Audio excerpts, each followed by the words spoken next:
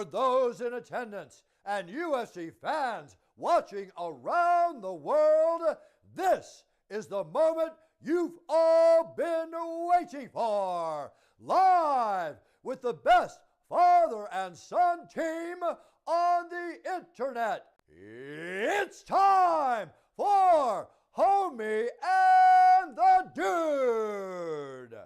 Martial arts, mixed martial arts, dude, is about all of it. Whoa, we're floating, guys. Oliveira clips Chandler. Oliveira dropped Chandler. Oliveira just dropped Chandler. Oh, he hurt him again. He hurt him again. He hurt him again. Oh, Chandler's out, guys. He's out. Chandler's He's out. Chandler's out. Chandler's out. Chandler's out. Oliveira's the new champion. Yo, Ricky, thank you for liking and following on Facebook. Welcome to the family, Ricky. He did the Anderson Silva. Oh my God. His leg is broken. You know Harry Potter when his arm goes jelly and it's all bent? Like, oh, exactly like that. Holy shit, guys. The pocket. Spinning heel kick from Barnett that knocks Villante out. It was a spinning heel kick. And reminiscent of Edson Barbosa from Barnett. A man twice his size. Holy throwing shit. crazy ground He and won pound. that fight with a spinning What? And he heel. does a back flip. He does a front flip to booty slam. There's technical stuff to all of that. Just like there's technicalities to footwork and throwing an angled punch and throwing it with maximum force by twisting your hips and putting your shoulders into it. There's as much technicality in that as there is in jiu-jitsu. Connor's leg is broken! Connor's leg is broken. Connor's leg is broken! Guys, Connor's leg is broken! That's it. Connor's leg is broken, the fight's over. Ortega just wrapped him. Ortega's got him. Ortega's got him wrapped. Ortega's got him wrapped. He's choking out. Ortega's got him wrapped. Oh, big fakes knee, low and flying goes knee. high. Oh, shit. 1, 2, rocks. Justin Gaethje Gaethje's is in trouble. rocked. Gaethje's Justin in trouble. Gaethje is rocked right now. Gaethje's in trouble. He's still Gaethje's still throwing. Oh, Gaethje. clips count. He clipped. Oh, holy oh my shit. God. What a fucking round. This is back Jesus and forth. Christ, we've got 2 minutes left. Holy shit.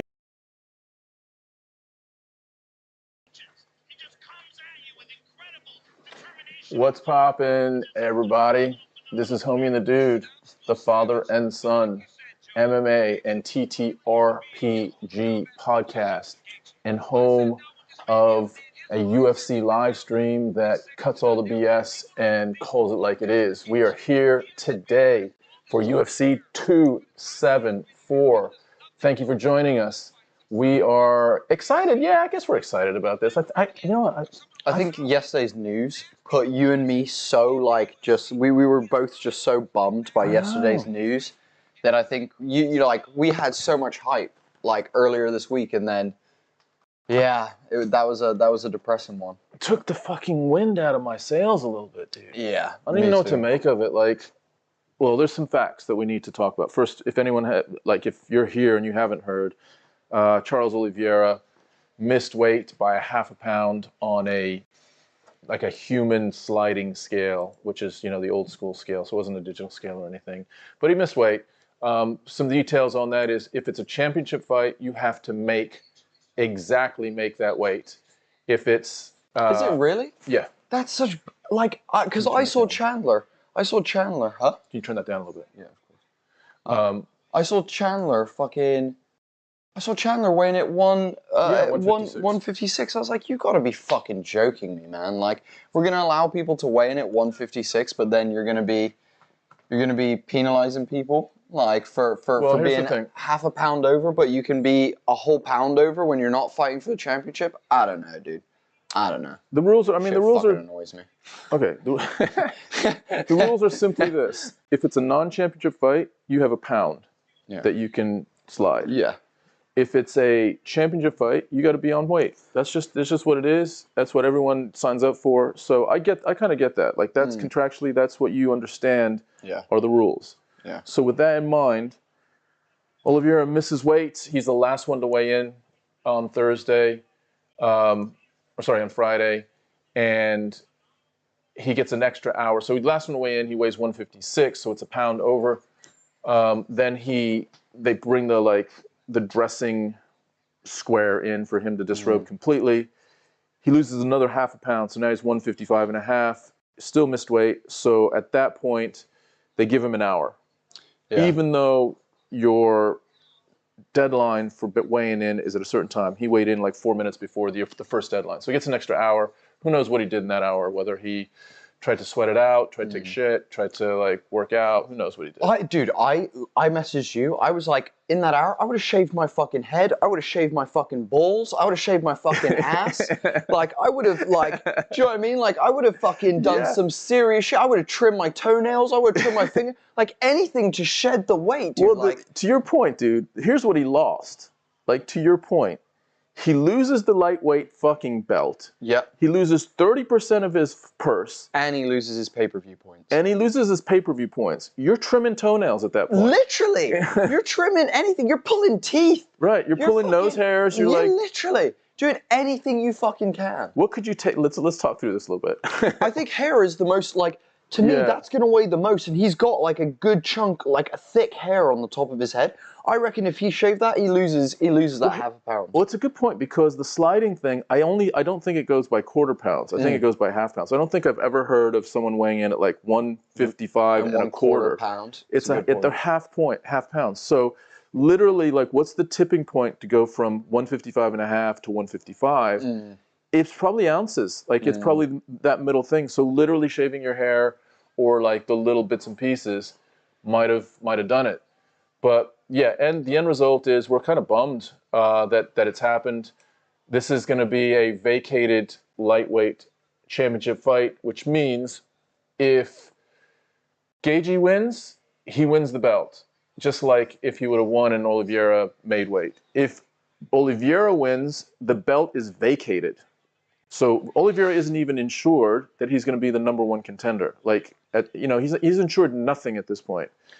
So, we've been talking about, by the way, the first fight has started. I'll run you guys through the one quick thing. Geraldine, just addressing what Tom and I are talking about allowance for title fights and whatnot.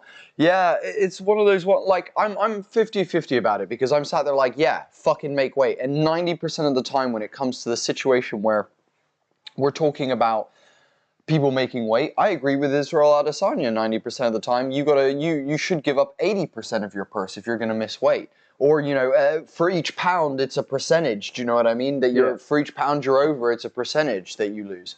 But for me, the issue with this one is it feels like, half a pound is fucking nothing. Oliveira has literally, like, he's had this resurgence in his career. Now, don't get me wrong, we shouldn't have special treatment. I'm not fucking saying that. But with Oliveira, he's worked his whole life for this, and he's had a pretty, like, up and down career, kind of thing. It'd be like taking the belt away from Glover Teixeira. I'd have a fucking problem with that as well. I'm like, this guy's in his 40s. Like, I don't know. For me, there's just a little bit of an issue with that. Like, I feel like whether it be, try it on a digital scale, whether it be... That's my point. Why do we not have digital scales? Why do we not have digital scales? So, like, John Anik was being interviewed, and he's like, yeah, well, there's benefits for both. And I was like, okay, I understand the benefits for a digital scale, which is you can get down to the micro, like, ounce. What is the advantage for the old school scale besides tradition? It's just to have someone there. Yeah, but you could like build out the whole digital scale thing as well. You could have a big like screen that has like when you step on it, it goes and then it's like fucking yep, he made weight. Also, David saying go Fernie. Yeah, so currently we have Garcia versus Newson at the moment. You have Fernie Garcia versus Jack Newson? No, Journey. Damn. What are you just fucking? I was just guessing. I was just guessing what the J was. Jeff Newsom? Fucking JJ Newsom? What the fuck, dude? But yeah, beautiful fight going on right now. Some gorgeous striking going on from these two gentlemen. But Newson with a lovely, well-timed takedown manages to get the double leg and sit Garcia up against the fence. Garcia back to his feet. Newson trying to kick the legs out, whipping him around. And currently you have Garcia taking the back, but they separate and they're back to the center. This is a high-paced fight with lots of back and forth. If they continue this pace, fucking hell. This is a wild one to start off with. It's bantamweights as well, so they're smaller guys. So Newsom is 5'5". Such a good point, Geraldine. I think it's funny they let Khabib miss weight on Fight Island and they did nothing. Such a good point, Geraldine. So review that, Geraldine, because I remember I generally remember the situation, but review exactly what went down there. So it was at 155. What did Khabib weigh in at? Like, was it the actual official weigh-in? Like, talk us through that a little bit more, because that is a really, really good point that Oliveira could. I mean, nothing's going to happen. It's what's done is done, and you got to start thinking, like, is this a company job as well? Like it opens the door for Conor McGregor to like slide back in. Don't even. And Gaethje's calling Conor out at this point as well. Gaethje's saying that if he beats Oliveira, he wants to fight Conor for the belt and he wants to end Conor's career. Look, Conor's career is already ended. You know, it's like we should be in the Conor McGregor glory days, which is fine. Like, nice leg kick from fight Newson. Nate Diaz, fight Jorge Masvidal, but like, let's save the championship for those that are active and really challenging each other at the very top of the division. Oh wow, Garcia just clipped Newson there. These guys are they're like two buzzsaws. Every time they connect, there's just sparks fucking flying everywhere. And for bantamweights, these guys are like, they're carrying some power. These two guys actually. Yeah. For bantamweights, they've got some gnarly hands. These two gentlemen. Here's the thought. Can I show you? Go for it. So the way the camera is filming them, you sort of notice that they're smaller, but not really. You don't it's really. It's that top-down view. It's because the camera's looking top-down instead of flat. But their actual weight is. Their actual height is. Newsom's 5'5". He's tiny. Like, he's very shorter. Small. He's like shorter than Mom. Nice leg kick from Newson. Speaking of Mom, we are a father and son team. Yeah, we are a father and son team. What's up? So we've got Bo Bandy, Bo Bandy in the chat saying, "What's up, fellas? How have you two been? Hey, it is such a pleasure to have you here, Bo Bandy. Thank you for coming back and joining us. Hell yeah. And how are we doing? I'm feeling a little bit rough tonight. I'm also just come off of COVID. Yeah, I've just come off of COVID and I'm feeling a little bit rough tonight. But yeah, other than that, I'm doing all right. How are you doing, Team Hezbollah? Team Hezbollah. Hezbollah. I'm doing okay as well. I've been. I need to work out a little bit more. I'm just, just working too much. I've got a crazy next. I don't know how many hours, but we're gonna do this live stream, and then I get a couple hours sleep, and then again jump on a bus heading toward Heathrow Airport to then fly on a direct flight. No, it's actually it's a connecting flight. So I fly from Heathrow to Seattle, Seattle to Las Vegas to visit my mom.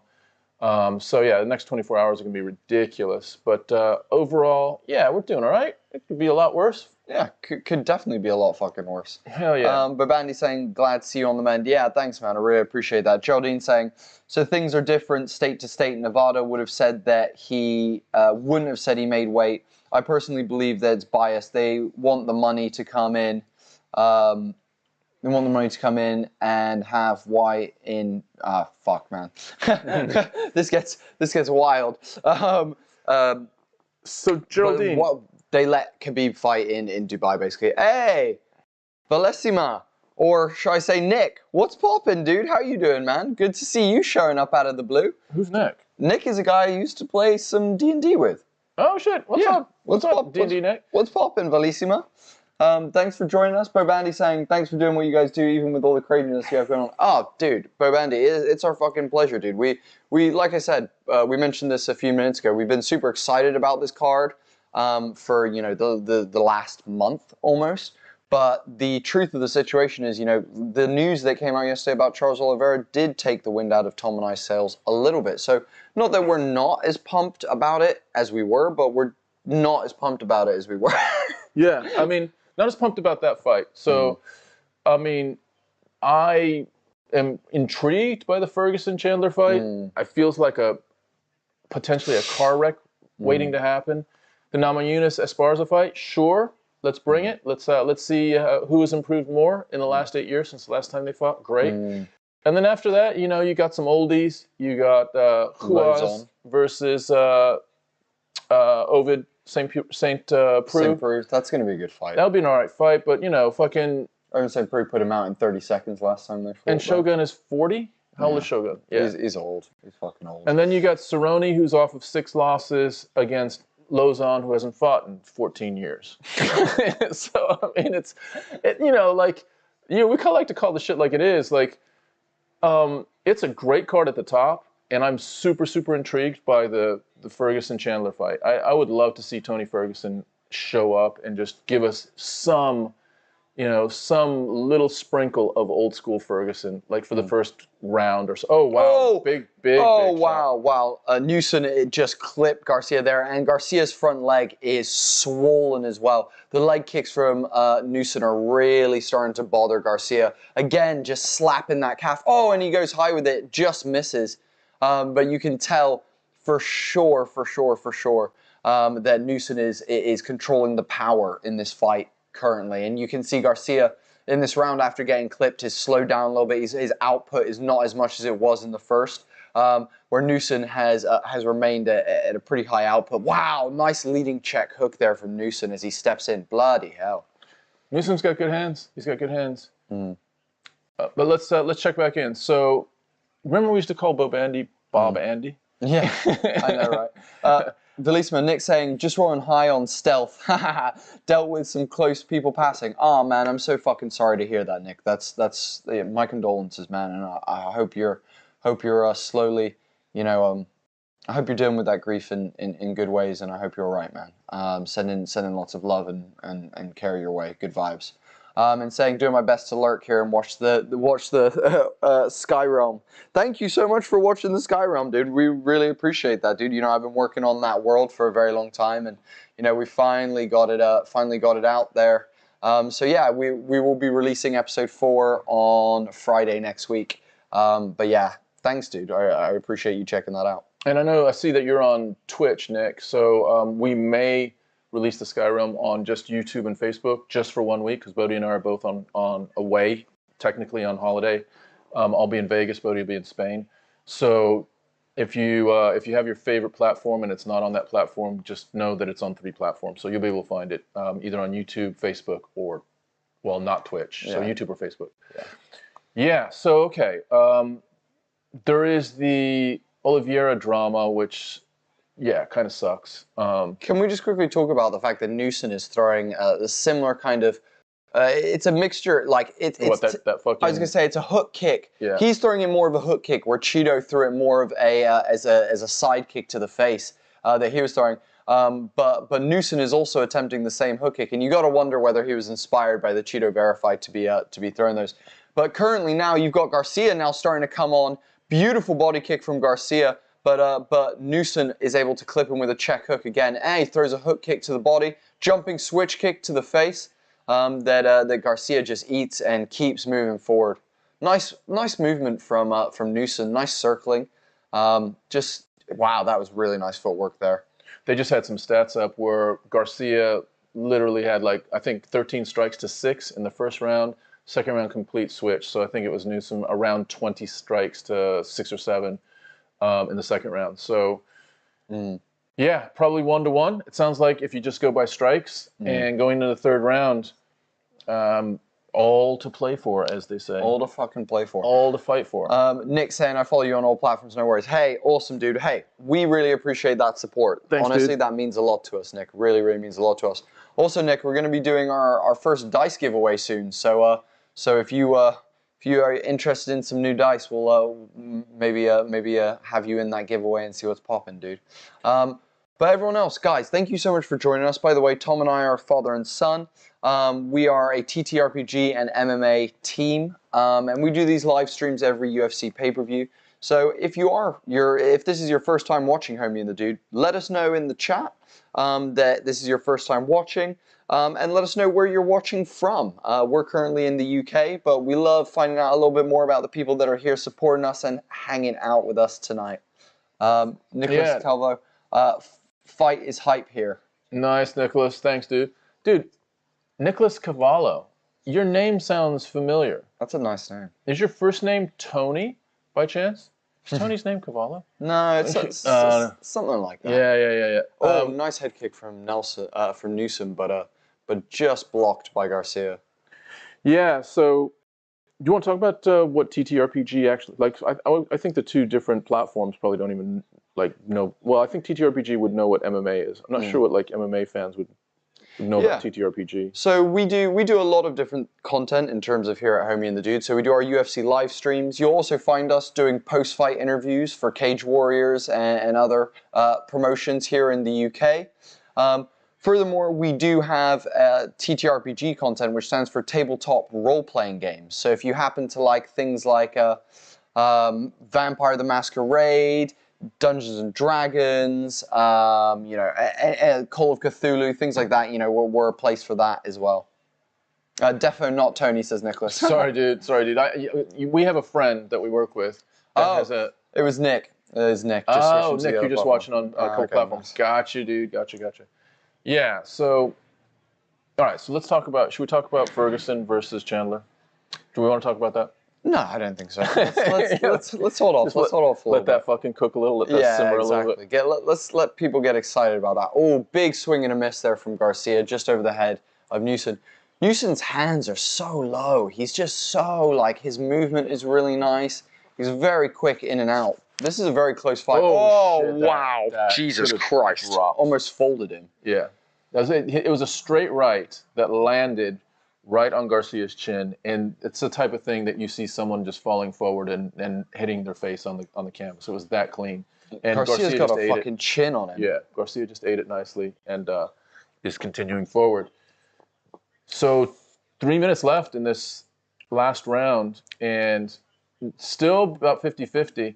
Newson sort of holds his hand out. I'm not sure if there was a headbutt or finger in the eye or something. Was it a headbutt? Yeah, I think it was a clash of heads there as they both came in to strike. So it's interesting. Geraldine mentioned that there's different rules in different states, and maybe even in... It's different athletic committees. Yes, commissions, yeah. So does that mean if this fight wasn't in Arizona, that Oliveira somehow might have not? Who knows? I mean, I think what Geraldine is saying is because the fight, well, Khabib's last fight was in Dubai, somehow he missed weight and he still kept the belt. I don't remember him missing weight. That was really nice from Newson. He throws a spinning back fist and misses and continues the spin and throws a spinning heel kick after it. It is blocked by Garcia, but very nicely thrown. That was a nice little combo move there. Speaking of nicely thrown, that one wasn't. Yeah. It was a big old overhand, like, you know, barroom brawl right by... Throwing that side kick again from Newson, just to the body, just trying to chip away at the gas tank of Garcia here. Newsom's just one of those really, really active energy kind of guys, just bouncing around. I'd love to see Newson versus fucking Cheeto. That's a fucking good fight. I'd love to see Newson versus Sean. Let's look at Newsom's situation here. So, I'll give you a little bit of a lowdown on switch jump kick again, goes to the face, but lands on the chest. So Newsom's 9-3. Garcia's actually 10-1. So Garcia's on a real nice run. Big overhand right from Newson that just clips the chin, but no damagery there. So currently, as far as punch stat numbers, Newson, because they had such a big round 2, is ahead overall. Nick's saying that it'd be nice to see Newson come back after his most recent loss. All right. That's cool, Nick. Oh, big outside leg kick for Newson there that spun Garcia around. So he lost to Costa in September of 2020. It was a KO, first round KO. So, yeah. Well, dude, here's the thing. Oh, Newson rocks him. Newson clips him with an overhand right that rocks Garcia. Garcia staggers for a second and refines his feet. And it looks like it was just maybe a little flash buzz there. But wow. Newson has got a heavy overhand right, and he's just piecing Garcia up right now. Just volume, just sheer volume. Oh, big outside leg kick. Garcia's leg has got to be fucked. Oh, spinning heel kick that lands, and he rocks Garcia with the spinning heel kick as well. And bloody hell, how is Garcia still on his fucking feet? Yeah, he's taking some heavy shots. He took that heel kick straight to the face. Oh, he's staggered. Look at him. Newsom takes the fight in the third round. He literally took it and said, I'm not going to let this be a close fight. I'm not going to let the judges even think about whether they're going to give this round to Garcia. You got to say it's 2-1 Newsom. And by the way, he won the last 2 rounds. So Garcia wins the first round. Newsom clearly wins the second round and wins the third round by even more. His combination of kicks and punches were really, really impressive. Yeah. I mean, he had some, and the variety of kicks were crazy as well. You know, he had side kicks, kicks to the body, you know, switch kicks, spinning kicks. That's the one that rocked him. Yeah, look at Garcia doing a little bit of a fucking the mambo with his legs. Boom, fakes the back fist, boom, and lands that. That's such a nice technique. That is great. Fake the spinning back fist and follow it with the heel kick. That's right. fucking incredible, because if you clip him with the fist, then you don't have to do the heel kick. But if you don't, then you got your heel kick for that extra foot, and it means if they pull back, dude. you know, they're going to step out of the way. They're going to step out of your punching range, not out of your kicking range. Yeah, it's a great point. That's fucking a really nice move from Newson there. That was a really, really nice move. I've not seen many people throw a spinning back fist and in quick succession follow that with a spinning It's basically heel the same. They're both on the same spin. Yeah, exactly. Yeah. He's got them both loaded on the same spin. Do you think the punch is almost like a feint? Almost like the punch is like a ploy, a decoy for the kick? It definitely could be. Unanimous decision. Yeah. It's going to be 29-28. Journey. Yeah, Journey Newson. Easy unanimous decision for Journey. Journey Newson. Journey Newson talking to Joe Rogan. Joe Rogan got in that big old barrel, like everything's just big and barrely now on the top side of Rogan. I don't know what the fuck's going on with Rogan. Him and DC are just loving. DC's loving retired life, and Rogan is loving that TRT, baby. Oh my God, dude. But like, what is that doing to his innards? Because he's just like, yes, you know, he's 55 years old and he's got nice arms and shoulders and shit, and he's very big boned. But like his torso is, look, you can't even recognize Rogan in this picture from Rogan 25 years ago. Like his looks have changed more than most people's. His neck is thick as fuck these days as well. Look at his head. Shit. Look at his head compared to fucking Newsom's. It's two heads. It really is, man. Like Newsom's head can fit into Rogan's head, and then you can put insulation in there as well. It's like he's wearing a motorcycle helmet. Yeah. God. Oh man, what is Rogan's? I don't even know what's happening to his bone composition. Yeah. But anyway, yeah, if you're in the chat, who are you here to see? Yeah. Particularly, like, who are you most excited to see? Yeah, great question. Who's your favorite for tonight? Yeah, and do you have any money on this shit? So if you great question. Yeah, yeah. You know, we usually have a couple people that throw down some cash, and they want to share that with us so that we can, you know, kind of support them. We don't necessarily root unfairly just because there's some cash on the table, but we'll acknowledge it. And then if you win, then we'll ask for a portion of it. Because fucking, you know, you're here, dude. You gotta fucking gotta pay your dues, people. You gotta pay your dues. Shit, dude. Come on, man. We've actually had. Do you remember Kyle won a big old bet? Yeah, and he sent us like 20 quid or something for you to get some new headphones. Yeah, which you I never got. No, I did. I got these, but now these are broken. Fucking, you know, be what it be. Yeah, you had that headphone story, which is hilarious, dude. Oh yeah, so recently I thought. I told my partner, and I was just telling Tom earlier today, I thought I was losing my hearing in my left ear. So for the last 3 weeks, maybe month, I've been thinking I'm losing my hearing in my left ear. And also that it feels like you're like almost listening underwater. Yeah, exactly. Like something was really like weird. And the one thing I would say though is it wasn't like when I was talking to people, or it wasn't as noticeable when I was talking to people. Yeah. It was really noticeable though when I'd listen to music, or I'd be, you know, playing a game or something like that. And after a bit of time, I was like, shit, I need to go get my ear tested. My left ear is definitely struggling. I'm going to go get it tested. And on the day that I was going to go get it tested, I came downstairs and I plugged my headphones into my computer, and I was about to start some work. And as I kind of sat there, I looked at both of my headphones. So I was like, just like as a precautionary measure, I will check to see if it's the headphones, not me.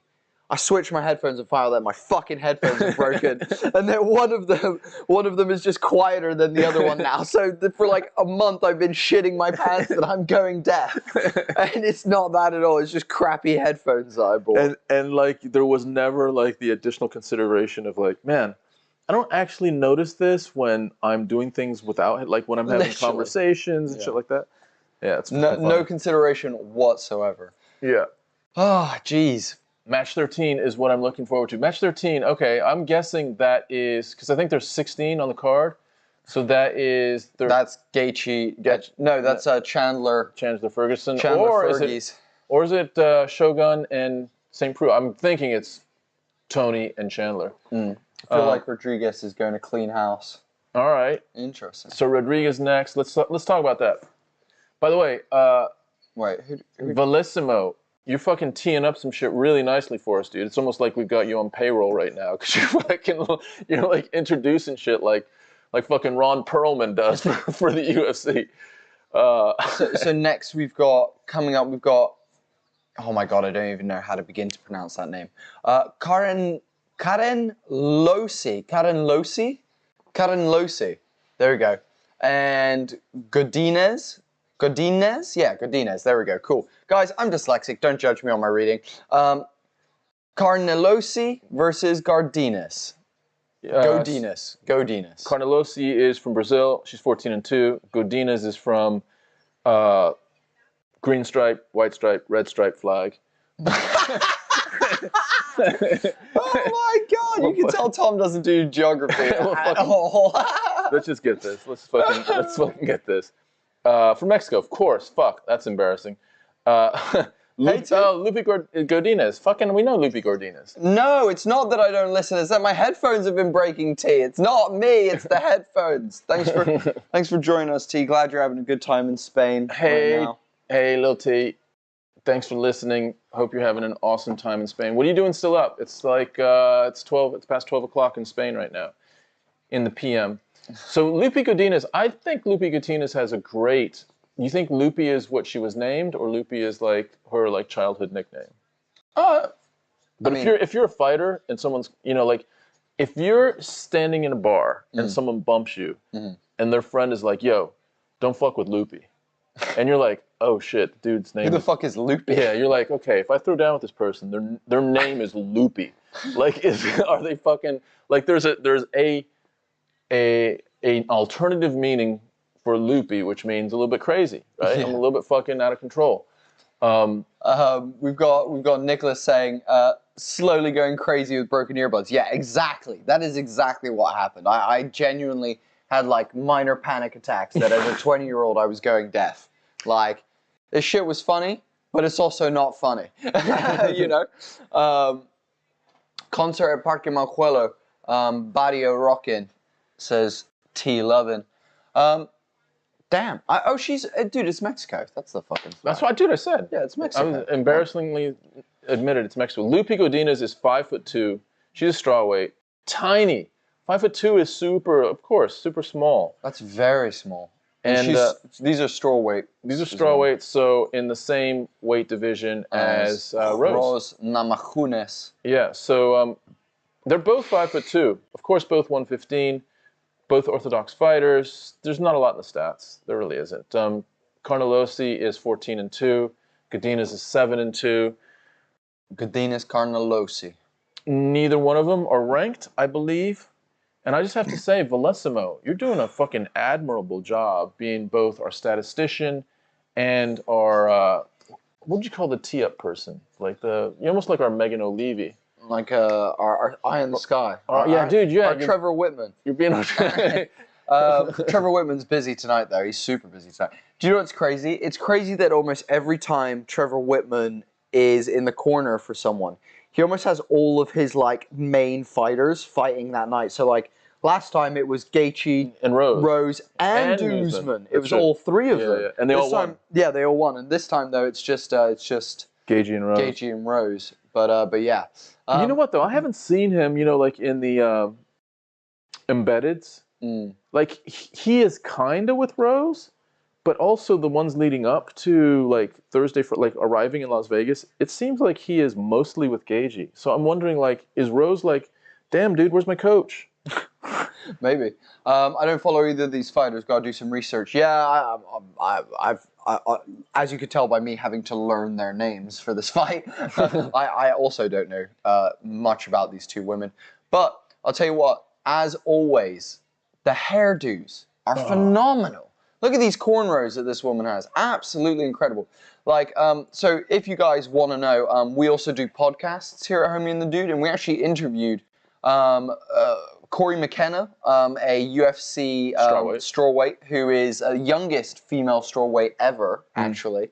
And her and Bruce Buffer, who we have also interviewed, confirmed that, yes, the hairdos are done like by a group of ladies backstage. Beauticians, yeah. Yeah, and that they always make the hairdos different, but they also like have themes for certain fighters. So if you're a fighter, they basically replicate certain hairdos and try and keep going. Like you'll notice that Sean O'Malley has very similar hairdos every time he fights, though the colors are different because he dyes it himself. But the actual cornrows and way that he has it styled is the same every single time. So they create themes for fighters, but they also make sure that every fighter has a different hairdo. Can you imagine 600 different hairdos? Well, how do you come up with 600 different hairdos? Yeah, true. But did you see Carnelosi's? And I'm looking at it right now. Dude, first of all, have you seen Carnelosi's arms? Yeah. That is, huge. And by the way, there is definitely some signs potentially, I'm going to say it. There is like a bit of a rash or some like steroid, like one of the side effects of steroids we all know, but those fucking, look at that arm. Yeah. That's crazy. So, you know. That arm is bigger than my fucking thigh. So, yeah, so Ariane Carnelosi is stacked with just... She is massive. Look at her. Holy fuck. Dude, like, you don't get that. Do you get that from the gym? Yeah, I mean, maybe, yeah. I mean, if you're a girl... Lots of fucking pumping iron. Lots of pumping iron. Especially, like, arms, shoulders, you know, like, all of that. But look at her traps. Holy fuck, look at her traps. Yeah, Carnelosi is really, really muscular. Here's the thing, though. Here's the thing, though. We come to the whole debate of whether, you know, if you've got big muscles, is that going to burn you out faster because you've got so much more weight and stuff like that? But also, if she's trained well enough with the weight that she has, you know, and she's got her cardio in a good place, then she should be able to, you know, use that weight and that power to her advantage in this fight.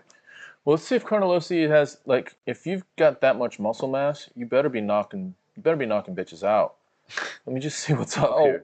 Instantly the women are trading. Wow, instantly, both of them in the center trading. Nice outside leg kick there for Carnelosi. Let me just see, like, because if Carnelosi isn't knocking people out, then there's no reason to have that kind of crazy ass. So, oh wow, gorgeous clench from Godinez, and she actually manages to pull Carnelosi to the ground and ends up in the half guard of Carnelosi. You can see, oh wow, she's going for a guillotine. Godinez is going for an arm-in guillotine right now. Which is really tough to get in that position. She lets it go, and they get back to their feet. Beautiful outside trip from Godinez to sit Carnelosi back down in the center of the ring. She's hunting for a guillotine again. You can see Carnelosi doing all that she can, trying to get a single leg of her own right now. And Godinez doing a really good job of defending that single leg and also moving herself around. Wow, she's going for a back take. She lets it go and ends up, she's still got the back, but you've got Carnelosi still holding on to that single leg right now, which is basically saving her from Godinez taking her back at this point. Godinez doing a great job to create separation and hopefully get her leg free, but she's doing such a good job of staying on the side of Carnelosi, using her right hand placed basically on the ass of Carnelosi to make sure that she can't be rotated around and thrown. Back to their feet, Carnelosi now shooting for a single leg of her own, but Godinez pulls her back down to the ground and ends up still in the same position, this kind of like side control back, like basically side back control. It's borderline dogfight if we're talking in jiu-jitsu terms. It's borderline dogfight position here. And you can see Godinez is trying to slip some hooks in. She's now got the full back of Carnelosi, and she lets go. She doesn't put any hooks in and presses Carnelosi up against the cage here, throwing big knees to the thigh of Carnelosi as Godinez. You know what's interesting is Godinez is, you know, we talked about Carnelosi being more muscular. Godinez is dominating her with just ground control and skill. And you remember, Carnelosi is Brazilian, so... Oh, wow.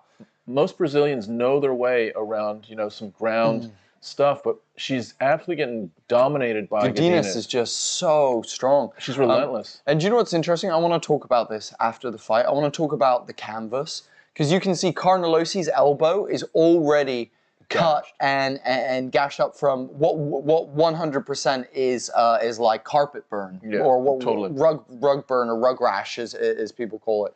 And oh wow, beautiful, sits back from Godinez and pulls Carnelossi to the ground again.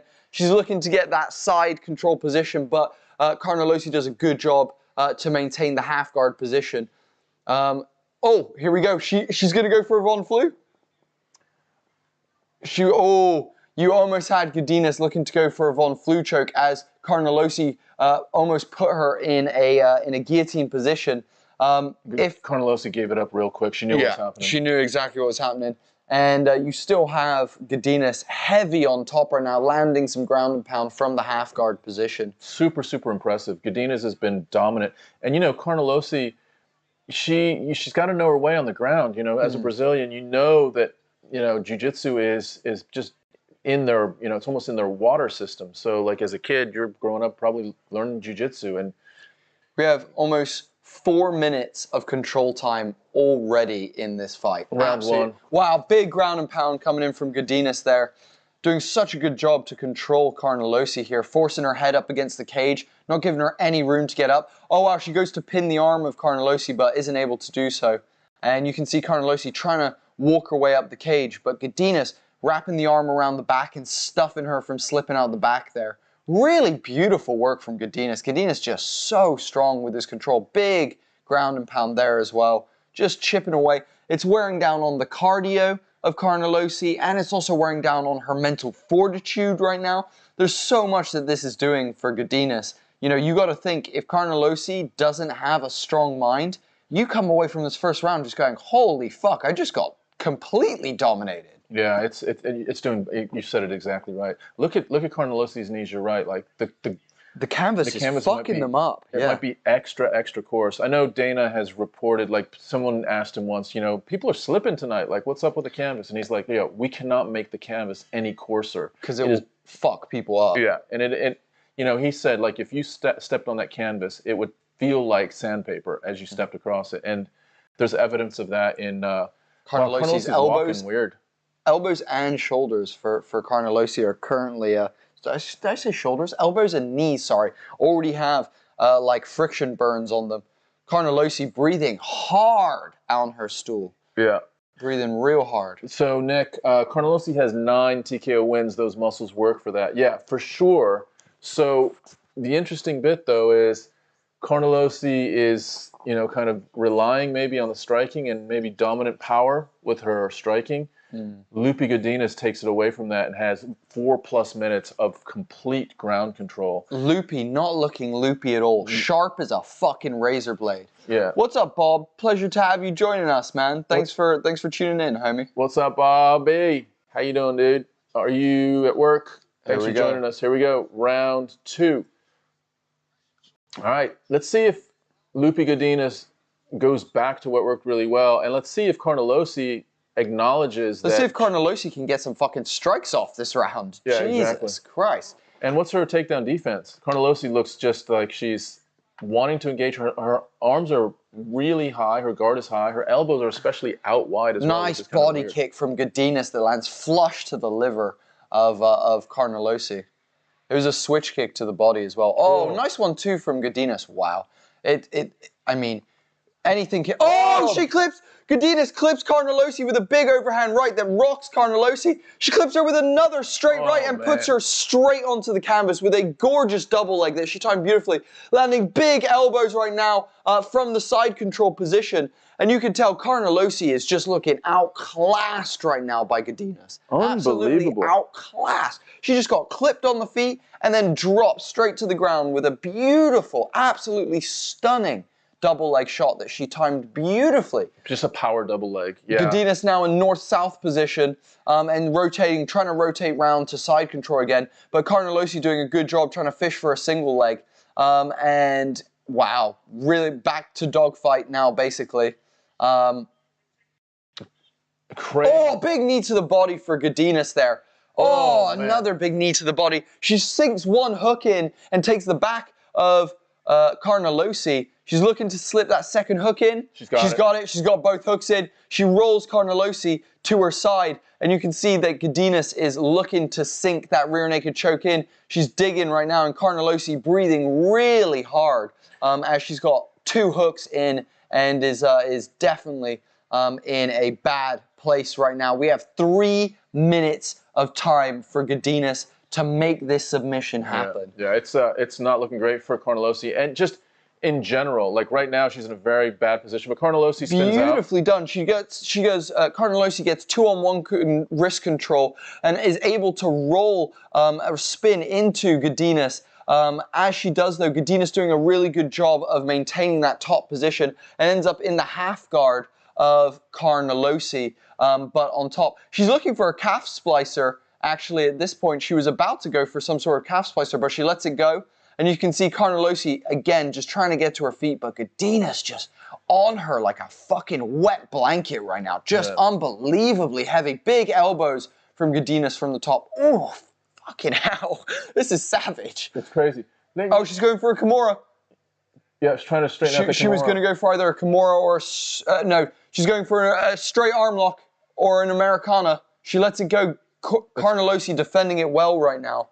Carnelossi's arms are real strong. Also, it's a bit sweaty. They've been at it for over a round and a half, but still, at this point, Godinez is so impressive with how heavy she is and her skill, the ground and pound, and also just the technical transitions that Godinez has shown on the ground have been really, really impressive. And I think someone's bleeding because there's a lot of blood splattered on this side of the cage. And I'm not sure. I think it's Godinez. I think Godinez is actually bleeding. It might be her nose that's dripping. I think it is. But, you know, there's... She's now in side control, back to dogfight. Looks to take the back of Carnelossi. Carnelossi just head against the ground, trying to defend punches. Beautiful Dagestani handcuff there from Godinez to inhibit, not allowing Carnelossi to post up and get back to her feet. She's going for big shoulder pressure here. I'll tell you what, man. You know when you take jiu-jitsu and you feel like you're drowning? There we go. She's going to step over for the arm triangle. She's got to get her leg out of the half guard. Godinez is looking for a arm triangle right now, and she's just trying to get her leg out of the half guard so that she can finish this position. But Carnelossi doing a really good job of cinching her leg up. I was going to say figure 4ing the leg and creating a triangle position basically on the half guard leg. Do you know what would have actually really helped Carnelossi in this moment to maintain this half guard? A lockdown position would have really helped Carnelossi here. If she can just slide that right leg under the ankle of Godinez, she'll be able to lock that leg down. Oh, she almost just lost it. And Carnelossi tries to slip out the back. She's now shooting for a single leg. Well defended by Carnelossi. You've got to give her props for not losing that position and getting trapped in that fucking arm triangle. There we go. I'll tell you what, man. Godinez has been so impressive with just everything. Her rotation, just completely switching position. She'll go from side control to, Carnelossi will wiggle out, and before Carnelossi can completely wiggle out, Godinez has transitioned into another dominant controlling position, and she just keeps doing it. Carnelossi finally gets to her feet with 2 seconds left. Wow, Carnelossi. You got to give Carnelossi heart for continuing to fight through that and still trying to work her way to her feet, but you can see she looks defeated right now. She looks like she's feeling the mental problems that are coming with what just happened. Holy shit, that was a crazy first 2 rounds. I mean, what she's dealing with is not just technical superiority by Lupe Godinez, but also your conditioning comes into play. When you're playing at jiu-jitsu like they are right now, the being overwhelmed like that also really exhausts you mentally. Like you get into this almost like a fight or flight position where someone's dominating you so much, they're trying to submit you, trying to strangle you unconscious, trying to break your limbs. At some point you break your fucking clavicle. Here we go, guys. Round 3 is about to get started. I'll tell you what, round 2 could have easily been a 10-8 round. I don't think they'd give it to her as a 10-8 round, but it was that dominant. It was over 4 minutes. Both rounds, round 1 and 2. I think those are 2 10-8 rounds. Yeah. To me, it feels like. Geraldine agrees. I think I judged the first a 10-8. Well, Geraldine, I'd even say the second was... I think the second was more dominant than the first. Yeah, because she... Oh, man. Beautiful. Holy shit, Carnelossi throws a big hook, big looping hook, and Godinez times it beautifully, shoots for the double leg, and sits her down on the ground in the center of the ring. Carnelossi has no cage to push up against. She's going to have to try and shrimp out of this side control position and get back to her feet. Godinez doing a really good job of maintaining side control. Switches to the back. Oh my God, that rotation was beautiful by Godinez there. Godinez is almost dance-like, almost ballet-like in her rotations. They're just effortless, beautiful, smooth rotations, but also she has a heaviness, a weight to her top game, which is just beautiful to watch. Like the way she is controlling Carnelossi from position to position is just a superiority. This could be a 20-30. This is crazy. And currently you have Godinez basically with a back control, but she's almost got a modified half guard of her own, wrapping up Carnelossi's legs so that she can't unlock that and get away and post up. Carnelossi just trying to walk herself over to the cage. Oh, beautiful roll from Carnelossi, and she's digging for a knee bar of her own. Beautifully rolled from Carnelossi, but she's not able to get it. You can see that Godinez is able to maintain that position from the back and back into dogfight position here for Godinez. But wow, that was a really nice attempt from Carnelossi. That would have been crazy. She came real close just there, real close to succeeding with that. You can see now Godinez just raining body shots on Carnelossi as she tries to stand up against the cage here. Yeah, Godinez has really used knees as well to the body. She's just peppering Carnelossi right now with punches. There's nothing devastating in her ground and pound, but she's just hitting her with these little they're very sort of semi-locked punches, semi-loaded punches, but just tapping Carnelossi. But it's it's doing a bit of damage, but it's annoying as fuck, and it's controlling the action. There's just nothing Carnelossi can do right now. She's been completely overwhelmed. You got to think that she's been training for at least 12 weeks for this fight. Oh wow! And to get her ass kicked like she's getting right now is got to be just so devastating. Two big knees from Godinez with a tie clench. Big overhand right for Carnelossi that doesn't really land. Oh my Lord! Wow! Big double leg. She lifts Carnelossi above her head and then slams her to the ground and ends up in the side control of Carnelossi. Looking to pass to mount is Godinez, but really well done for Carnelossi, just making sure that she keeps her legs in there. Also, quick shout, Geraldine saying, goodness, the Godinez sisters are competing at PAC today. Huge wrestling tourney in Canada. Oh, interesting. So she's a sort of comes from a strong wrestling family. Yeah, and it makes sense. Makes total sense, dude, because she has just been incredible today. I'm wondering who the fuck she's lost to. Currently, you have Geraldine also saying her sister is the best. Just beat Jakarta, one of the best. Who's that? I don't even know how to pronounce that. Yeah. Yeah, one of the best American wrestling women out there.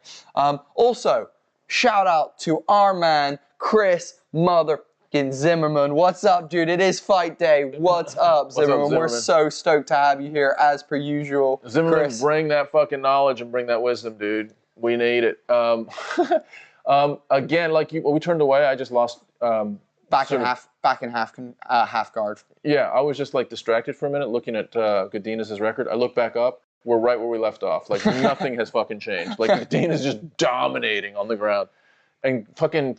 This is Khabib-esque right now. Dude, this is crazy. She's gonna have nightmares about this. Like this is literally like fucking gonna change you psychically, dude. Like, for fucking years. Literally. Like it's so bad right now. What you start wondering? has done. You start wondering, like, cool. If I can't even beat this girl, how am I getting to the top of my division right now? This is crazy. But Godinez with big elbow there, and you currently still have Carnelossi with Godinez in her half guard. No, there you go. Now she's got the she's let go of the lockdown. Oh no, she's got a bit of a lockdown. Yes. And she lets it go and goes to get back to her knees. We're in the north-south position now for Godinez. And Godinez pulling Carnelossi back to the ground. Just so heavy. Boom! Big shots as Carnelossi tries to... Oh, big knee, big elbow! Oh, my God. And she sits her straight back down. Jesus Holy shit. Christ. Oh, my God. This is crazy. One of the most dominant... female performances ever? Maybe the most dominant female performance as far as ever? It's like ground control. Have you seen a better ground control female position? Fuck! That was crazy. Yeah. I don't even know what to say, guys. Like basically, I mean, we've seen knockouts, and we've seen like Amanda Nunes dominating like Yeah, or even, Shevchenko, that type of like superiority and skill across several different, disciplines, whether it's kicking and striking.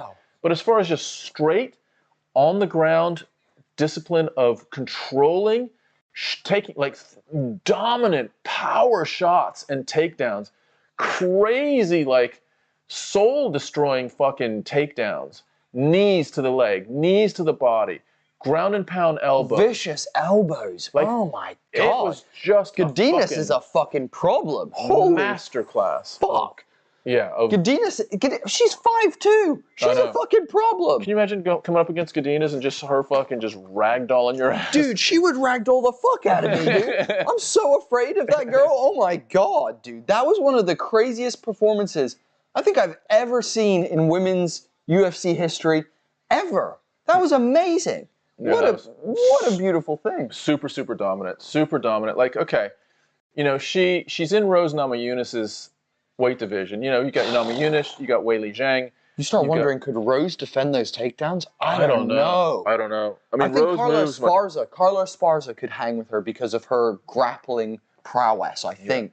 But fucking hell, I'm not sure if Rose could deal with that level of... That was just, like, I don't even know what to say, guys. That was just crazy. Zimmerman saying that was a complete dismantling. Reminds me of Kayla Harrison. Yeah. Do you know what? It's interesting, like after, I'm not sure if you watched Zimmerman, her most recent PFL performance, it definitely wasn't, one of her best, but you're not wrong at all. Very reminiscent of how Kayla Harrison has been dealing with her opponents prior to her most recent performance. Guys, just a quick thing. We're Homie and the Dude. We're a father and son MMA TTRPG podcast. We do podcasts with incredible people like Spider-Man Stunt Double, Bruce Buffer. We've had one of the top-ranked featherweights in the world, Arnold Allen, on our podcast. Place for you guys to come and check out what we do, as well as also these live streams. We have about 20 of you people across all of our platforms right now watching. So guys, if you're new to Homie and the Dude, let us know, 1, where you're watching from, 2, who is the fighter that you came here to watch most tonight, and 3, how you doing? Yeah. How the fuck you doing? 3, you fill out 3 with whatever you want to put in there. Yeah. I believe they can use elbows in PFL. I'd be surprised if not, because PFL is just, I think, straight the unified rules of MMA. Do you mind grabbing me a water? That'd be great. Yeah, that was crazy. And I'm just thinking, Bob, you said earlier, who did she lose to? She lost to Carolina in October of 2021. So, yeah, I lost to Luiana Carolina, which, okay, that's fine. It was a 3-round decision. So this is the question about Godinez. And when you think about Rose, like the way Rose would fight her is control distance, keep distance control through strikes and kicks. So Rose would be really, really effective doing that. And the question is, could Godinez actually close that distance and wrap her arms around Rose? Because if she could, knowing what we know about Rose when she's fought Andrade, when she's been in situations where she has to go to the ground. Against Carla Esparza, she lost that last time against Esparza in a similar type stylistic way as Godinez brings to the cage. So, yeah, Godinez is interesting. My thought is that she probably would struggle against Rose, in that Rose is a goddamn master at controlling distance. So if you can't shoot, if you can't get to the ground where you are controlling positions, you're transitioning, you're ground and pounding, you're looking for subs, then it's a whole different fight. And that awesomeness that we saw tonight might not at all reveal itself in any way. We might see just a completely different fighter. So what we do know about her is she is super, super high level as far as her wrestling and her ground and pound. And her submission game in jiu-jitsu as well. Really, really high level. We just don't know what she's like in striking because, her opponent tonight just couldn't understand how to manage distance. And a couple of those takedowns were fucking dominant. So Carnelossi takes a big, heavy loss. Carnellossi's now 14-3. Godinez moves up to 8-2, which is a big win for her. So Sam Alexander says, watching from New Zealand in my undies. Nice one, Sam. What time is it in New Zealand? Is that morning there? Because right now it is 11:30 p.m. in Bristol, England, where we are. It is, I guess, 3:30 in on the West Coast. So yeah, what time is it there? Geraldine says, I'm going to bet y'all Rose loses tonight. I think the mental game is way too much to fuck with her too much. Not fact, just my opinion. Geraldine, look, the big question is which of them has improved more? And what we do know is Rose. So Rose has she has a decent ground game. You look at her record; she's got some subs. She's got some stuff. She does have some submissions. Yeah. So, but that's Esparza's. If that fight is on the ground for, let's say, 2 minutes around, Rose is in trouble. Yeah. Rose is in trouble. Yeah. Rose has got to keep that fight mostly standing for all 5 rounds. Hey, have you shout out Sam? Yeah, Sam. Sam watching from New Zealand. Yo, in my undies, dude. Dude, there's nothing better than chilling with your homies, chilling with your bros in your undies and watching some fights. I love it, dude. Love it, love it, love it. Jamie Foote, thank you so much for subscribing on YouTube. Welcome to La Familia. It's such a pleasure to have you here tonight. Thank you so much for that. Damn, New Zealand. Tom and I have both been to New Zealand, guys. Yeah. So where in New Zealand? Where in New Zealand? Watching from Scotland says Cavan MD. I've got a doctor in the house. Nice, dude. Oh, just in MD. case. MD, yeah. Just in case someone falls sick or has some sort of crazy heart palpitations. On a plane, we'll just ask for the doctor. So hopefully, Cavan.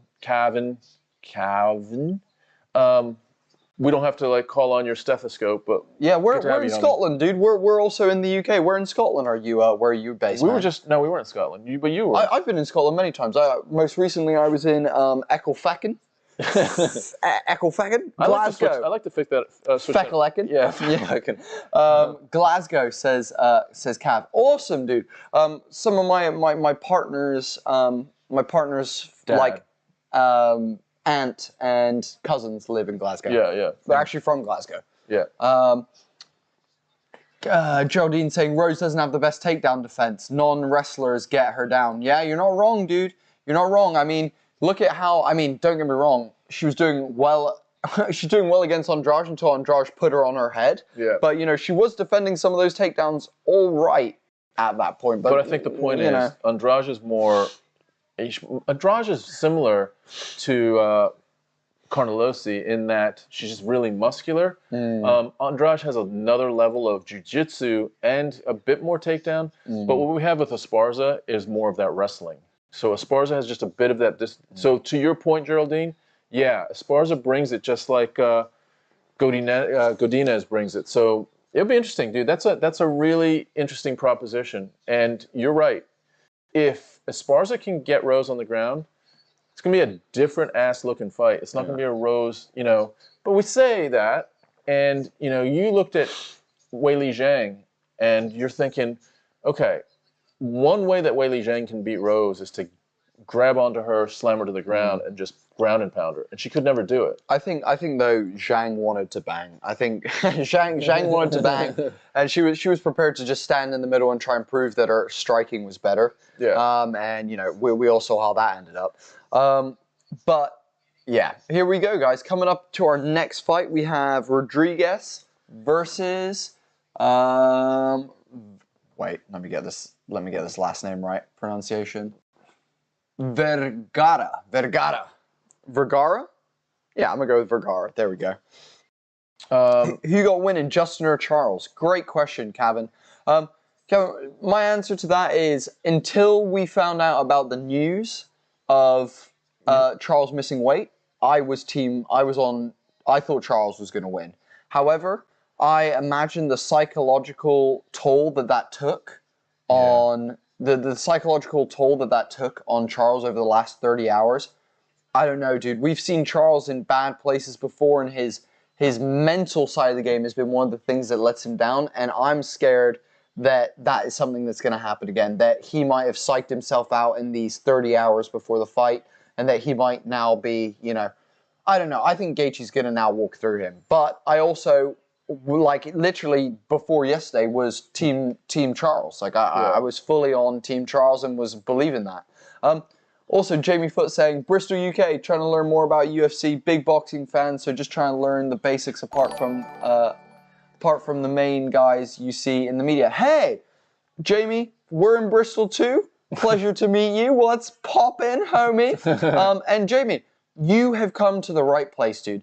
We break this shit down play by play. We break it down to a T. And Tom and I have been doing this for so long and watching the sport for such a long time. We've competed in martial arts and done a bunch of different things. So Tom is the striking aficionado, and I'm more the grappling aficionado.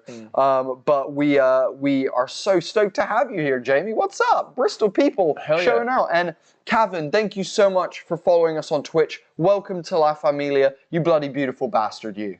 We'll circle back to why we think Charles is possibly carrying some of the baggage from missing weight yesterday. But I mean, also, who knows how much fucking shit, who knows how bad the weight cut was as well, just in of itself for Charles. Like, forget like missing weight and that mental shit. If he was that close and he, like, how much did he have to battle? How hard was that weight cut? Do you know what I mean? Did you see, by the way, that Justin Gaethje, so Gaethje weighed in first. Yes, I did see that. Oliveira weighed in last. Yeah. And then Oliveira had another hour. Yeah. In that time, Gaethje between 10 pounds. Yeah, Gaethje weighed in at 155. He posted a scale shot, a screen grab of his scale, at 165.5 within a couple hours. He's like, yo, that poor motherfucker's still trying to make it to 155. I'm sitting here, like, probably completely, like, hydrating the shit out of himself, eating, like. So there is that as well.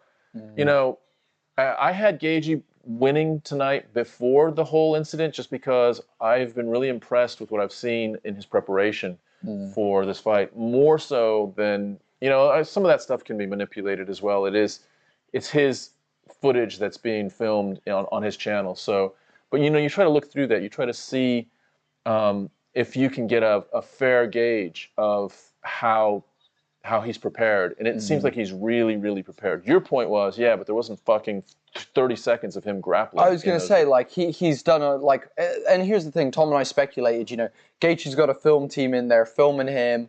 You know, is he going to ask them to film the bits where he's grappling and where he is, you know, practicing the shit that he needs against Charles? Or is he going to be like, you know what, don't show them that because I don't want them to know about it. But this is my concern. If he didn't, like, to me, if he wasn't doing grappling every fucking day, if he wasn't rolling jiu-jitsu-wise every single fucking day, that's a fucking problem.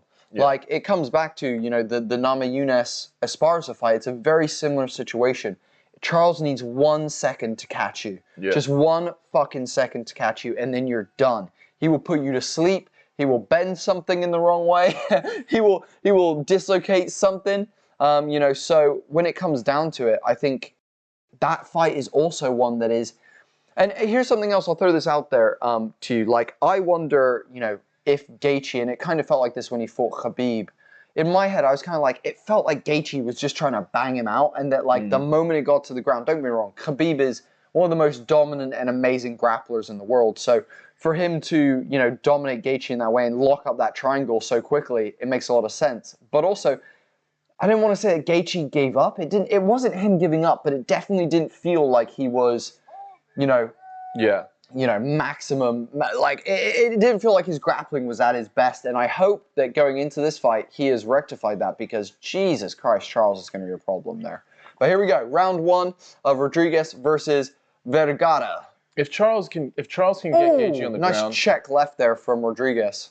At all, then that's going to be a huge advantage. Wow, these guys are throwing. These guys are slanging. Vergara with the sort of weaved ponytail, looking real clean. Masvidal ponytail. Nice inside leg kick. Both gentlemen trading inside leg kicks there. And you know what? Their footwork is so nice. Both gentlemen are just out of each other's reach every now and then. Oh, flying knee from Rodriguez that barely misses Vergara, like so close. Nice outside leg kick for Vergara there. And do you know what? Rodriguez doing a good job of circling. Oh, a big outside leg kick. Big inside leg kick for Rodriguez. His kicks are so sharp, and he's got a beautiful teep. Nice jab there from Vergara, though, that just snaps the head of Rodriguez back. Big overhand right for Rodriguez that just misses. Vergara with a little inside Nice teep there from Rodriguez. Oh, that check left hook from Vergara is a problem. You can see Rodriguez drops his right hand, and Vergara's reading it. He's starting to throw that lead check hook. Oh, big uppercut from Rodriguez that landed flush. Rodriguez gets, wow, nice takedown by Rodriguez. Yeah, it was locks hands behind the back and basically turns to the side and pulls him down. Really, really, really nicely done there from Rodriguez. Nice elbows from the bottom there from Vergara, though. You know, we love people staying active on the bottom. Butterfly guard now for Vergara. He's got so butterfly guard, by the way, for people who don't know, is legs in between the legs with knees kind of poking out. This allows you to move and manipulate the person on top of you a little bit better. And Vergara back to his feet now as they're kind of cage walking along, and you have Rodriguez kind of taking the back. And what could really help Vergara right now is a whizzer. There you go. There he takes a whizzer and starts digging for the underhook. Nice knee from Rodriguez to the legs there. Vergara controlling this position, he's just got his arms locked behind Rodriguez, and now he breaks away. Rodriguez gets a nice little inside knee to the body. Vergara tries to break the clinch with an elbow, nicely done. Cavan saying, with Rousey, she tried to stay at boxing level with pro KO specialists, and she paid the price. She thought she could keep up because she got a few KOs. That's kind of relates too many fighters not being well-rounded enough. I just hope Gaethje has been working on his ground game. That's exactly where I am, Cavan. That is exactly where I am. I hope Gaethje's been working on his ground game too. Beautiful, beautiful stance changing from Rodriguez as well. Oh, nice straight right by Vergara. Switch to southpaw stance now by Vergara. Vergara back now into the orthodox stance. You can see Rodriguez has got a very Muay Thai heavy style. He's even bouncing the front leg like Muay Thai fighters do. He's got that high clench up there. Yeah, you can tell for sure that Rodriguez has some heavy Muay Thai stylings. He just got clipped by a jab from Vergara that did shake him a little bit, just ever so slightly. And he goes for a takedown. He goes for an overhand and an ankle pick and isn't able to get it. Oh, lands a nice straight right of his own, though, does Rodriguez. Oh, and he lands another straight right.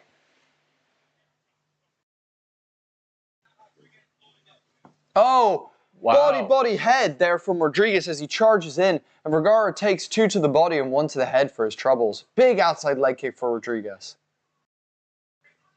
Competitive first round. Wow, nice. You know what Vergara does is a step-through punch. That's really, oh, wow.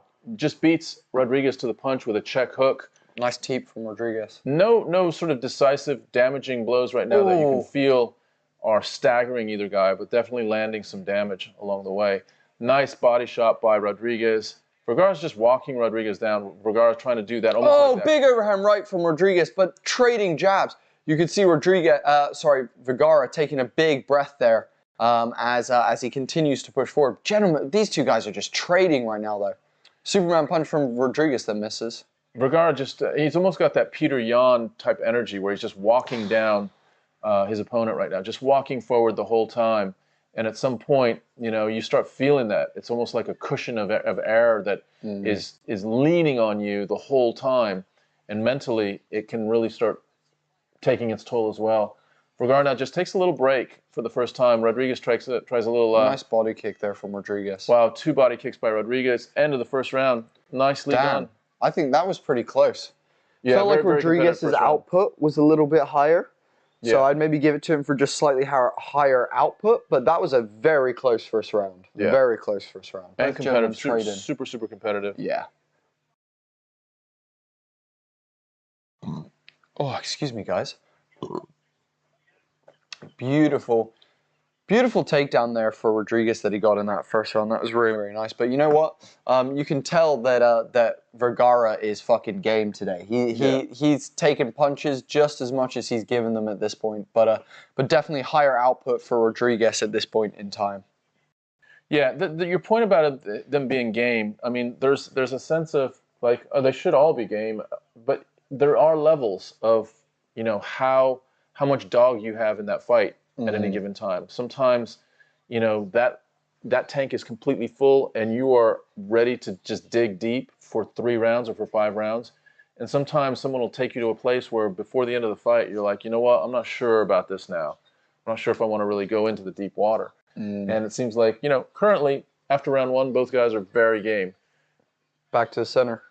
Nice outside leg kick. Oh, nice wow. combinations by Rodriguez. Rodriguez on the counter, really nice. Big body kick there for Vergara. I think that might have hurt Rodriguez a little bit. Oh, he shoots for a double leg and ends up in the mount of Vergara. Vergara smashing ground and pound, but ends up taking the back of Rodriguez here as they scramble. He's trying to sink the hooks in, but Rodriguez doing a great job of defending the hooks and rolls out and basically brings Vergara into his full guard. At this point. Really nicely done from Rodriguez. You can tell he's not just a striker at all. He's got some nice grappling skills there, because those scrambles, you know, a lesser person wouldn't be able to scramble out of some of those positions.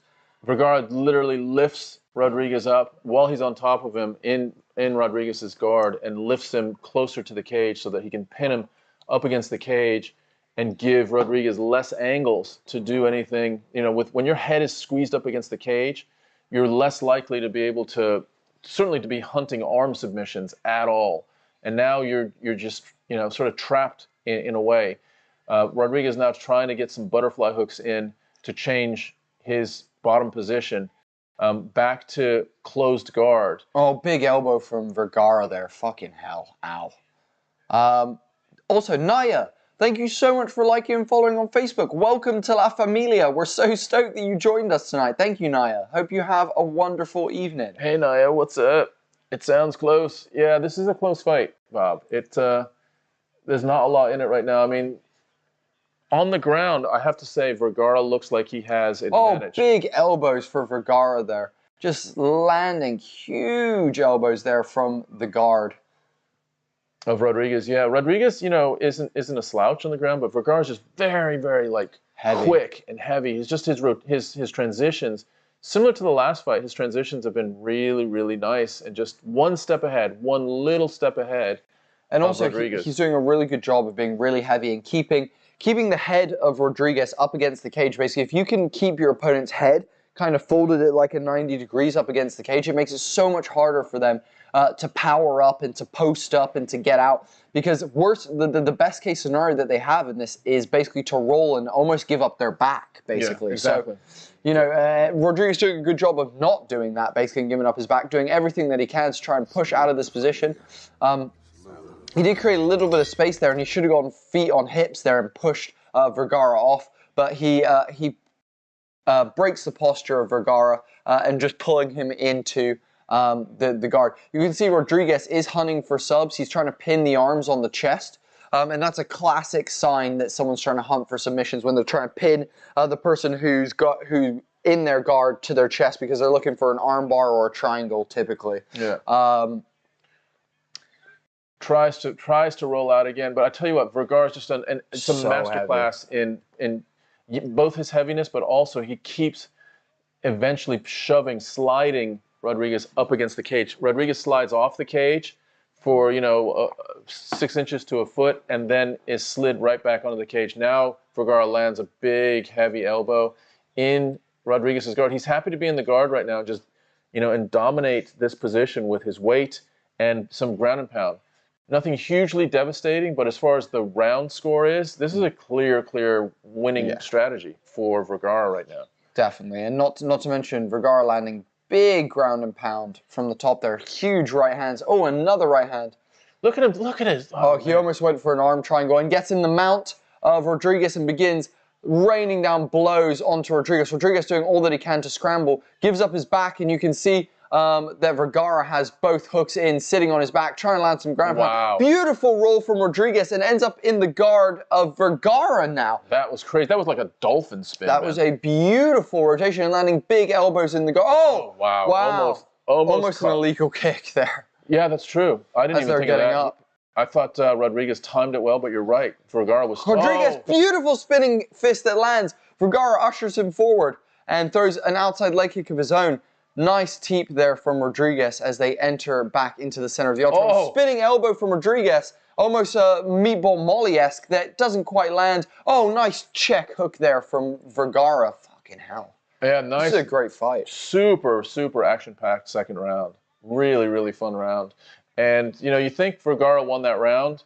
First round was 50-50. Wow. Both gentlemen have swellings above the eyes. Yeah, Rodriguez has Fucking hell. has This is almost a good fight card Yeah, so nice. far. We've had some great have. fights to start the night We off. weren't hugely, you know, it wasn't like a lot of name recognition, but as far as the competitiveness, you got to give the UFC's matchmakers some credit. These have been really, I really believe this is Rodriguez's debut. I think this is his debut. for the UFC. I think so. I'm not 100% sure. Where's our eye in the sky? Eye in the sky. What the fuck? Do you have Sherdog up? Yeah, somewhere. Let me see here. Hold on up. I was gonna say, beautiful. Yeah, he was hurt there and ends up on the ground. Oh man, big elbows there from Vergara. You think it's Rodriguez's debut? Yeah. Rodriguez is 7-1, and yeah, no, well, he was on Dana White's Contender Series. Yeah. Okay, there you go. Yeah. So, previous to that. Yeah, he was in a different promotion, the jungle fight promotion. Here we go. All right, round three. All right, what a baptism into the UFC Rodriguez has had. Big level of competition here with Vergara. Vergara now walking Rodriguez down again. Just that forward pressure from Vergara. It's Nice continuous. body kick there from Rodriguez. Rodriguez also has a welt above his left eye. Looks like a half of a golf ball that's just been sort of Glued to his face. implanted into his eyebrow. Nice couple of teeps there from Vergara. Nice wow. one too. Oh my lord! Throwing out Rodriguez- some wild spinning attacks fist. there from Rodriguez. Nice jab from Vergara, just snapping the head back of Rodriguez. Rodriguez's game, like I think he knows what happened last round, and it looks like currently he wants to try to win this round decisively. But I tell you what, man, Vergara isn't letting him. Vergara with a nice body shot. Nice body kick. Oh, big shot by Rodriguez. Rodriguez lands a nice right and a nice body kick as well. Goes to spin. You can tell Rodriguez is definitely a lot more tired there. You can see he's definitely, nice body kick there from Rodriguez again. Nice jab again from Vergara, just snapping the head back again. Beautiful check from Rodriguez. Rodriguez uses his spinning attacks almost to close. Oh, nice little inside uppercut. Like a check hook uppercut. 45. Beautiful. Oh, he puts Rodriguez down and ends up on the... Basically, Rodriguez shoots for a takedown and you have... Oh, he's going to get the calf splicer. He's got a calf splicer set up. He's got the back currently of Vergara and he's got the leg trapped up. He could basically calf splice Vergara at this point. If he's very clever about it, he can start splicing the calf of Vergara. But Rodriguez just maintaining back control right now. He might even go for a rear naked choke from this position. What's Peterson doing? Why is Peterson... Peterson picking up one of the mouth guards of one of them. Peterson just hovering over them without a clear submission or anything at this point. I mean, yes, Rodriguez has... Vergara's back and the calf splicer and has still. a calf splicer. Let's see if he can... Wow, if he could pull this out. Here's what Rodriguez needs to do. He's got the calf splicer. He needs to basically put his other foot on his foot and do what's called a stomp. And he needs to stomp that foot down. That would end this right now. That could end this fight right now. That calf splicer is nasty. Yeah. And yet Rodriguez is digging for the back right now, trying to basically lock up a rear naked choke with this modified position that he has here. No hooks in, but he has this calf splicer still in space. And Vergara just can't get his foot out because of the angle that it's being twisted. He just can't unlock that leg, it seems like. Yeah, he's almost got like a... Well, it's a really, really interesting position. Beautiful job from Vergara. Vergara gets that leg out. Who knows how damaged that leg is as well. Wow, I mean, Vergara taking side control as they scramble here and ends up inside, ends up in the mount of Rodriguez, goes to take his back. Rodriguez with a beautiful sweep and ends up in the guard of Vergara. Vergara with butterfly hooks currently at the moment, using that butterfly guard. Oh, big elbow from Rodriguez there. Postures up and lands a gorgeous elbow that instantly swells Vergara's head, almost instantly. The ground game, is loosened up a lot this last sort of couple minutes where the transitions are a little bit, there's less defense right now because of fatigue and more opportunity for just, reversals and that, but there's not it doesn't feel like, with the amount of sweat and fatigue, like there he goes. He goes, almost tries to land that calf position again. Wow, nice takedown. Beautiful scrambles from both these. Oh, big check hook there from Rodriguez that lands. But Vergara just landing stiff jabs as they break. And, oh, nice little hook there from Rodriguez. Oh, Rodriguez swinging for the fences. He wants to end this one. 50 seconds left in this fight. Really competitive third round. You got to think, it's still, the fight is in the balance right now because we don't know who won the first round. Yes, Vergara won the second. But if Rodriguez can win this round, he could win the fight. Rodriguez, you got to give him credit because he is game. He is really understanding the urgency right now to finish strong, to win this round. Yeah. Both gentlemen are tired as hell, though. You can see Vergara is throwing his punches with much less power and less speed. Gorgeous check hook there from Rodriguez, though, as Vergara moves in. Rodriguez, although he's looked tired at times, has really tapped into some energy that I didn't think he had. Like, he's really done well to find that second win. Yeah. Very nicely done. Hey man, this is a tough one to score.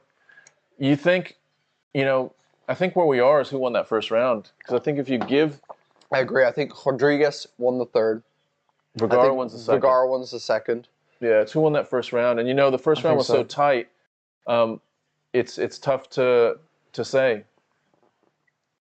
This is reminiscent of last UFC where the fight itself, what was the 5-round fight that we had that was split?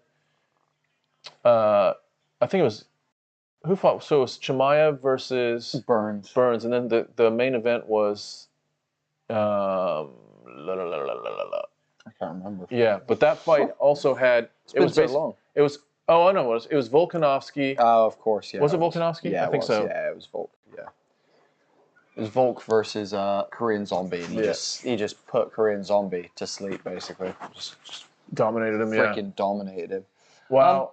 Guys, while we're waiting for the result of this fight, we are Homie and the Dude, a father and son MMA and TTRPG team. If you enjoy what we're doing, guys, subscribe to the YouTube channel. Follow us on Twitter so you can stay up to date with all of our content as it comes out.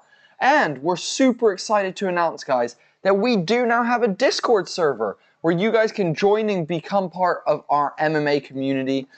Bunch of people in there. We have a bunch of Cage Warrior fighters in there. We've even got UFC fighter Mason Jones in the Discord as well, guys. So, if you want to join the Discord, click on the link in the description. Then when you get in the Discord, select a role by clicking on a reaction when you get into the rules and roles place. Select the MMA role, and you will get all the channels that are available to you there, guys. But thank you every single person who has shown up tonight and come out to watch Tom and I. We look forward to hopefully bringing you guys an amazing night of fights tonight. But yeah, guys, if you haven't been with us before, then welcome. Yeah, welcome to the first ever Homie and Dude stream. If this isn't your first Homie and Dude stream, thank you for continuing to support us. We can't do this without you. Split decision for Vergara. Vergara wins it. There's no discussion. It was a very close fight. Rodriguez is pissed, but dude, you let that first round be very close. Second one you lost. Third round you probably won. Yeah. So more judges said that Vergara won the first round. Not really something that we can argue at this point. I agree. The other side of it, though, is Rodriguez, you shouldn't be anything but proud of your performance. It was, it was till the very end. It was very energetic, competitive, really nice job. Holy shit, Vergara's coach is fucking stacked. Goosh. Look at that dude. Amazing. That was crazy. So guys, we've got two more fights in these early prelims. Fuck, so many fights. You guys know how I get. You know how I get, guys. But so many fights happening tonight, and really nice to see. But yes, we have two more in these early prelims before we move on to the actual prelims of the night, and then on to the main card. Also, guys, if you're enjoying the stream, share this out. Let's get more people up in this. More people to come hang out. Hell yeah. Next fight is Tracy Cortez versus Melissa Gatto. Flyweight fight. Nice records. Cortez is 9-1. Melissa Gatto is 8-0-2. Oh shit. So yeah, it should be a nice nice fight. Let's find out a little bit more about them. Cortez. So again, they're in the flyweight division, the 125 division, and let's just have a look. Both of them 5'5". So Cortez has won her last 5, all of them by decision. So she's 9-1. She lost her one loss is early on in her career. Let's look at Gatto, who is 8-0-2. And see, that's weird that you have 2 draws as well for Gatto. Let's have a look.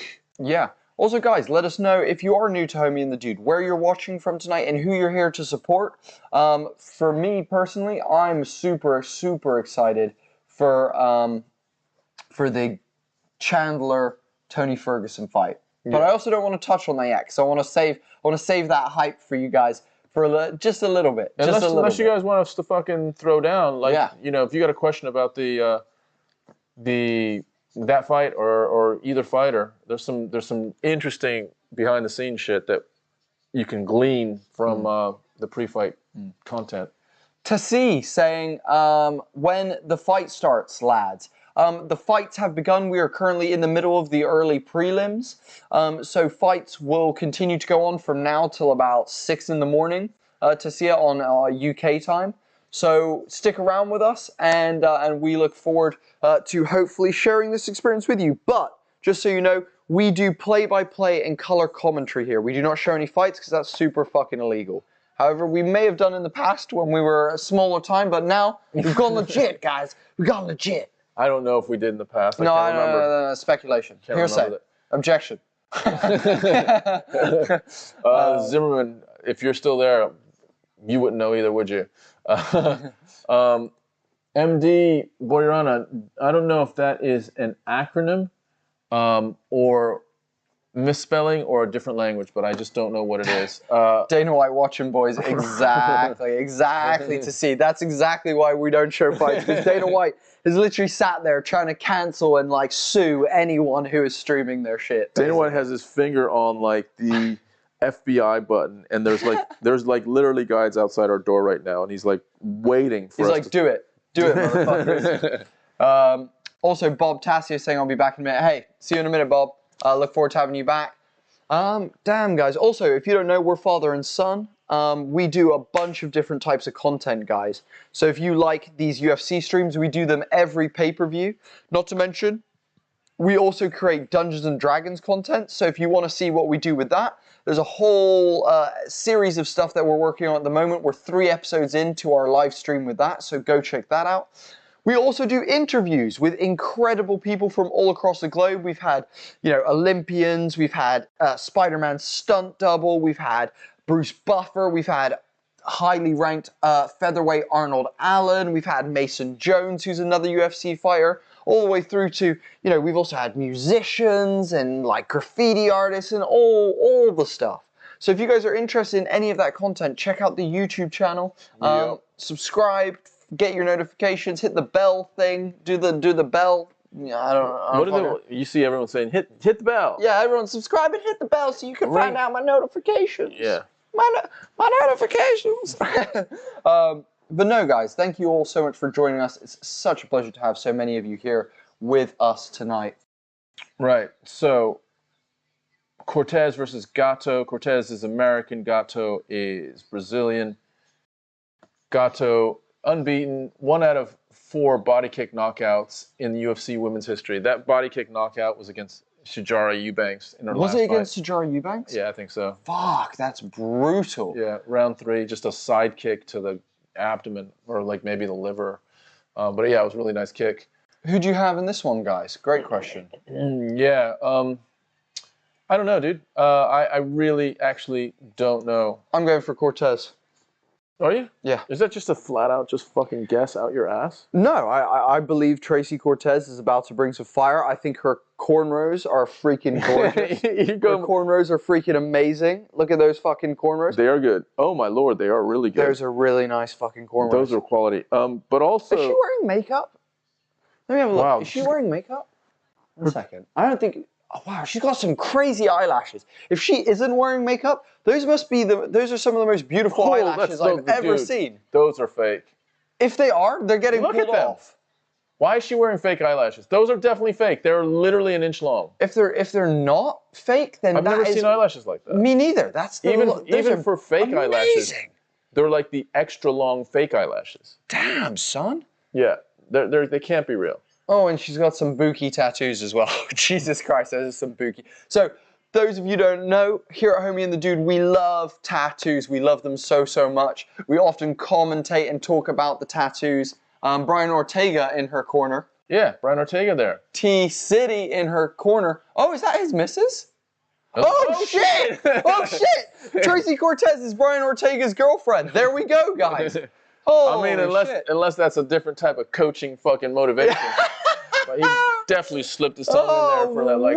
Wow! I didn't know that. I didn't know that at all. Holy shit! Cool. So that's Brian Ortega's lady is fighting right now. Tracy Cortez. Damn. Damn. That's how she's gonna win, poking her opponent's eyes with her lashes. She does a crazy, like, in her. Those are amazing eyelashes. Whoever did her hair as well is really skilled because they did. How did they even do that, dude? Look at that. Oh, it's amazing. You look at that. Like, I don't even know the science behind that. That's crazy.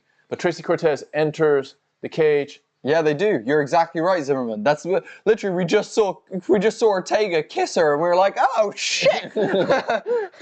Yeah, you're exactly right, Zimmerman. Dead on, mate.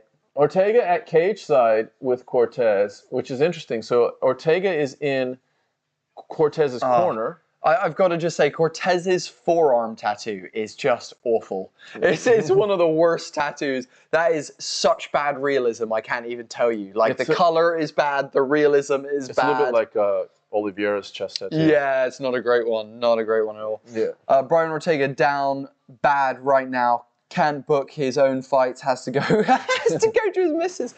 Dude, here's the thing. Ortega, at this point, I personally think, to me, in the featherweight division, Arnold Allen is the only person who is undefeated, who has a clear reason to be fighting for the title right now. The fact they're about to give Max Holloway his third fight and he's lost 2 to Volk pisses me off. I love Max, and I want him to fucking get his chance at the title, but I think Arnold Allen should be fighting for the title next, and then I believe Max should maybe have number 2 with Ortega. That's how I kind of feel about that at the moment. But with that being said, you know, fucking Ortega's in a position right now where he's beat Zombie, then lost to Volk. And, you know, that loss to Volk was possibly one of the most disheartening losses ever. That third round must have been soul-crushing for Ortega. Yeah, I mean, what do you guess Ortega was when he woke up this morning? What do you think the first thought that came to his mind was? Huh? When Ortega woke up this morning. Oh, he woke up this morning and was like, God damn it, why don't I cinch up that fucking guillotine a little bit fucking tighter? What about yesterday morning? Same thing. What about tomorrow morning? Same fucking thing for the rest of time. Zimmerman saying, imagine getting elbowed and splitting your cornrows open. Nice feints coming in from Cortez at the start. Both women throwing nice feints, but you can see Gato just biting a little bit more on the feints. Nice outside leg kick for Cortez. Cortez is much longer in range, legs and arms. Cortez seems to be in and out of the striking zone a little bit quicker. Wow, comes in with a 1-2-3, a walk through 1-2-3. All right. Beautifully timed shot from Cortez. Cortez gets the into Gato's guard. Nice takedown. But Gato goes into a body triangle. So. Gorgeous. Oh wow, she's hunting. She's hunting for an armbar or something. Triangle right now. Oh shit. Oh, she was going for a leg slice, and back into the guard is Cortez.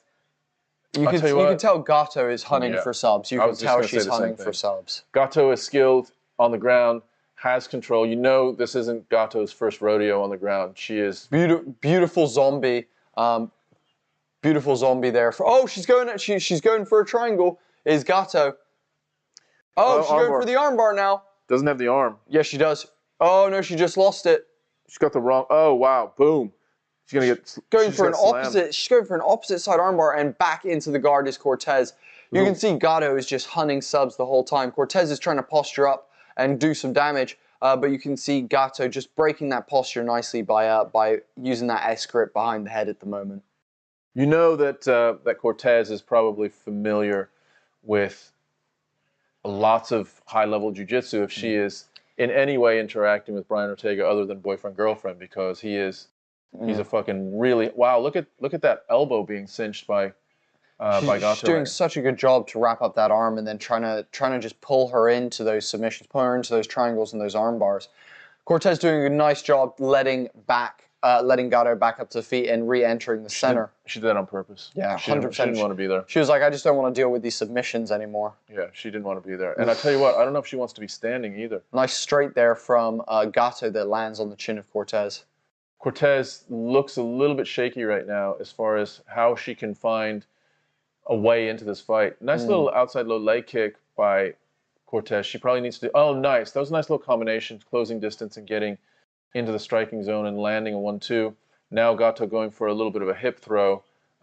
Doesn't get it, but now just literally lifts Cortez up. Cortez is, low body center of gravity, but Gato does get her on the ground and has hooks in. Beautiful take from Gato, pulling Cortez to the ground. This is trouble. This is trouble. And has both hooks in. You can see Cortez doing a great job to do 2-on-1 wrist control at the moment and pulling it across to the side. Beautiful turn from Cortez into the guard, into the half guard, actually, of Gato there. Nice elbow from Cortez there from the guard. Really nice switch up by Cortez. Close guard now for Gato. Very high close guard for Gato right now. And she's, again, hunting those subs. Almost instantly, she's hunting those subs. Tessie saying Gato, whole fighting style is Brazilian Jiu-Jitsu. She goes for another armbar and just isn't able to pull it off. You can see that... She's going for the opposite arm, though. It's so weird. Well, I think she's trying to wrap up the right arm, and then Cortez is doing a great job of defending it, and then she's just reaching for anything that she can at that point. Yeah, it's a good job by Cortez right now, but she doesn't really want to be in this position. Cortez is still trying to find her way into this fight. Like, how the hell is she able to impose herself? She is in a such a high guard right now for Gato on the bottom. Yeah, and when someone has a guard that's that high, it makes you a little bit more just concerned about opening up with ground and pound, because you don't know if you're going to fall into a trap and give up an arm or give up your neck. So right now Cortez is opening up a little bit more and has a little bit more of a nicer position with Gato up against the cage. You got to respect Cortez's jiu-jitsu at the moment right now. She's defending these submission attempts so well. Oh, she almost went for a she almost went for an omoplata there. Did Gato, but Cortez taking a step back and throwing a nice outside leg kick as she's now back to her feet and throwing leg kicks to Gato, who is still on the ground. For the last 9 seconds, throws a big overhand right as Gato gets back to her feet. That was weird. I didn't know. Jason Herzog went in to stand them back up. Did he? Yeah. I'm not sure what was going on there. It was because as Gato got back up, Herzog closed in really quick. I'm not sure if he was concerned there was going to be a knee as she was trying to get back up, but it was very strange to me because she was on her way up already. So that round, it felt like that was a Gato round. Cortez, although Ortega is outside of the cage. Here's the thing. Cortez has three people. Cortez had the dominant position in that. Don't get me wrong. She was losing the submission game in of that Gato was attempting submission attempts on her and trying to put it on her. But I think, truthfully, I don't know. I think I give that to Cortez simply because of top position, good ground and pound, landing more strikes. Yeah, maybe. It was one takedown each. It was a very close round. Yeah, it's not a bad point. I think it's interesting because Cortez wants it on the feet. She doesn't really want it on the ground. Every time she breaks away on the ground, she stands up and invites Gato to stand. Here we go, round 2. It's going to be close because we split, and judges might do the same. It depends what you prefer. I'll tell you what, Gato's range with her long arms is a thing in this fight because it makes it really hard for Cortez to close distance. Cortez's best weapon right now in the standing is the outside low leg kick. She is in range for that, but very little else. Oh, nice counter check hook there from Cortez as Gato comes in there. Gato now tries for a takedown attempt. It's a low takedown attempt that she now rises to the sort of standing position. Zimmerman asking, do sub attempts count towards points? No, they do not. However, a takedown only counts if you're able to gain an advanced position from there and hold them down for a period of time. So, for example, the takedown that Gato performed definitely will count as a takedown because she then started hunting subs and things like that. But no, I do believe that submission attempts are not counted towards the scores. Wow, nice combination by Gato. 1, 2, 3. Started it out with a left, then a right, and then followed it up with a left. Really, really nice. And Cortez is now struggling a little bit. C saying, if your shoulders touch the canvas, then yes, it counts as a takedown. Actually, I'm not sure exactly how accurate that is to see, because I know I've read the rules basically after the Kamaru-Usman fight. That's when Tom and I kind of investigated this takedown stuff. And it's got to be that you advance the position from the takedown that then allows it to be a takedown. Beautiful takedown from Gato. Double leg sitting Cortez down, but Cortez doing a great job to get back to her feet, posting up, turning into the cage, and Gato sliding one hook in. She gets the second hook. Oh, she's about to get that second hook in. At this point, if you're Gato, maybe you start looking for that twister. You've got your one hook in, and you can almost lock up that figure four on that one leg. To me, I would be going for the twister right here if I was Gato. Up against the cage, though, might be a little bit hard. Yeah, might be a little bit hard, but Gato doing a good job to maintain position at the moment. You can see Cortez trying to break the leg so that she can slide her leg out, and she's turning into the canvas, which is exactly what she needs to be doing. But wow, beautifully done from Gato. She gets her second hook in, and you can see she's going to start flattening out Cortez now. Cortez back to her knees, but Gato heavy on top, trying to flatten her out now, landing big ground and pound from the back at this point. Cortez is in trouble. Cortez is in trouble. There's 2 minutes left, and Gato is... Beautiful roll from Gato, just controlling. Yeah. Digging to go under the neck, but nice 2-on-1 wrist control from Cortez at the moment. She needs to pass that hand to the opposite side of her body and look to spin in to Gato like she did in the first round. She's trying right now. She is trying, yeah. There she goes. There she goes. She gets the arm to the right side, and now she needs to be spinning into... She does it beautifully. Oh, but gorgeous transition from Gato. She's looking for the arm bar at this point, and she's got that deep. Oh, it's so deep. She's going Russian arm bar, belly down, Russian arm bar. And nice stacking there from Cortez. She stacks it, manages to pull her arm out. Gorgeous defense from Cortez, stacking that arm bar and then pulling her arm out. Really, really nicely done there from Cortez to defend against that submission. Cortez ends up in a sort of visually in a position that is, although she probably lost that exchange, she is now again in Gato's guard, which if you're a judge and you like control, technically she's in the control position being in Gato's guard. Again, this is a really hard one to judge. It depends what you like. If you like skilled jiu-jitsu, a lot of this is Gato's transitions and attempts at subs and some of her clever takedowns, like dropping down into takedowns. But currently right now, this last minute or so, Cortez is in Gato's guard. She's not doing anything, but she looks like she has top control. She does. She has top control right now. Oh, nice elbow there from Gato. Nice hammer fist as well that lands. But again, sorry for Cortez. Gato now, again, just trying to pin that arm to the chest and then bring those legs up to threaten that triangle and that arm bar submission. Nice elbows from Cortez. They're not landing super flush at the moment, so they're not doing mountains of damage, but she's getting close with this. Another really high guard from Gato again. Hunting another arm. Oh, nice hammer fist again from Cortez, ushering Gato back to her feet, and that is the end of round 2. Give it to Cortez. Cortez has really survived a lot of really high-quality submission attempts. Her arms have been... See, I don't know. I would say fucking Gato got the takedown that round. I don't know. This is a close fucking fight, guys. This is a hard one because Gato is getting the takedowns and is doing better on the ground, but you can tell that Cortez 100% is defending exceedingly well. Like, anyone who was less versed in jiu-jitsu than Cortez is currently would definitely have been submitted by that armbar, would definitely have been trapped in a fucking triangle at this point. Or even a fucking rear naked when she had both. Yeah, exactly. So, you know, Cortez has done a phenomenal job with her jiu-jitsu in terms of defending from these submissions. She's done amazing. Yeah. But, you know, it comes down to whether the judges favor, you know, top control and like pressure, or whether they're favoring, you know, submission times. There's a bunch of things here that, you know, you have to start looking at, because there's not many strikes being landed, you know, on the ground. Don't get me wrong. Actually, at the moment, Gaethje has landed more strikes on the feet than Cortez. Yeah, that's that. I'm not surprised by that. What I am interested in is how they're judging this, because oh wow, Cortez goes for a shot and finishes up with a straight right.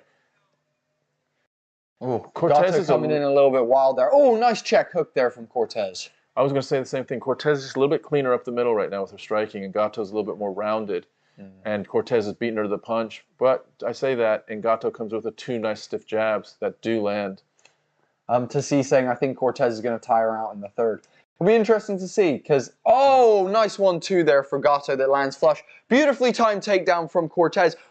Beautifully timed takedown. And she went actually for inside with her head and almost got put in a guillotine, but manages to pop her head out and do really well. Ends up in the guard again of Gaethje on the top. And Gaethje doing a good job to break that posture. And actually, beautifully done for Cortez. She manages to pass into half guard now and is looking to try and pin the arm of Gaethje to begin slipping her other knee out and possibly bridge into mount. Interesting, because Gaethje, you know, looked like she was superior on the ground, was hunting takedowns, and we get Cortez with a tactical change in round 3 that's been really good. She's almost got that leg out to put herself in mount. She's almost got that knee, but beautifully defended by Gaethje, and actually it allows, in that defense, allows Cortez to end up in the north-south position here on Gaethje.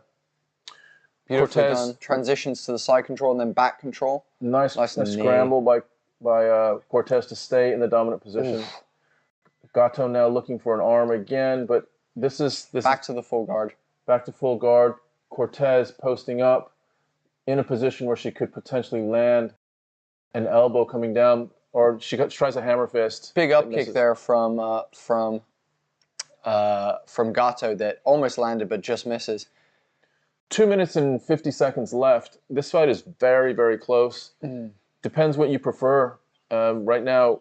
And it's not just like what you prefer, like striking versus ground, what you prefer on the ground, which is a further nuanced sort of consideration of fighting.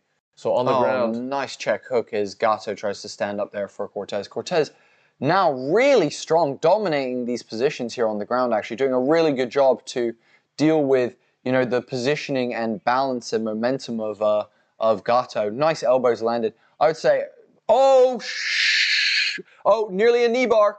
Now she's going for a heel hook. It's past the knee line, which is a fucking problem. You currently have Gaethje looking for some sort of leg submission. Ends up giving it up, and she rolls forward again. You can see that that Cortez is doing all that she can to pull that leg out. She's almost, she's got the knee out. There you go. She's got the knee out, and she manages to push off of Gaethje back to the dogfight position here. And Gaethje slipping in a hook. And wow, pulls Cortez to the ground with one hook in. I would say up until that point, Cortez had been winning this round. I think Cortez had been making a statement to win this round. But currently, Cortez looks just frustrated right now. Currently, you have Gaethje with the back with one hook in, and she's doing all that she can to maintain this position. You have Cortez basically linking for a single leg to try and defend it, and she's turning into Gaethje really nicely. She's doing a really good job of them pushing on the legs to try and break that figure 4 position, that figure 4 half guard position that is currently on her from Gaethje. Again, this is a tight round, another tight round. You know, different times during the round, a fighter has had dominance. Cortez turns it around nicely. Now is on full mount. Cortez. Last minute to go. Flattened out Gaethje now in full mount. She's got to do something with this. She's grapevining the legs of Gaethje to inhibit any sort of bridging or posting, and ends up back in the half guard. Really nice sweep there from Gato to pull her back into the half guard and alleviate some of that top pressure that was about to be put on her. And beautiful pass from Cortez, ends up in the arm triangle, ends up in an arm triangle position, but Gato manages just to slip her head out and regain the guard, the closed guard position. Again, Cortez landing some nice hammer fists and a little short elbow there from the top. Cortez getting a little bit desperate, and she should be right now. She needs to really show some urgency, really show that she, at least optically show that she is winning this ground exchange. And I think she probably is, much more so certainly than the second and third round. I think Cortez wins that round and may win this fight. It's very, very close. You know, it's one of those, again, that you can't argue either way. It's just what you prefer as far as what dominant position, what is dominance to you? Is dominance being in someone's guard and controlling that without administering too much damage? Or being down in the guard and hunting subs and actually putting the other person at risk? I think Cortez and Ortega look fairly similar facially. They do, yeah. They kind of look similar facially, but Cortez at the end of the fight jumps the cage and goes to embrace Ortega, gives him a big old smackaroonie on the lips. Guys, there's 20 of you incredible people across all of our platforms right now. Let us know who you are here to watch, who you're here supporting. Are you Charles Oliveira, Justin Gaethje, Michael Chandler, Tony Ferguson? Whether you're Rose Namajunas or Carla Esparza, let us know, guys, in the chat. Furthermore, if this is your first Homie and the Dude stream, let us know where you're watching from as well. Yeah, for sure. Brian Ortega symbolically put some sort of chain around Cortez's neck, which felt like it meant something. But here we go. The judge's decision. This is an important fight for two very, very good records. One of them is going to take a big L. Wow, Cortez wins it. Unanimous decision. Unanimous as well. Unanimous decision for Tracy Cortez. That is surprising. I am surprised that was a unanimous decision. Wow. Tracy Cortez goes to 10-1 with some good wins. She beats... Getting loud on the mic. Incredible. Incredible. Right, I'm going to run Tracy Cortez representing probably LA. Brian Ortega is from LA, so I'm not sure if Cortez is as well, but certainly the Hispanic community is being shouted out by Tracy Cortez. So well done, Cortez. Man, I'm surprised that it was a unanimous decision. But she's now 10-1. She's won at least 6 in a row. Let me just see what she's won in a row. Oh, shit. Check this out. She lost her first fight by a guillotine, and she's won her last 10. So 10 wins in a row for Tracy Cortez. Let's look at these promotions as well and see where she's been fighting. That's a big win. I actually wasn't aware of her until tonight, and let's see what happens with Tracy Cortez. It was a nice win. Hell yeah. Well done. Just see a little something here.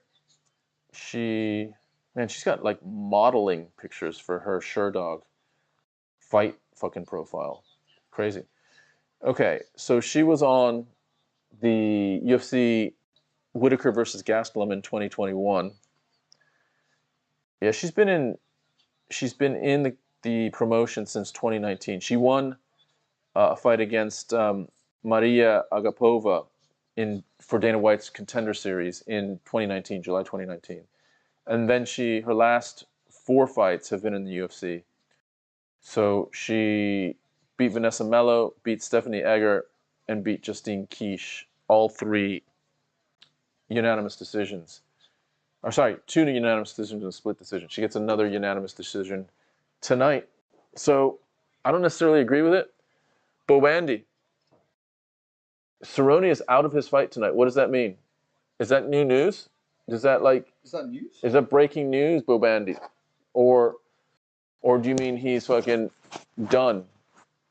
because I didn't hear anything about that. But Yeah, he's out. There you go. What happened? Fallen ill and is out of tonight's fight with Joe Lozon. How do you fall ill? Dude, what the fuck happened? I think What the how fucking ill do you have to be to he weighed in yesterday. Even if you got food poisoning, you show up, don't you? Cerrone has been pulled out of UFC following ill hours in the hours leading up to the event. As a result, Cerrone's fight with Lozon has been scrapped from the card, and the bout between Randy Brown and Chaos Williams will now kick off the main card. Okay. God damn! Thank you, Bob Andy, for letting us know. Thank you. Damn. It is it's a question for everyone that's in the chat. Like, do you think Cerrone quit, or do you think? Well, I mean, Cerrone is, he's self-acknowledged that he's had some mental problems, but he seemed very not mental problems. He's had some issues with stepping into a cage and being super competitive in his mindset versus a little overwhelmed by the occasion. He's talked about that. So at this point, like, what the hell? We just saw him at a press conference with his kid. He talked about how he was in tears talking about how important and how awesome this all is. Yesterday he was fucking weighing in, did the ceremonial weigh-in, is holding his kid on the scale. We're now less than 24 hours from that. Even if he has, I mean, I guess he could have really severe food poisoning. Or maybe he tested positive for COVID, something like that. But, I mean, it has to be pretty severe. That is crazy. Very late pull out by Cerrone on the day of the fight. Freezing. Yeah, the missed weight is disappointing. Clark, I'm with you totally, dude. We kicked off this show saying how, yeah, we're still really excited about this card and super excited about the fights coming up, especially the top 3 fights. But I think that element of the lightweight championship and the lightweight belt being, kind of one of the feature belts now in the whole promotion, that not really being purely on the line. If Gaethje wins, he gets it. If Oliveira wins, it gets vacated. Like, it just fucks everything up in the lightweight division in a way that we had some clarity for a while, and now, it opens up these wacky situations where McGregor can step in, where, just there can be some decisions made that aren't necessarily for the best of the fighters in that division, but might be more for the best of the UFC, the promotion of the UFC, which bums me out. Anytime there's that as a possibility, that's fucking worrisome. Yeah. To say it, who won? Cortez won by unanimous decision. Yeah. Joshua, what are you watching? Let us know. Yeah, but to say it, Cortez wins by unanimous decision. We talked about it. We talked about, look, it depends what the judges wanted and preferred, and they obviously preferred in a ground position to be in someone's mount. In someone's guard. Yeah, that top position was what it was. Yeah, in someone's guard. And she wasn't delivering like crazy ground and pound. She was just in that top position, which is they preferred that to what was going on the other side, which was hunting subs. And there we go. Guys, I just want to quickly shout out all you amazing people who have come to watch us tonight, because at the moment, we are currently at one of the highest average view durations on YouTube that we have been in a very long time. So thank you guys for doing that. We really appreciate anyone who's come out tonight to watch and hang out with Tom and I. We appreciate every single one of you so much. We can't do this without you guys coming to hang out with us and doing that. So we're so thankful that all of you have come to join us tonight and are here having some fun, enjoying the fights with us. But wow, guys. I'm not sure about you guys. I'm shook. We've got fucking belts being stripped. We've got people calling in sick the night of. This is fucking crazy. This card is going to go down in history of one of the most wild cards in terms of just like random occurrences ever. By the way, we have Andre Filau, a Portuguese fighter, about to enter the ring. right now. Clark saying the lightweight belt was gone before Oliveira knew it. What the fuck? Yeah, literally. I know, right, Clark? That's so crazy, is it? Well, here's the thing. I stand on the side of, look, you need to make fucking weight. That is part of your fucking job as a fighter. If you're going to fight in a division where you are, you know, that isn't your natural walking around weight, then yes, you need to make weight. But do I think it's fucked up that Charles is losing his belt? Like, yeah, that's a super fucked up situation. Do I think that should happen? No, I don't think that should fucking happen, especially with the journey that that guy has been on. Like, give him an extra fucking 5 minutes. But I also say this, like, I was actually, yeah, I don't know, man. I don't know. It's a sad one. It's a really, really sad one. Joshua saying Cerrone off UFC fight card due to illness. Yep, that's exactly right, dude. That's exactly what we just saw as well. Thank you so much for shouting it out. But yeah, craziness. Absolute craziness. But we're coming into this next bout. We've got Andre Fialho versus Cameron Van Camp. Who do you guys have in this one? Do you guys have Andre Fialho or do you have Cameron Van Camp? As you guys know, Tom and I love tattoos here at Homie and the Dude. So we've just got to shout out Van Camp's chest piece is massive. It's gorgeous. And the black ink has been sunk so good. You can tell that that tattoo is going to last for a very long time. Whoever sunk that ink did a really good job with Cameron Van Camp's tattoo there. Really, really nice. If anything, Oliveira will pump Justin Gaethje. He's way better fighter. Here's the thing. I thought Oliveira was going to win as well. Like I was team Oliveira, but then with this whole like situation with the belt, you got to wonder how much that psyched out Oliveira in these last 30 hours, you know, before the fight. Because if it has psyched him out in any sort of way, we might be in a danger zone. You know, we might be in that danger zone. Fialho fought on the Luke Muhammad card. Damn, you're exactly right. Yeah, that was a while ago. That was a freaking while ago. Oh no, that was wait, that was really recently. What am I talking about? I'm thinking about a different fight. That was really recently. Damn, quick turnaround, very quick turnaround. We got Mark Goddard, the ref for this one, and we are about to get started for round one, guys. Here we go.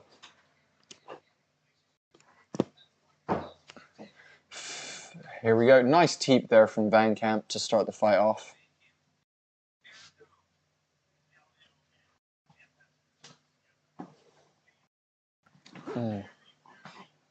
Van Camp versus Fialho. Yeah. Welterweight bout. Oops. Lots of trash talk between these two gentlemen. So it'll be interesting. Oh, nice jab there from Fialho. But nice teeps coming in from Van Camp. Another teep there from Fialho, actually. Fialho throwing some nice feints. Let's look at the stats here. So Fialho is 15-4. Van Camp is 15-5-1. Neither record is hugely impressive, but they are welterweights, so 170. Fialho fights out of Sanford MMA, which is same gym as Michael Chandler and a bunch of other really good fighters. Excuse me, guys.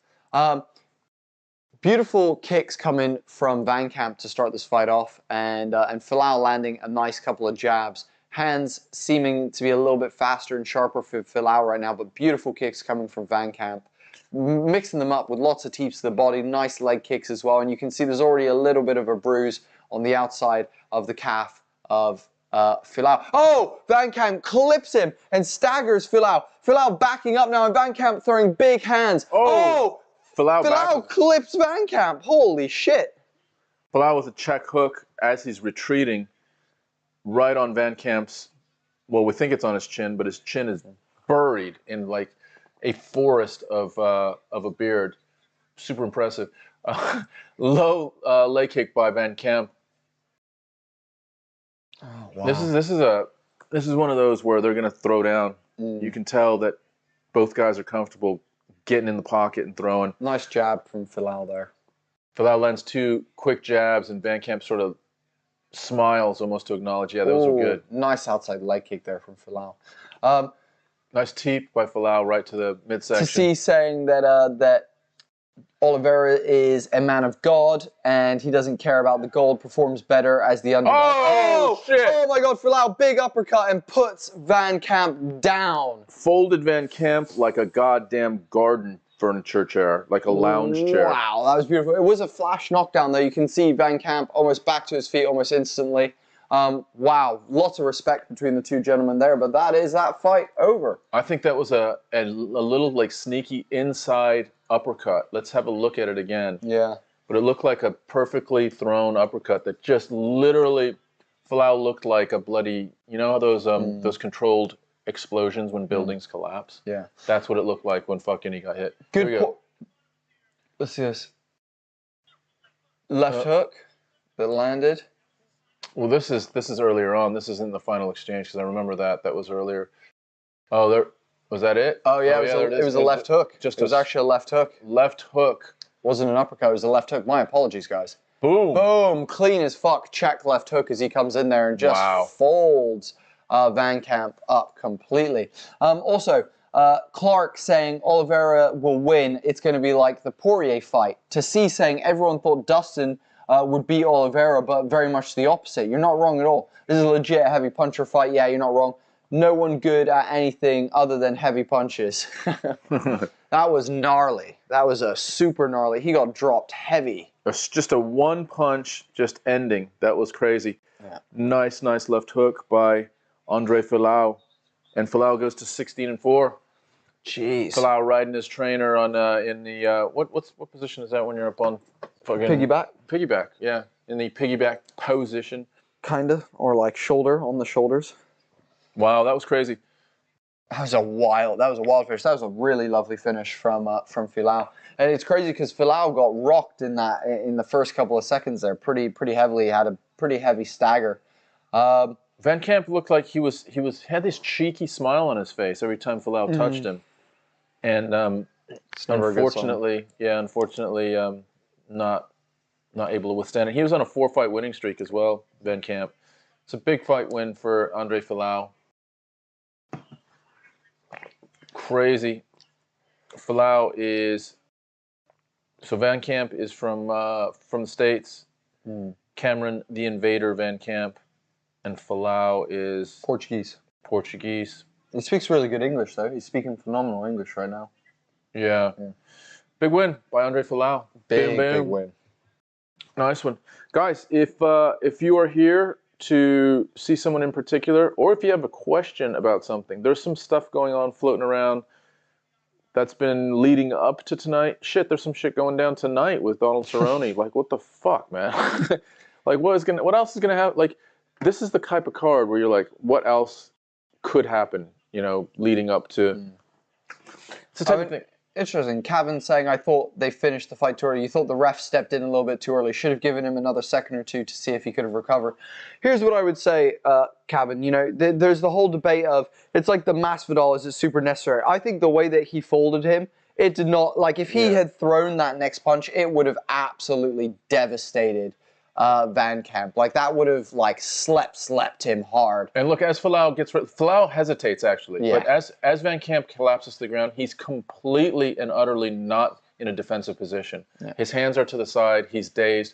Folau hesitates. So the next thing Folau is going to deliver is like a thunderous ground and pound strike or a hammer fist or something, or just drop to like an elbow or something that would have been a clear shot on Van Camp. So I don't have a problem with the stoppage. I was going to say, it just saved him some brain damage. Yeah. Just saved him some brain damage. That's all that was. I think to your point, though, he did recover very, very quickly. He popped back up from, it was almost like a Tyson Fury type recovery from a clean shot. So I get what you're saying. But unlike Tyson Fury, in MMA, when someone drops like that, in that second and a half, the other guy can land some really devastating. That second shot, when your brain has been shut off once, and the second shot does it, the third shot does it, that can be really, really damaging. So I don't have a problem with it. No, me neither. I'm okay with that one as well. Wow, that was a wild end to that first one. Jesus. Yeah. Fucking hell. So next one is a heavyweight championship fight between two journeyman heavyweights. Mm. Blagoy Ivanov. Ivanov is decent, man. He's old, isn't he? How old is fucking Ivanov? He's only 35? Dude, I thought Ivanov was 45. Does he look like shit? Yeah, he does not. He's not in, not to say you have to be in championship, like, you don't have to be fucking Adonis. But I'm just saying, he does not look like he's been on fucking the cardio circuit recently. Geraldine saying, dude, is Henry Hoof 6'6"? No, I think those guys were just smaller, it felt like. Oh, compared to those two, yeah. Filao is 6 foot and they made him look like a bantamweight.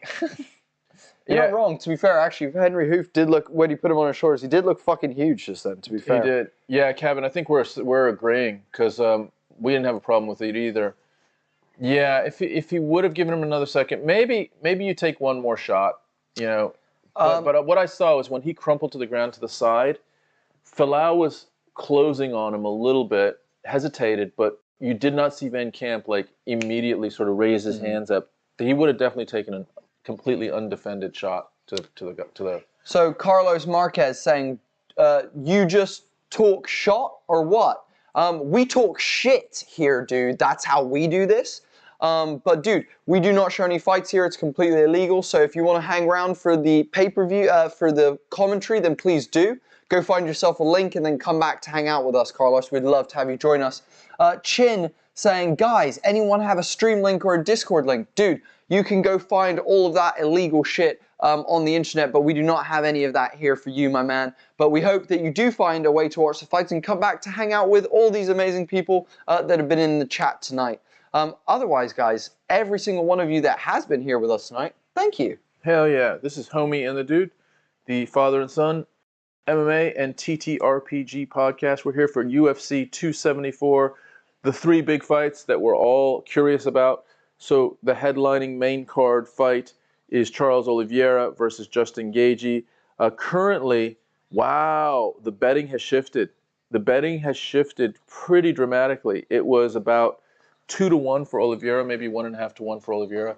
That has now shifted to the exact opposite. So since that weight mess announcement, this is what's happened. And look, that has a lot of implications.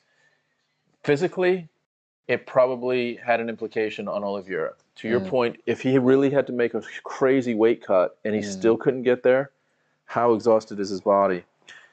Mentally, he lost a lot for that one half-pound miss on the weight cut. He lost a lot. He lost his belt. He lost 30% of his purse. He lost any pay-per-view points for the night. So we're talking about hundreds of thousands of dollars he lost tonight. So it was a big thing. Levi Batch, what is up, dude? So stoked to have you here joining us, Levi, for this event. For those of you that don't know, Levi is an up-and-coming MMA fighter from the UK that you need to keep an eye on. Levi is a freaking demon, an absolute demon. Some of the best grappling out there. Absolutely awesome. Levi, thank you for coming and joining us tonight, man. We're so stoked to have you here. If you want to hang out with fighters from the UK, like Levi, or for example, some UFC fighters, join our Discord server. There's a link in the description. Once you get there, select your MMA role and you'll unlock all the channels where you can talk shit and have a great time in between these pay-per-view events, guys. So thank you so much for that. Levi comes from the Shore Mixed Martial Arts School, which is home of Jack Shore, and is what we like to call the Dagestan of the West, Western Europe. The discipline on the ground game at Shore Mixed Martial Arts is so impressive, and Levi really exhibits that as much as anyone. Just your tenacity to chain takedowns, just constant. I'm not gonna get you with the first one, but I'll get you with the 100th takedown. Yeah, it's relentless. It's relentless pressure that is super effective in MMA and the unified rules that MMA exists in right now. If you are really good at taking someone down, And then if you can, on top of that, have submissions, which all those boys at Shore Mixed Martial Arts have, then you are going to be a formidable threat to people. And so lots of really exciting amateurs coming through Shore Mixed Martial Arts to follow in the steps of Jack Shore, of Brett Johns. Really, really exciting times there. So we're really happy to be involved with that promotion. And thanks for stopping by, Levi. Hang out if you can. Tell some of your boys that we're hanging out. That would be cool as well. Connor Kamen saying, hey, I've already made 4 coffees this morning. Boys, it's only 8 a.m. To see, well, do you know what to see? Right now, it is currently 1 a.m. in the UK. So you know us guys, we do this shit all the way through to 6 in the morning for you guys because we love MMA and we love hanging out with all you amazing people. So thank you for joining us. Hi, Levi, please answer me, says Connor Kamen. Connor, what the fuck is the question, homie? Just hey. Oh. And Levi saying, saying, I appreciate the kind words. Hey, Levi, thank you, man. We, dude, honestly, it's a pleasure. Your fights are awesome to watch. We always get excited to see your name on fight cards, so not a problem, Levi. And are you fighting? We had someone else come into the last UFC. It was UFC 273, and they said, "Is Levi fighting Yoan?" It's IAO and some strange spelling. But the question was, who do you got? And we answered the question at the time. You'll have to watch that whole live stream to see. But we will say it was someone from Shore Mixed Martial Arts, I'd say. But are you fighting? Are you on that card and fighting in June, on June 25th? That would be good to know. And otherwise, we are moving closer to the prelims. I guess we're there. We're at the prelims. Yeah, prelims are about to start. So that means we got to switch over to... here in England, it's BT Sport. Also, guys, if you want to see our post-fight interviews with Levi Batch, go check out our Instagram, go check out our YouTube. All of our post-fight interviews are on those places. So you can see how Tom and I get into the zone and how we basically interview people after their fights. But it's something that we love doing, and we're so stoked. We're so stoked to be able to do that, and just so honored to be able to do that, Hey, guys. Second time back here, looking forward to a good night of fights. Hey, SL, thank you so much for joining us. We're so stoked that you've come back. That honestly means the world to us. Anyone who is returning to come and watch us, that support is what we really appreciate, and we really love it. So thank you so much. We can't do that without you guys. Who do we have in the next one? Let me just look it up, dude. I'm busy posting shit. There you go. Levi Batch saying, yep, fighting Ewan for the 45 belt, so we'll be the double champ. Hell yeah, you freaking will, Levi. Damn straight. I'm going to put some money down on that motherfucker. But I fully can see that going your way, mate. You are truly dominant in the ring, and it's great to watch. Who do you have in this next one? Let's have a look. Let's have a fucking look here. Go for it, Tom. Oh, it's Blagov. Blagoy Ivanov versus Marcos Rogerio de Lima. Dude, this is a fucking journeyman's fight. Let's just call it what it is. I'm just going to see who's lost more recently. 18-4, 19-8. De Lima's won. He beat Maurice Green, and he beat Ben Rothwell. Those are 2 really good wins. Those were his last 2 fights. So with that in mind, let's just look at Ivanov as well. Ivanov is just a fucking veteran. He's had 22 fights. He's lost his last 2, though. Okay, this is interesting. He's got a nice little dossier of fights. So 5 fights ago, he lost to Junior Dos Santos. Then he beat Ben Rothwell. He beat Tai Tuivasa. Yep. Decision. Then he lost to Derek Lewis, split decision in 2019. In 2020, he lost to Augusto Sakai. So he hasn't fought for 2 years. So with that in mind, I'm going with De Lima just because Ivanov. Lima. Sorry. I'm going with De Lima. Marcos Rogerio de Lima. De Lima. Yeah. So Ivanov has just been not as active as De Lima. So you got to go with the more active fighter. 100%. We'll see what. Well, here's the thing. With heavyweights, everything can change in a blink of an eye. Everything can change in the blink of an eye. You know what? Here's a step for you. Just this will tell you how long ago Ivanov fought. He fought on the undercard of the Woodley versus Burns fight. Jesus Christ, that's a long time ago. 2 years ago. Do you know what? Something I've got you got a question. How is Tyron Woodley dropped from the UFC with a 3-fight losing streak, and Cowboy Cerrone has lost 6 times in a row, was gonna fight tonight on the main card? So he's now ditched this fight because of illness or whatever's happened. If he gets a chance to fight again, that's just crazy. Yeah, it is crazy. I don't know why. You know, UFC's selection method are bullshit. I mean, Woodley. So here's the thing. Woodley was in the same position that Tony Ferguson is right now, which is big step down. So Ferguson's lost 3 fights in a row. Woodley gets cut, and Ferguson becomes sort of like an unofficial gatekeeper. Like, you know, he's now, you know, a launching pad for Chandler to be right back in the conversation. But if depending on what happens tonight, if Ferguson loses, then, and depending on where his headspace is, then he is going to be a gatekeeper for people who want to get themselves into the top 5. They're not going to give him top 5 because he's a fighters. name. He's a name as well. And that's kind of, I guess, maybe what they were thinking. Well, they weren't thinking that Woodley could be, so they just cut him, which I think is really unfair. Interesting. Geraldine saying Tyron Woodley not only dropped 3 fights, but 12 rounds in a row.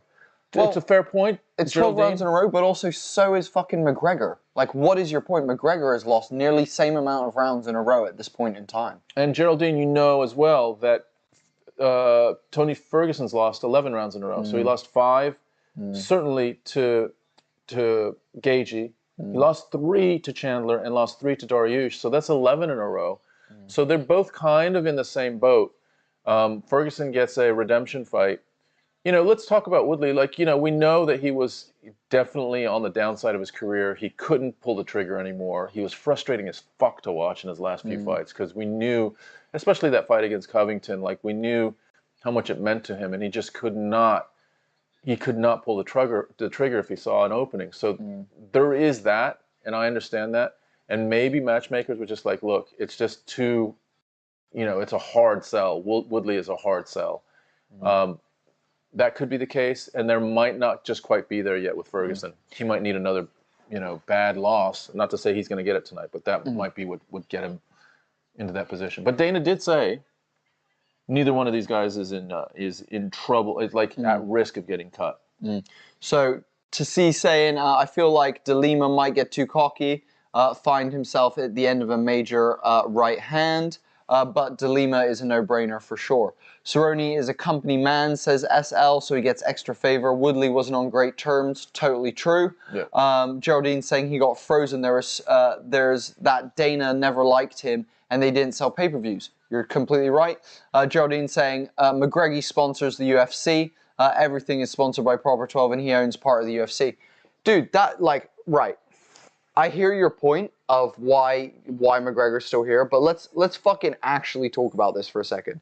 McGregor is biding his time for a title shot at the moment. He's trying to worm his way into a title shot right now. Does he deserve that? No. Just because he sponsors the UFC doesn't mean he deserves shit.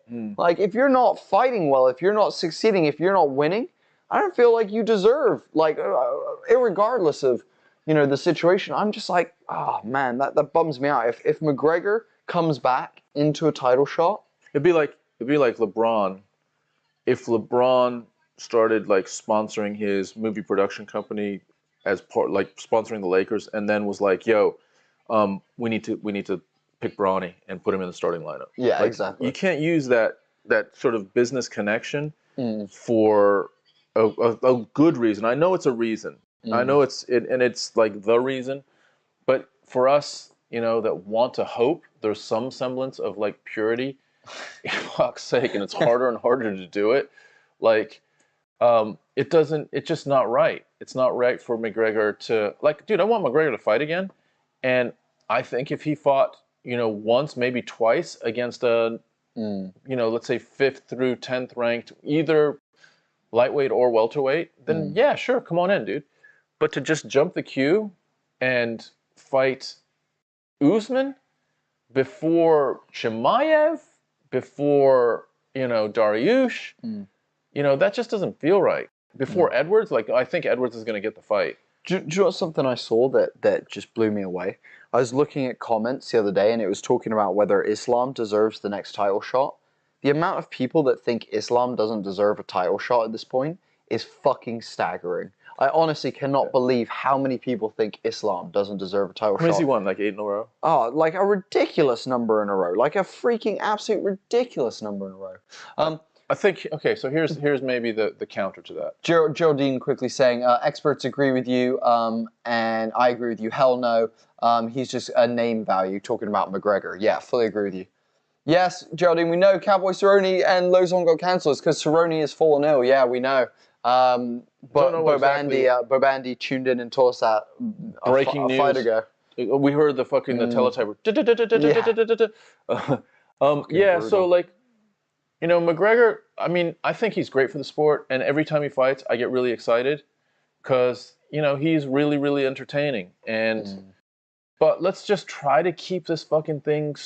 Try and keep this a sport rather than fucking an entertainment business. Like, that's, I think, my issue with it. It's like, at the end of the day, this is meant to be a sport. This is meant to be a place. Like, if McGregor somehow oversteps, for example, Islam, and fucking, you know, any Poirier, you know, Ferguson, Chandler, these 4 guys tonight, like any of them, if he oversteps those and goes straight into a title shot, that's just crazy. Here's another example. All right, let's use the NBA. So the biggest markets are like LA, New York, Chicago, right?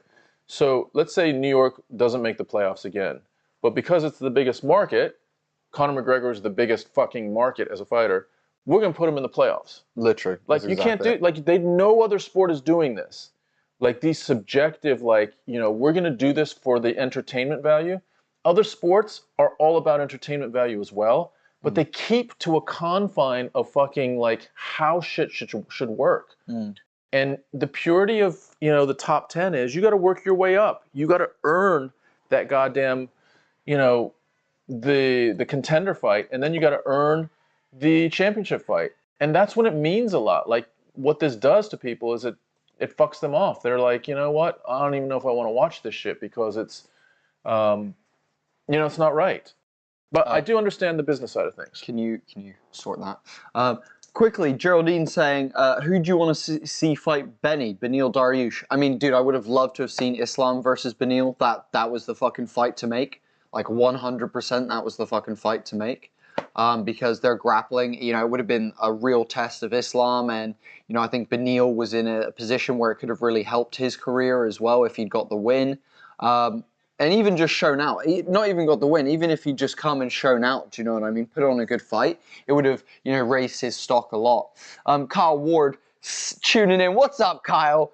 Kyle is one of the OG homie and the dude joiners, Familia members. What's up, Kyle? We're so stoked to have you here. And no, there is no Cowboy Cerrone fight anymore. Cowboy apparently fell ill within the last 24 hours and is no longer fighting tonight, which is fucking crazy. That is crazy. I want to know more about that. Like, that must have been a serious, like, bad goddamn piece of pizza. Because, I mean, unless he, you know, has some other stuff that he deals with behind the scenes. But he seemed to be pretty good in front of the crowd yesterday in the ceremonial weigh-ins where he had his son with him. He was smiling. He was fucking jacked. Just chatting shit. And literally less than 24 hours later, Conor's argument is he's never lost the title. He was stripped. Dude, Conor's fucking argument is fucking stupid, dude. Dude, I don't even, like, I almost don't even want to get into this, dude. Like, for Conor to say, like, dude, Conor also said, the moment you shoot for a takedown, you're a bitch. The submissions don't count. He says only knockouts count.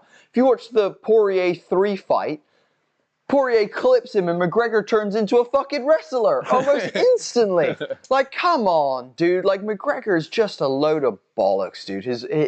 He chats so much freaking shit. It's unbelievable. When you literally go, submissions don't count and takedowns are for bitches, and then you get clipped and become a fucking wrestler instantly, dude, I'm over. I'm over McGregor and that shit. To see saying, Has the fight begun yet? No, the next fight has not started yet. Conor has been punched in the head by Nate Diaz. Too much brain damage.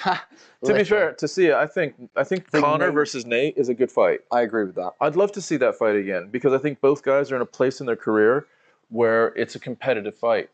But you throw Conor in, like, what is the point of throwing Conor in against Kamaru Usman? The point is, everybody in the UFC behind the scenes are like crossing fingers and toes that he lands a lucky punch, a 1 in 100 punch, because other than that, he gets mushed, right? He gets completely and utterly dominated. So, like, what is the actual point of that besides one big payday? And the UFC is fine to do that. That's what they like to do. Like, they are trying to wring out as much Conor McGregor coin as they can before people start saying, you know what? Fucking, he is not competitive anymore. He's not at the highest level of the sport anymore. I guess people aren't there yet. You know, Conor McGregor fans are they have lots of amnesia. You know, they don't fucking remember the ways he's lost. Do you know what something that bothers me as well is like, it's the whole leg breaking thing, you know, when McGregor's leg broke and he lost, you know, the third fight. And, you know, McGregor's like, oh, it doesn't count because my leg broke, you know. I'm like, dude, it's the same thing with the Sean O'Malley fight. I'm like, just because you got injured doesn't mean you didn't, like, it doesn't mean that fight shouldn't count on your like, that is how it goes. Like, people break each other. Like, Chris Weidman's leg broke. Anderson Silva's leg broke. Are you going to say that those fights don't count? Are you going to say that anytime someone does a submission and dislocates someone's arm or breaks their fucking arm or their leg, like, the moment you start going, oh, well, there was an injury, so it doesn't count. You're like, what world does that make sense? Like, just because your body wasn't up to scratch in that fucking moment, you still lost. You suck. That's what it, and Sean O'Malley, I come back to you, like, he says, you know, I'm 13-0. Dude, not only did he get, like, did he hurt himself, but then when Cheeto did get on top of him, he was about to bomb him out. Herb Dean mercilessly saved Sean O'Malley from getting knocked the fuck out that night. Do you know what I mean? Well, I mean, that's a whole other topic of conversation, which is the UFC's matchmaking. And some fighters, Sean O'Malley is one of them. I would say Paddy Pimblett is another one.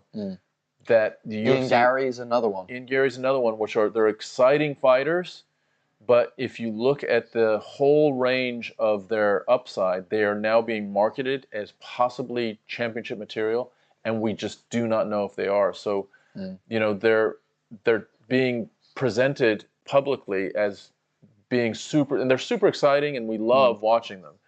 But we don't know how far fucking Paddy Pimblett can go.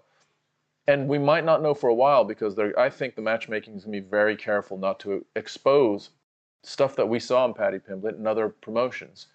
So, you know, the UFC is ultimately all about making money. And they have to make decisions, I guess, that are best decisions for the organization. Daniel saying, hey guys, just come on. What's going on with the Cerrone fight? So Cowboy basically has apparently fallen ill in the last 24 hours and is not able to fight tonight. So the fight between him and Joe Lozon has been completely scrapped. And instead, Chaos Williams' fight will be the first fight on the main card. Now, I'm not sure. It's a bummer that Cerrone isn't fighting and that Lozon isn't fighting. But if you're in the UK, like Tom and I, whew, one less fight. Hell yeah, baby. That late one is going to be brutal. Before we get to that last one, aren't they trying to set up Diaz and Chimaev, or am I wrong? No, you're right, Tasia, that apparently there is some, you know, there's a leaked snapshot of the war room in the UFC that indicated Diaz was slated to fight Chimaev. It doesn't seem like either side has come out publicly to say that's true or not. We know what everyone is thinking, which that sounds like it's a mismatch. Diaz is on the downside of his career. Chimaev is, you know, right at the peak of, or maybe just ascending to the peak of his career. It seems like, and this has happened before, where if the UFC is breaking away with someone, it's almost like they want to punish them. They want to give them an outro fight that's going to fucking devastate them. And that's not what cool. This one kind of feels like. Like, I don't want to see Nate Diaz. I don't think I want to even see that fight, Nate Diaz and Chimaev. Like, I don't have any sense how I can't even picture a way for Nate Diaz to win that fight, unless it's a 5-round fight. Sneaky sub. Like, I don't know, dude. I don't know. He's just Chimaev is so strong, and Nate is. That's the thing that Nate doesn't have is like a lot of like power. I just think Chimaev would. He'd do to him like he did to the dude before Burns, where he just picked him up and walked him across the cage. Yeah. Also, guys, fucking holy shit, this fight is taking fucking forever. Classic UFC just beating us over the head with content that no one gives a fuck about. Just show the fights, mate. Fuck me. I do not care about your 30th promo clip, UFC. Stop. We have Tassi asking, do you watch anything other than UFC?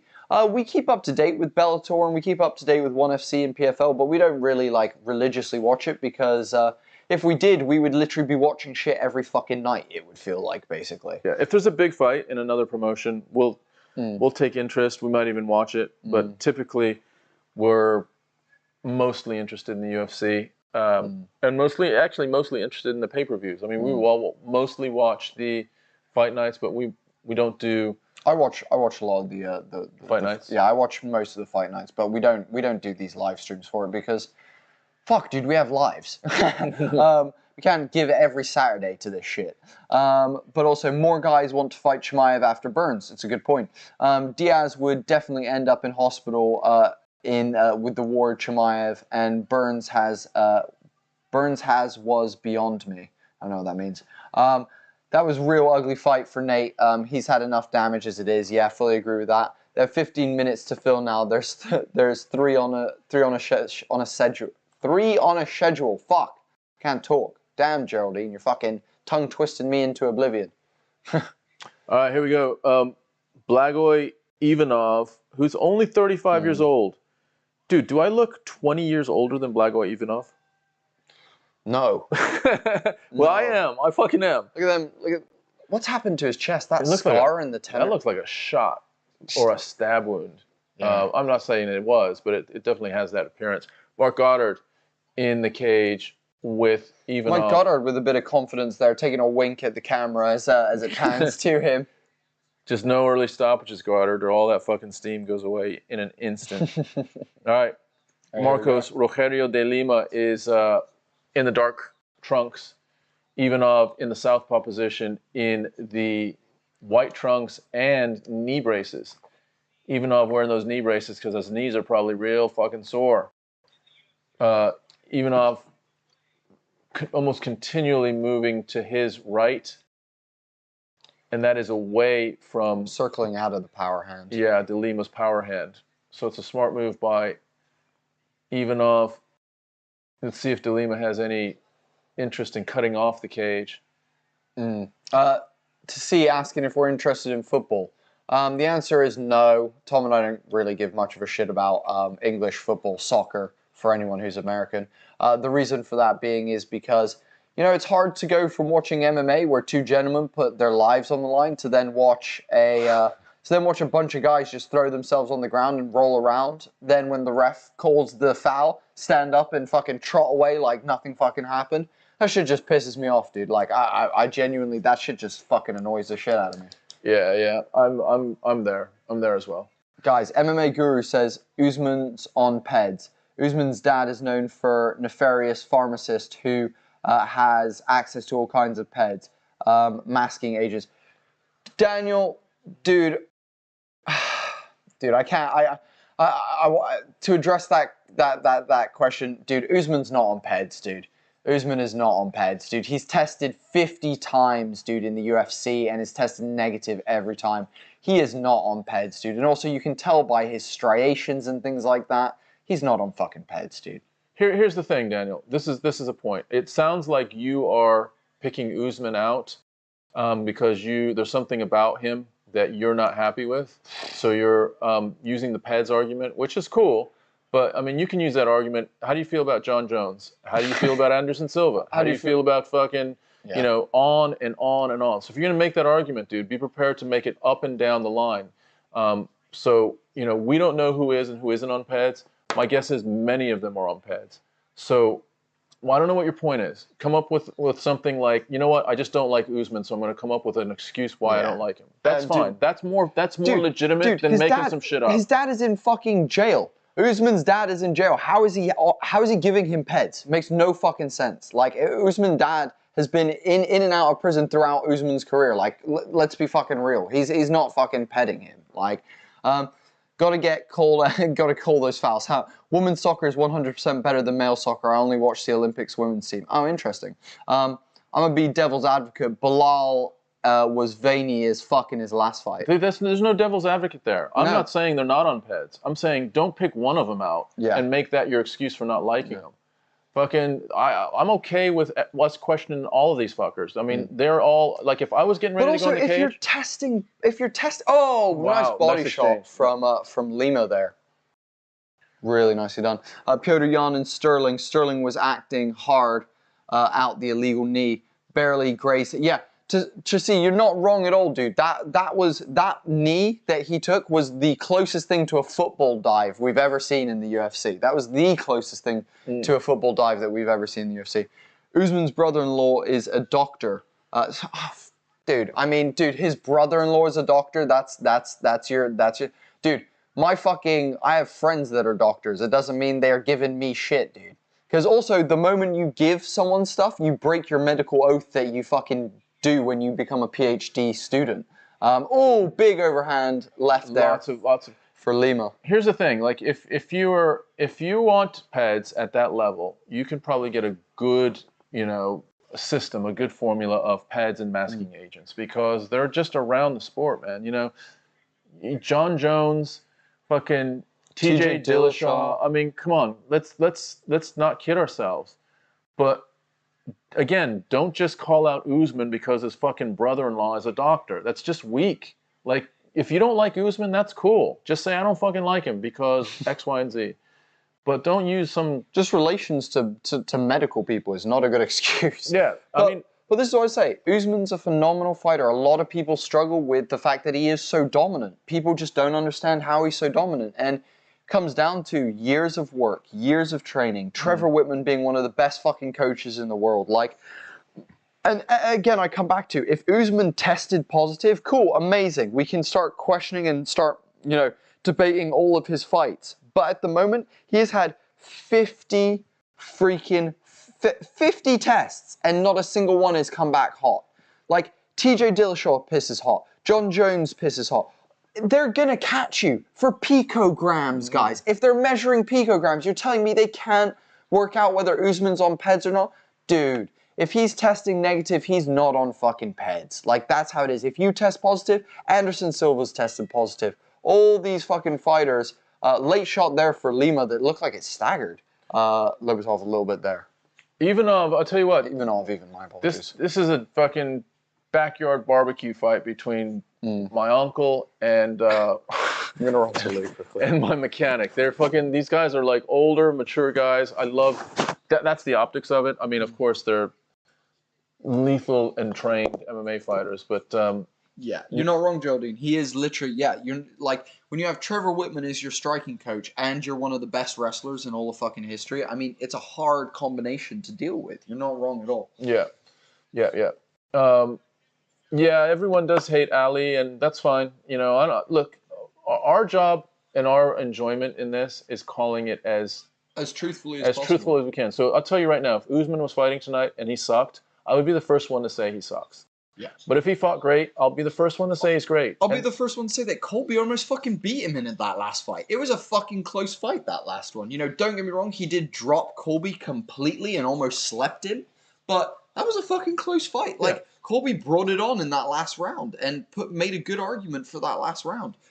Tom and I are not biased in this. We're happy to call it as it fucking is, But if you're gonna use some sort of outside excuse for why you don't like Usman, that's just a little bit weak. So come up with something that's, and I by the way, you can just say, I just don't like the guy. That's better than saying I think he's on peds, because there's so many versions of on peds that we can all go to and minimize that argument. So I'm cool with you just, if you don't like him foot stomping Masvidal, it sounds like you don't like him.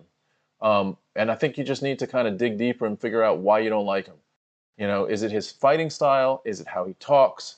What is it? Like, really just narrow down what it is that you don't like about him. Yeah, so Geraldine says, great wrestler plus, Geraldine, GSP classic striker turned wrestler. Usman is wrestler turned great stand-up. That's a great analogy, Geraldine. Usman learned the stand-up when he moved to Trevor Whitman. I mean, he had decent stand-up, but if you look at his earlier fights, it was all about the fact that he had superiority on the ground.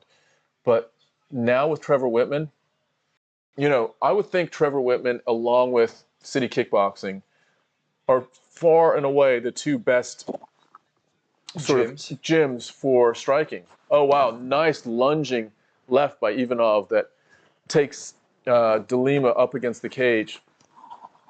This is a bit of a rock and sock'em second round. 3 minutes to go in the second round. Geraldine, I hated Usman until he started dropping dudes. Exciting fights lead to better vision. Wrestling is boring most of the time. I completely disagree with that, Geraldine. I think wrestling can be like, dude, what was the woman who fought earlier tonight? Carnelossi versus Godinez. Godinez domination tonight was one of the most interesting and fun fights to watch tonight. Like, yeah. I think you know, Geraldine, I'll throw this out there to you. You know, it might be one of those things where I'm not sure how nuanced your understanding is of all of the wrestling and the clenching and the jiu-jitsu. But I know that a lot of people, and I'm not saying this is you, but a lot of people who don't have as much knowledge about that stuff often end up saying, you know, I want to see people knock each other out. So if that is you, you know, definitely take some time to learn the nuances of that. But if that's not you, then fuck, man. That's interesting that you find wrestling's, you know, very boring, because I think, you know, the Khabib-Conor fight was one of the most entertaining fights ever because Khabib just wrestled the shit out of him. Same with Khabib and Michael Johnson's fight. I think that was a super interesting fight due to the sheer amount of wrestling prowess that Khabib has. This fight is just a banger right now. Ivanov is unloading on DeLima. DeLima's up against the cage. Ivanov wants to get him out of there, and Ivanov's cardio is pretty impressive. He's been literally throwing for 3 minutes of the second round. He's now clenched up, rightly so, probably a little bit tired. But Ivanov was really trying to get DeLima out of there. DeLima can take a good punch, really nice punch. Yeah, the other point, just to build on what Bodie was saying, is there's enough nuance to jiu-jitsu and wrestling that if you understand it, if you've ever done it, then you can see it and really appreciate the movements, the transitions, the skill in those two parts of MMA, that it helps you to appreciate those stanzas when they're in the Geraldine as well. You know, you're saying that's not how, you're saying that the Lupi fight was very different, and that's not how Usman wrestles. Explain this to me. So Lupi was not searching for many submissions at all. Instead, they were doing ground and pound and just controlling the positional game, as well as also dealing with the scrambles really well. I'm confused where you don't think Usman is literally a ground and pounder who controls position well. That is literally all he does. It's exactly the same as Lupi. So I don't know, dude. I don't know. Khabib is a mauler, not a lay and pray wrestler. I like the shit that he does, also passes positions like a motherfucker. Usman didn't used to do that. Dude, I don't know, right. Yeah, moving on. 30 seconds left in this round 2. And I would say this has been a pretty even fight. Both gentlemen have clipped each other really nicely in this fight. Ivanov has definitely won this second round for sure. It could be a conditioning test here going into the third round. Ivanov, surprisingly, is looking pretty damn good. Both guys are, you know, definitely laboring with their conditioning. It's the end of the second round. They're laying up against each other. Oh, beautiful left there from Lima that definitely shook Ivanov there. Yeah, to say it, I definitely prefer an all-around game instead of strictly wrestling. Defense is always harder than offense. It's an art to be able to read your opponent rather than hit your opponent. Yeah, that's cool. I mean, it's different, dude. There's a saying in England: different horses for different courses, or different courses for different horses. But yeah, it's whatever you appreciate, and what you appreciate will probably lean you towards a specific type of fighter. If you like it all, then you might be up for someone that's more well-rounded. If you like wrestling, then you're going to lean towards what you like. That's cool. But I have to say, in general, I'm not saying this is anyone in the chat right now. There are people that just have a problem with Usman, as opposed to, like, if we say Usman is boring as a wrestler, well, what's Covington's style when he wrestles? You know, like, it's a great question. Covington don't fucking submit people. Covington's not passing fucking guards and looking for fucking sweeps and transitions in jiu-jitsu. Covington lays on you and tries to hit you, but most of the time he's not hitting you because people can defend that shit good enough. So Covington's fucking... What's the difference between those two? So if you don't like Usman, where do you sit with Covington? Because you can't have it both ways. So if you don't like Usman, that's cool. I've said it again. But if you don't like his style, then you probably don't like, then can be fair to yourself. Do you not like other people that have the same style? That's the question. Yeah. Geraldine saying different folks, different strokes. Indeed. The current fight feels like my dad could beat up your dad. Literally. That's exactly what this feels like. But do you know what? These guys are trading big hands.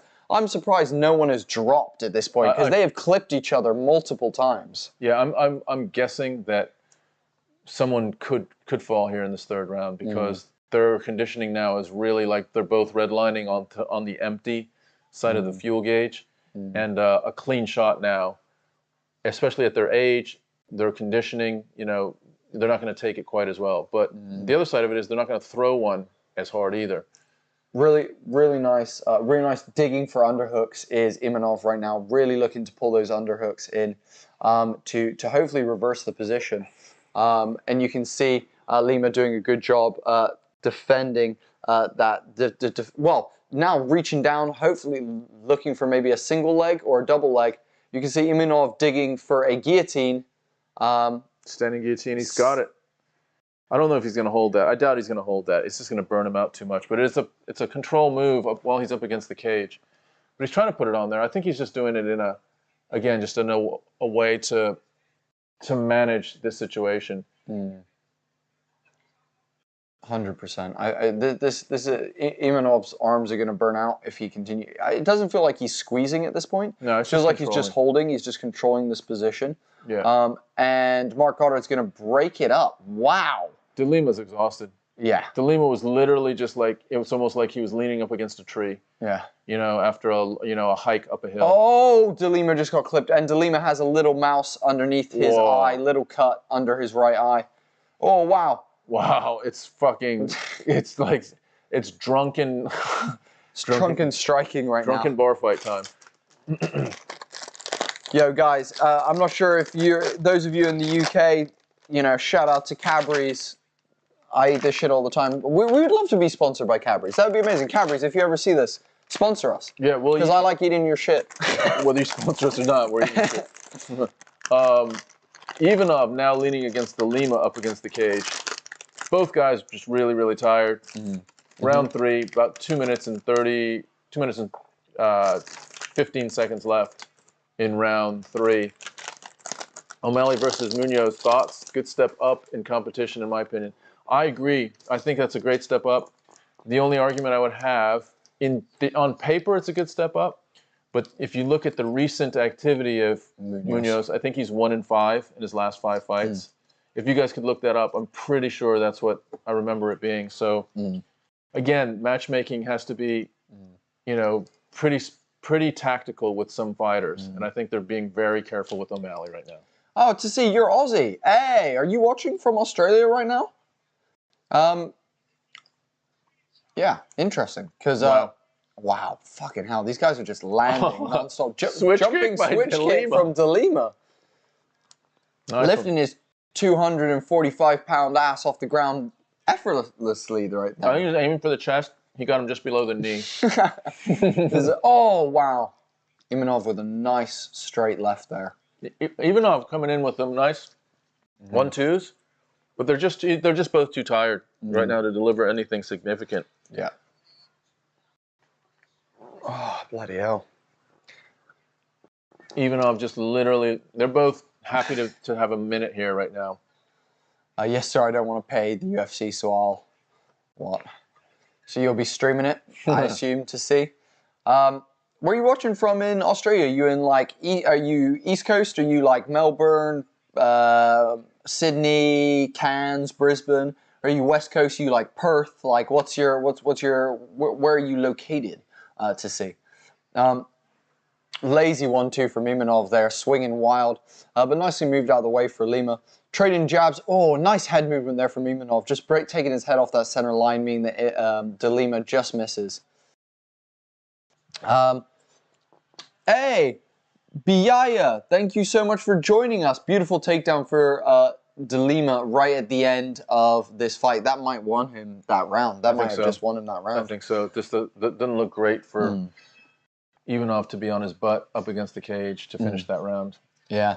We've got Biaya watching from Japan. Hey, Japan is my favorite country in the whole world. That's awesome. I'm so glad you're watching from Japan. That's amazing.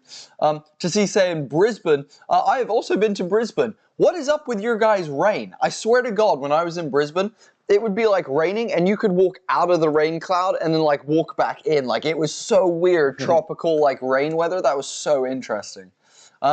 Geraldine saying, so Munoz loses to Cruz, Aldo, Frankie Edgar, Aljamain, and he's beaten Colby, who's previous champ. So he's really only loses to championship caliber. Not a bad point. That's a good point, Geraldine. And I think the original question was, is it a step up in caliber? Yup, it is. And I think it's the right step up. It's not, if he was fighting someone that was 3-2 or 5-1 against that competition, now that's too big of a step. But yeah, let's see what he does against Munoz. I think also something else. No one's like tried to grapple O'Malley like really hard yet. Like everyone's just been outstruck by him. Like no one's been able to get close enough. I would love to see someone, like an Usman, like one of those guys, just put it on him in terms of grappling. Obviously, Usman is not in his division before anyone starts going like, oh, Usman's not in his division. I know. But I'm saying someone with a very similar style. Piotr Jan has got great grappling. Aljamain's got really good grappling. I'd love to see how Sean deals with someone who can out-grapple him, not just stand there and just get demolished by his good spatial awareness and good, distance management. Yeah, and it's just his extensive toolbox of kicks and combinations and timing and the mixture of everything. He's really, really nice with that. Shout out to Louis watching from the Philippines. Hey, thank you for joining us from the Philippines. Hope you're having an amazing night tonight.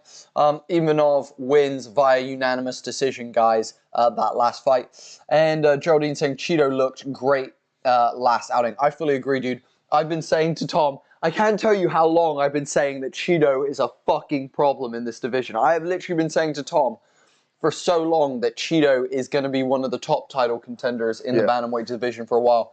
And he fucking proved that against Rob Font. He made Rob Font look like the fucking elephant man by the end of that fight. It was unbelievable. Yeah. I think, to your point about Sean O'Malley, like, they don't want to give Sean O'Malley Cheeto again.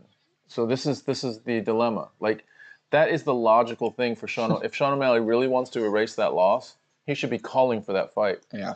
And the UFC would be happy to do that, and it would make sense audience-wise as well. The reason why they're not going to do that, Sean O'Malley's not ready for this version of Cheeto. He wasn't very ready for the last version of Cheeto. So you got to be careful with him. Yeah. Bring him up slowly. Quick shout out to Mao Kwan. Thank you so much for liking and following on Facebook. Welcome to La Familia. Thank you so much for doing so. Really appreciate it. To see saying definitely the most tropical weather. We don't trust the weatherman. He's full of shit. Yeah, no fucking shit, dude. That, like, honestly. Also, having been in Australia and I came from like Cairns down to Brisbane and I was making my way down the East Coast, I've never heard possums like do their thing basically until I was in Brisbane. What do they do? They like wail, like they scream at night for some reason. Like it sounds like people being murdered. Like legitimately, possums sound like people being murdered. Are they being attacked by wolves? Or like no. Foxes rather? No, they're just making fucking noises. They're just weird creatures that make like this weird like high-pitched noise. So that was a new one for me that kind of blew me away.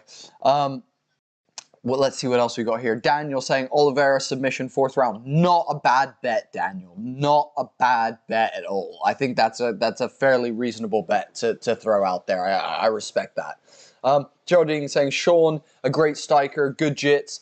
He's done submission underground Chaels events. Yeah, you're not wrong. He has actually been a part of that. Kyle Ward saying Chandler, Rose, and Gaethje. Kyle Ward dropping those bets in hard. How much you betting tonight, Kyle? What money have you put on who? And is it a parlay, or do you have 3 separate bets? So you got to clean out all 3 to get the big cash out? What was the first event we covered on YouTube? I believe it was McGregor. Oh no, dude, it was fucking way back. No. That was on. We were doing Facebook originally. We didn't do YouTube until. I mean, you can later. see. I mean, you want the answer? I think it's McGregor Poirier. Go to our channel, go to our live streams, and just scroll to the bottom. You'll see where it was, but I think it's like 250 maybe. UFC. I think it might have been a Daniel Cormier maybe. That's just the local Aussies. Calling those noises. Mating calls. Basically mating calls. Yeah. To see saying that it's not the possums, it's just Aussies making mating calls. Yeah, so, no, we've been doing it for a while, probably a couple years, maybe just under a couple years. We've been doing it. So, here, I'll tell you. I thought it was Cormier versus... Our first stream was Conor McGregor versus Dustin Poirier 2. And then we did Usman versus Burns after that. On YouTube, but we've done earlier ones. Yeah, we did way earlier ones. We did Khabib versus McGregor. Yeah, we as far back as Khabib versus McGregor. We did it before that. We were doing it for like a couple before that because that was one that blew up for us in terms of views. Yeah. Damn, Brandon Royval versus Matt Schnell. This is a good fight. Those are very funny last names. I like Royval because it's instead of Royal, he's Royval. And then you have Schnell. That's your interpretation. Dude, he's not... Schnell? No, it's literally Roy... I think it's Royval. Raw Dog. Well, let's just call him Raw Dog. Yeah. But Royval is interesting. I feel like Royval should be better than he is. And what I mean by that is he's very 50-50 in his... What's his record? Royval is 13-6. He's 13-6. So check this out. He beats Bontarine his last fight. He loses to Pantoja. No shame in losing to Pantoja. He's a badass. Lost to Moreno. Beats Kai Kara France. Beats Tim Elliott. Beat Nate Williams. Beat Joby Sanchez. Lost to Casey Kenny. So he's a bit up and down recently. But that's, it's a super, super strong division. I mean, the 125s are crazy, the flyweights. Geraldine saying, oh God, the dude used to have black ass hair. Are you talking about one of us? Because I don't know who the homie is and who the dude is out of us two. Do you know who the homie and who the dude is? My hair's not black. My hair's... You're talking about his hair, or are you talking about like McGregor or Poirier? I don't know. A little bit confused there, Geraldine. Also, let's just have a look. Drop bears. To see, someone has already pranked me with the drop bears. Nice try. A very nice try. But yeah. What is drop bears? So drop bears is basically, there's this joke that in Australia there's this type of bear called drop bears, basically, which are like a super vicious version of koalas, basically, like that attack humans like outright. They drop out of trees and they fucking just attack you, basically. Funny. To see. Saying, can confirm Volk fights drop bear string? And Daniel's saying, I'm Canadian, we have the best beer on the planet, and I'm putting a case on Oliveira. Cheers, mate. A whole case? What type of beer is it? Is it a stout? Is it an IPA? Is it a wheat beer? What type of beer are you drinking, man? Tom's a beer drinker. I'm a rum drinker myself. What's the beer? What's the Canadian beer that's like the one? Oh my God, I thought you was bald, boy. My bad. Oh, maybe, like, I don't know. I don't know what that means. Yeah, we ain't bald. I am a little bit bald. I was gonna say I'm getting bald in the back, but no, I'm cool, man. I was gonna say I got mountains of hair here, dude. I can share some with you, Geraldine, if you're needing some hair, brother. Literally every time I get my haircut, there's enough hair for a fucking wig. 100%. Like every time I get my haircut, there's enough hair for someone to make a wig out of it. Redonkulous. So Royval is a bit of a fucking dilemma. He's a conundrum. Feels like he should be better. I want to quickly just say, guys, if you're enjoying the stream, thank you so much for coming out. We really appreciate every single one of you. A big reason why Tom and I do this is because we love MMA and we want to hang out with more people that love MMA. So if you've enjoyed tonight, hit us the subscribe on YouTube, hit us with a follow on Twitter, join the Discord server, and furthermore, guys, let's get some more people in here. Quickly take a second to share this on whatever platform you use most. So if you're on Facebook, share it on Facebook. If you're an Instagram person, take a second to share this on Instagram stories, whatever it might be. Let's get some more people up in here. But thank you guys for joining us tonight.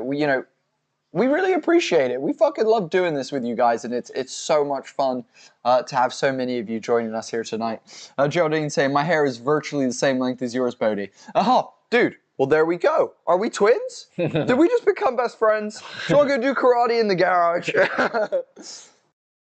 I went to England and I stayed in Bristol for a month and London for a week. Your public transport is huge. I've never seen so many people on the tube in my life. Dude, no shit. In London is fucking crazy. We are in Bristol ourselves. Did you enjoy Bristol? Also, if you didn't know this, to see, Bristol is actually the vegan capital of the world and also the cocaine capital of Europe. Which is 2 fun facts for you if you didn't know that. Nice when you were visiting here. A lot of fucking junkie vegans, it sounds A lot of junkie. It's uni students. That's the fucking problem. We have so many universities here. And it's such a small city that, it's just a shit show. All right, so the introductions are coming in for Brendan Royval, who weighed in at 125.5. He's 5'9", 13-6. He's the favorite. Wow, he's a minus 260 favorite. Well, they're giving him big odds. I don't know about those odds, man. Schnell's a good fighter. Schnell. Schnell. I love that last name. That's one of my favorite last names I think I've ever heard. Matt Schnell. Matt Danger Snell. Good one. It's like he's called Danger Snail. Danger versus Who's Raw this Dog. ref? I've never seen this ref. Ryan something or rather. I've never fucking seen this ref before in my life. He might be like a ref from Arizona. All right, here we go. Here we go. Oh, nice. Oh, wow. Big hands coming out from Schnell. Royval throwing a head kick and beautiful movement from Schnell to step out of the way of those strikes from Royval. As Proper 12 comes up on the screen, fucking promoting. Wow, high output from these guys straight away. Lots of counters. Nice body kick from Royval.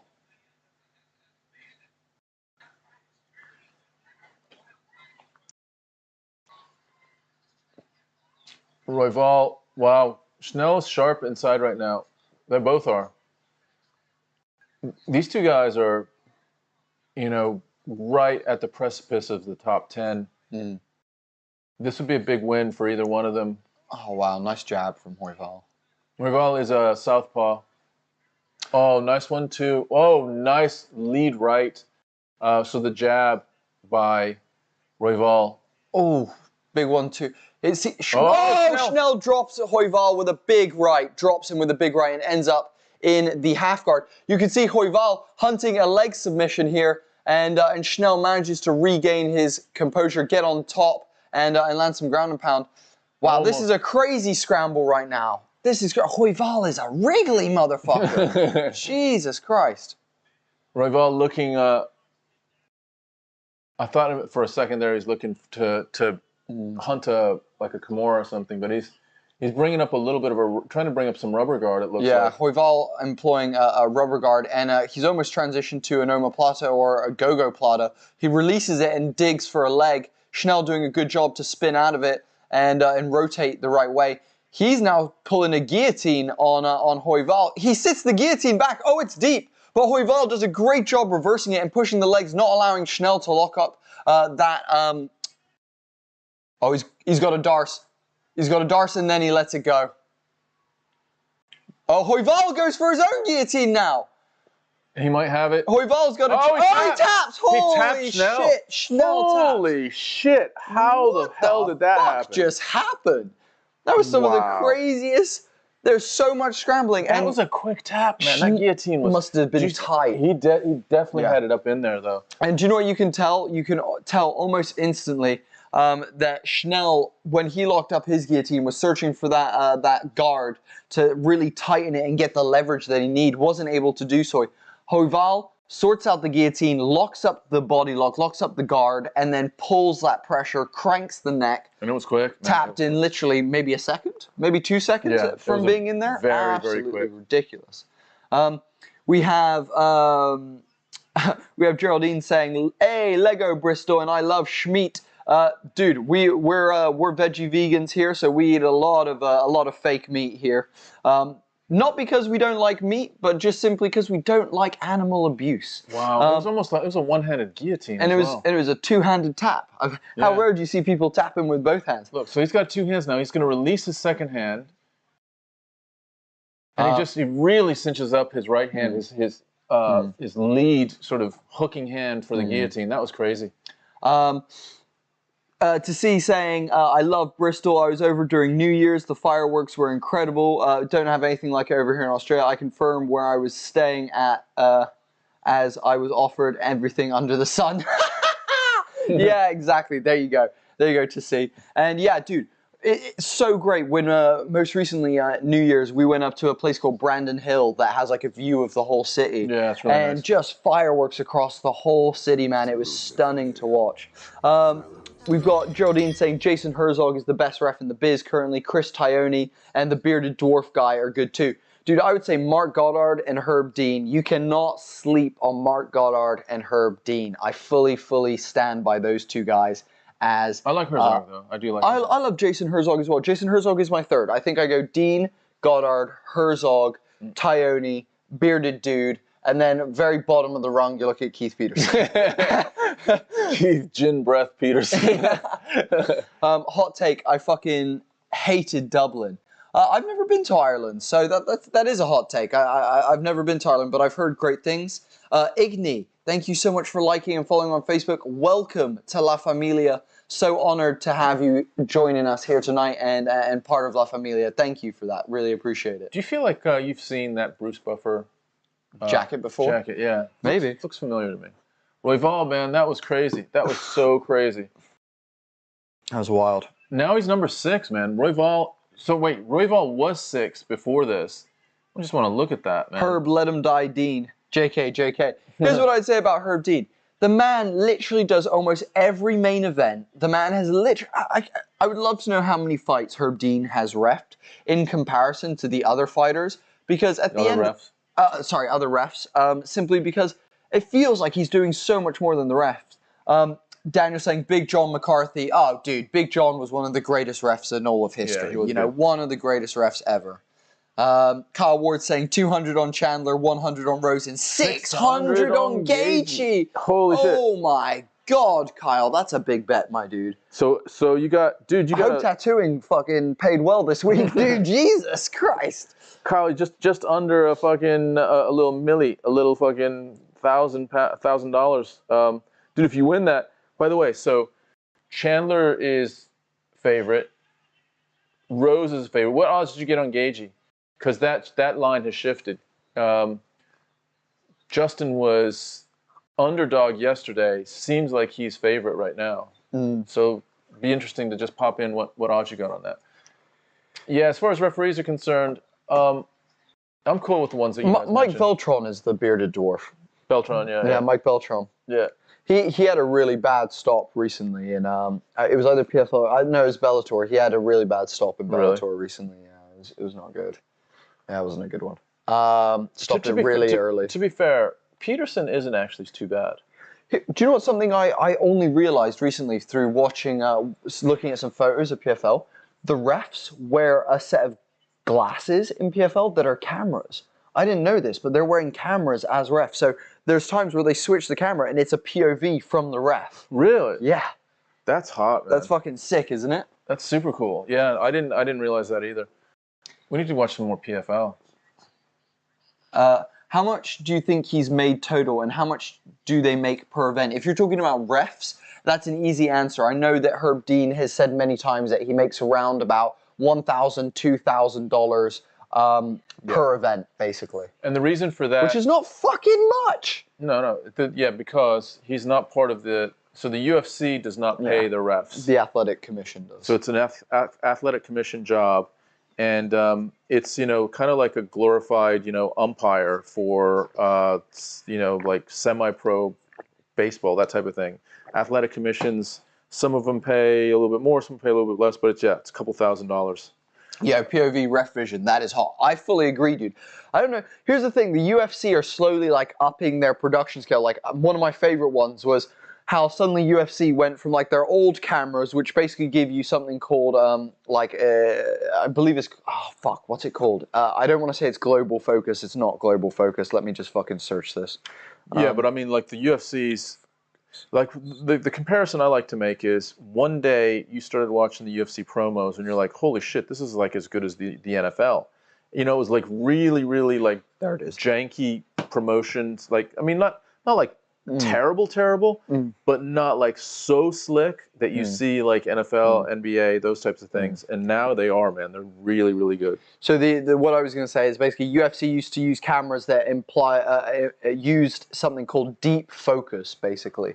Deep focus means that everything in the sensor of the camera is completely in focus, which means that, the crowd, the background, so on and so 4K. forth. Yeah. Well, no, it just means that everything is in focus. It means that there's nothing that's blurry. Now, though, if you've noticed recently, they've switched to a new camera system where they're doing pulled focuses and stuff like that, as opposed to having this deep focus style. They're doing this much more centered on the fighter, keeping the background blurred and making sure that you're like really focused on the fighter. That was such a huge step up in terms of their production value. It's so small. It's such a small thing that you might not notice, but it does make such a huge difference in terms of the filming. The way they do their corners, the walkouts, all that kind of stuff. Yeah, and I mean, they've got the editing is really, really good now. The the embeddeds are, it's pretty slick. The UFC is slick. The production value is real good. Geraldine saying they changed the HUD. You're not wrong. That was on the last pay-per-view. Yeah. It was the last pay-per-view. They changed the round HUD. Which I personally, I would love to ask, do you guys like the new round and like timer countdown names? Do you like the new HUD? I'm not a fan. I preferred the old one, me personally. But I'd love to hear your guys' opinions about the new HUD. Is that something that you guys are vibing with or something you're not super keen on? Kyle, you got 125 on Gaethje, plus 125 on Gaethje. That's good, man. That's actually, so you must have got that yesterday or early today, because I think it's shifted now, and Gaethje is now, like minus 150, something like that. That's what they just showed. So I'm not sure if it was on a stoppage or on like a specific bet on the fight, but it seemed like the line had shifted. Yeah. You know what, the HUD, I don't see much of a difference on it. I think it's subtle, but what does HUD mean anyway? Heads. It's something like head something display. I thought it was overhead display, but that would be OHD instead of HUD. I'm gonna Google that. What the fuck? It's definitely heads up display. Okay. Heads up display is what it is. Michael France says Oliveira, Chandler, and Rose. Okay, that sounds safe as well. The only thing that you've got that's different than Kyle is the main event. You've got Oliveira. He has Gaethje. Yeah, heads up display. But if you're talking about government, the U.S. government is actually the Department of Housing and Urban Development. Yeah. Which is not what we're talking about. We're not talking about any housing here. We're talking about heads up display. I used to hate the new belts, but I love them now. The old ones are hard to read. The new ones, I fully agree with that. And the rubies are nice. Yeah, I'm right there with you. I don't know. Like the new ones are just more modern and more like industrial. So I do like that as well. I think that's really cool. The old ones are more like old boxing championship belts. So. Hey, Michael, thanks for tuning in and giving us your bets. We got Oliveira, Chandler, and Rose for Michael France. Nice bets, dude. And then to see saying, what's your feelings about Paddy Pimblett? My feelings about Paddy Pimblett are his jiu-jitsu and wrestling game is a fucking problem. But also what's a problem is how much he leaves his chin out there to get hit. He almost got put to sleep in his last fight. Even he was a lot less, he was a lot more humble in his post-fight interview than he was that first fight about getting clipped. At the end of the day, I'm concerned that he might get knocked out when he starts getting into the higher talent of that division. Yeah. But with that said, his jiu-jitsu game is fucking super high level. Yeah. Like, he's one of the best jiu-jitsu players that's come into the UFC in the last 5 years, I would say. And you know what? I know he's like loud and all that. I think he's refreshing. You know, he just talks like he's completely unfiltered. He is a really interesting personality. So I like him. I think he brings something to the sport. I think they're going to have to watch who they match him up with, to your point, Boats. I don't think he can go in with a really, really sharp striker because I think he'll get touched. And yeah, he can take a punch at a certain level, but, you know, he has losses on his record from, you know, the next promotion level down that if you have a look at, you're starting to think, wow, what if someone is imposing that kind of skill set on him on the UFC level at the very top of the division? He might have a problem. But he's cool. You know, we're happy to see him. He's fucking really, really entertaining. That whole, like, Liverpool Mafia, fucking him and Meatball Molly, and, you know, those guys are really, really fun. And then you've got, you know, the other side of town with Tom Aspinall and Grundy and those guys. So, yeah, Liverpool is really cool. Here we go. Let's have a look through this. So, hot tip, Megan O'Leary responds to some people, wink, wink on Instagram. Nice, Geraldine. So you got a little private DM from Megan O'Leary, sounds like. Gaethje versus Chandler for 2 for the lightweight belt next, says Kyle Ward. Going to be a banger. I think if Gaethje wins, I think that's likely where we're kind of heading. Geraldine saying, Bodie, no, you must not have heard him. Scousers don't get fucking knocked out. Scousers don't get knocked out, la! And then Daniel saying, guys, fighters used to be able to rehydrate intravenously after weigh-ins. Do you think that should be brought back? I mean, kind of, like, safer. For me, I just want fighters to be safe. Their health is, like, one of the most important things, in my personal opinion. You know, it's just one of those ones that's kind of sad, you know. I agree. I think it's not just physical health, but it's also, you know, with deep, severe dehydration, which is what weight cutting is, there's an implication, there's a toll on your brain as well. So if you can hydrate back up, get your whole body, that whole fluid system kind of as back to normal as you can within 30 hours so that you can go in and try to not get killed by someone that wants to kill you, then I think, yeah, fucking do that. To see, thank you so much for liking and following on Facebook. Welcome to La Familia. I know you've been in the chat all night, but it's a pleasure to now have you following us on Facebook. Welcome to La Familia. Michael saying, Oliveira's gotten better and better the last 3 fights of his as a champion. He can afford better training if he taps Justin out. I don't think he'll stand and punch with Justin. Interesting. Well, here's the thing, Michael. What we got to think about is how's he going to get Justin Gaethje down? Because Gaethje has really, really good takedown defense. If you look at the stats, I'm not sure how many times he's ever been taken down, but it ain't a lot. And so if Oliveira can't take him down, then it's going to be a striking match. And no, I'm okay. And so if it's a striking match, I mean, who right now do you favor striking against Gaethje in the lightweight division? I mean, Poirier got the best of him, but I'm thinking about Poirier versus Gaethje again. I don't call Poirier a favorite in that fight. I'm not saying Gaethje's the favorite, but it's probably a 50-50 fight. Like, who else has advantage against him in striking? I can't think of anyone. So this is the problem. And Oliveira's been hurt. You know, he's been dropped. So I think if it stays on the feet, Gaethje has an advantage. Of course, if it goes to the ground, Oliveira has a huge advantage and could probably find a way to submit Gaethje in one way or another. So that's the fight. Yeah.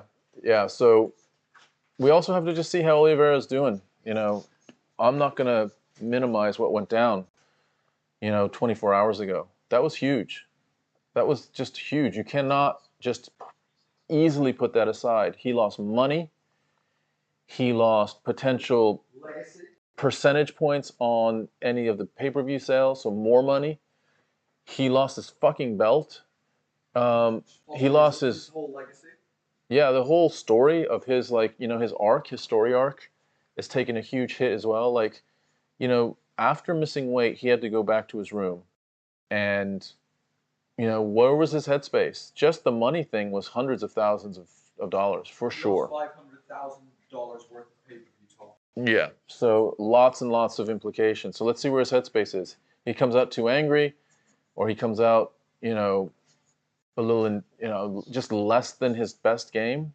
That's going to be a huge, huge problem against Gaethje.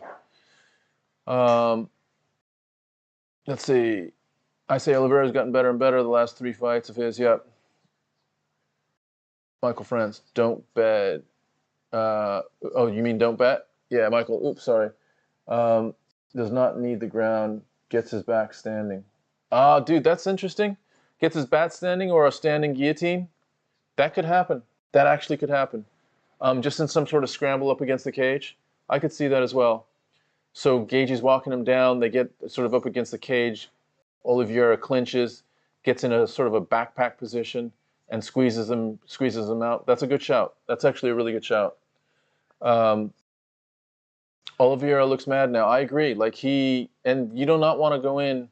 You want to just go in at whatever it is that you need to be at your best. Whether it's, you need to be more chill, or you need to be super hyped. Like whatever your jam is, then that's what he needs to be. And if he's anything other than his jam because of what went down with this weight thing, then it's going to cost him for sure. Yeah. Quote the Hoist Gracie fucking line. I'm never attacking. I'll wait for you. I'm waiting for I'll wait for you to come in and chat. Bodie's talking to me from afar, saying to quote the Hoist Gracie line. To say, I appreciate the father and son combo. I've never seen it before. Reminds me of me and my dad chatting about sports. I've watched many different commentary streams on Facebook, UFC events, but you guys take the cake. Well done, lads. Dude, thanks to say. That's really good. That means a lot to us. We love it just in general, and even more so if we can share it with you guys. We just love the time to spend with you and the time that we have together. Bring up the family D&D stream. If you want to see more of our family content, check out our D&D stream. Bodie's just continuously just giving me tips to tell you guys. So the last one is, not only do we do this together as a father and son, we actually have a D&D, Dungeons and Dragons live stream that we do with my wife, Bodie's mom, as well. So it's Bodie as the dungeon master, and we're players. There's a couple other people that are good friends of ours that are playing at the table as well. That's a lot of fun as well. So if you are down with any of that, go to our YouTube channel, click on Skyrealm, and you'll see the first 3 episodes of our Skyrealm campaign, they call it. First 4. And so, yeah, thanks for that shout out. Yeah, that actually really means a lot, dude. Like we put a lot of effort into this, and we stay up till 6 in the morning for you guys to do this. So we really appreciate that. We'd stay up anyway. Yeah, we watch this shit anyway, but we appreciate it nonetheless. By the way, the quote that I was referencing, the Hoist Gracie one is, Hoist says when he is doing jiu-jitsu, and this is a perfect mindset to have as a fighter, is he's never attacking, he's never defending, he's simply waiting for an opportunity. And that is such a nice... You're talking about Charles today, if he's in a position. Yes, yeah, exactly. Yeah. Yeah, so this is to your point of, I think it was Geraldine that said, Oliveira could sub him standing. Yeah. He doesn't need to get it to the ground, which I think is a really, really interesting take. Yeah, it's a really interesting take. That is a really, really interesting take. Smile is gone. Oliveira is not normal. And again, thanks. I'll be listening right here all night. Thanks, guys. Hey, Michael. Dude, thank you for coming and joining us tonight, dude. It's been such a pleasure to have all you amazing Familia members in the chat. And guys, come back. We do this every pay-per-view, and we're super, super excited to share these experiences with you guys. Yeah, you too, Daniel. Thank you very much for the hell yeah, Daniel. Fucking kind words. Very, very appreciative. Macy Chassain. Look at that hairdo. That's a fucking banging hairdo. I love her hair. All right, so we got Macy Chiasson. I don't know I think it's Chiasson. 7-2 versus Norma Dumont. 7-1. Wow, they're at a catch weight, so someone missed weight. Someone missed weight. 147. Dude, they were 145ers. So this is the featherweight division that Amanda Nunes is still the champion in. and there's very few fighters. Oh, is anyone watching Tough 30 right now? Did anyone see the first episode of Tough 30? And are you guys excited for the Juliana Pena Amanda Nunes rematch? Here we go. Round 1 of this fight has just begun, though. Michael, thank you for sharing on Facebook. We really appreciate it, man. That's awesome. Thank you for taking the time to do that. So Justin is a southpaw and is taller, and Dumont is in yellow trunks and top, and she's in the orthodox stance. Featherweight fight, but it's a catch weight, so someone missed weight in the featherweight division. This is as heavy as it gets in the UFC women's fighting currently. I think PFL does 155s for women. I think Kayla Harrison fights in 155s in lightweight, but you're only going to get up to featherweight in the UFC, which is interesting. Like, when is Amanda Nunes going to defend her fucking featherweight belt? Yeah, that's a good question. She's been sitting on that for a year. Yeah. I understand there's not fighters, but we got 2 of them in front of us. So this is, yeah, what do you know, if we're just going to call it sort of like we see it. Oh, nice tag there for Dumont, just clipping Macy as she steps in there. Oh, nice left from Macy there. If you have, so let's say the UFC has 600 or 700 fighters on their rosters. Let's say maybe it's 100, maybe it's 50. If there's 6 divisions, so it's 100 total per division, but 50 for the women's, 50 for the men. Oh, big outside leg kick there for Macy. There's probably less than 10 in the featherweight division for the women, so the talent pool is a lot shallower in this division for the women. Even though you have Amanda, Holly Holm has fought in this division, Duranda May's fought here, but they're also dropping down into the bantamweights as well. Oh, nice leg kick for Dumont, but caught by Macy there. To say 100% growing up in today's world, everything on social media is very scripted, even podcasts. It's awesome to actually see some authentic.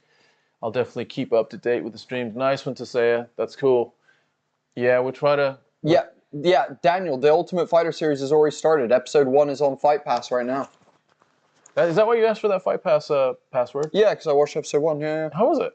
It was fucking terrible. The fight was awful. The first fight was so bad, man. It was really bad. It was really bad. How scripted is the Pena versus Nunes interactions? They haven't really talked to each other. Like, they didn't talk to each other much, really, at all. Yeah. Like, I didn't see them interact very much at all. I'm sure it's oh, wow. Dumont swinging 3 big shots there. Min Lin, thank you so much for liking and following on Facebook. Welcome to La Familia. What's up? Speaking of Keith Peterson, he is in the cage. Keith Peterson, isn't he fully like arm sleeved with tats? Yes, completely tatted up. Most of the referees have decent tats. Goddard has arm sleeves. So does Veltron. Veltron does as well. Yep. Tierney doesn't. Herzog doesn't. I don't think Goddard. I don't think Goddard does. No, either. Goddard does. Oh, does he? Yeah, you'll see Goddard. Dean doesn't. Dean doesn't. No. Yeah. Oh shit! Big shot by Jason. Yeah, Macy clips Dumont there. It's a nice left. Her power left. Jason has a nice high guard in the standing striking position. Looks like she's really. Oh, nice. Well, she's got a big welt on her. Oh, wow. Big right check hook there for Dumont that landed. Nice head kick there from Macy, but doesn't quite land. Nice counter right there from Dumont. So Macy has had several fights in the UFC division, in this featherweight division. She's lost to Raquel Pennington. Beat Marion Reneau. Up and down, just up and down. Beat big overhand right for Macy that lands. Looked like it rocked Dumont a little bit, but she's seemed to regain composure pretty quickly. Macy now back into the orthodox stance, so she's switching stances pretty seamlessly. Dumont trying to be the aggressor, but it's sort of like a very neutral position. She's They're swinging out a little bit. Nice head movement there from Macy. Able to just slip out the way. Oh, shit. Spinning back fist that if it had landed would have definitely knocked Macy out, but Macy timed a beautiful takedown. Really nice. And sat Dumont on the ground in the last second, basically. That was just lovely. Let's see. To see saying best season of Tough was Chael versus the Axeman. Dude, that shit was crazy when fucking he's like, I can't let you get close to me right now. I can't. Oh, dude, that shit was so funny, man. That was so funny. Michael saying, waiting for Kai, don't blink, Car France to fight again. Who do you think he takes on next? That's a great question. I think he's right up there. I think he could. They might be grooming him for. Okay, so he's banned. Whether they do. Yeah, I think he's with Sterling and Jan. So I think they do. I mean, he could fight Jan maybe as a qualifier. I don't know if they do Jan Sterling again. So him against Jan would be a fucking banger. That would be great. Be a sick fight. Yeah.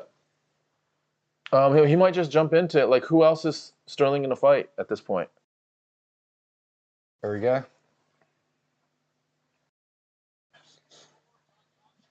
All right, round 2 getting ready to start here. Wow, Chastain comes out with the... Macy with a nice one, too. Macy's so damn long. Long legs, long arms. Dumont likes to stay in the pocket, though. She's looking for opportunities to just stay sat in the pocket. Even... Oh, nice teep there from Dumont.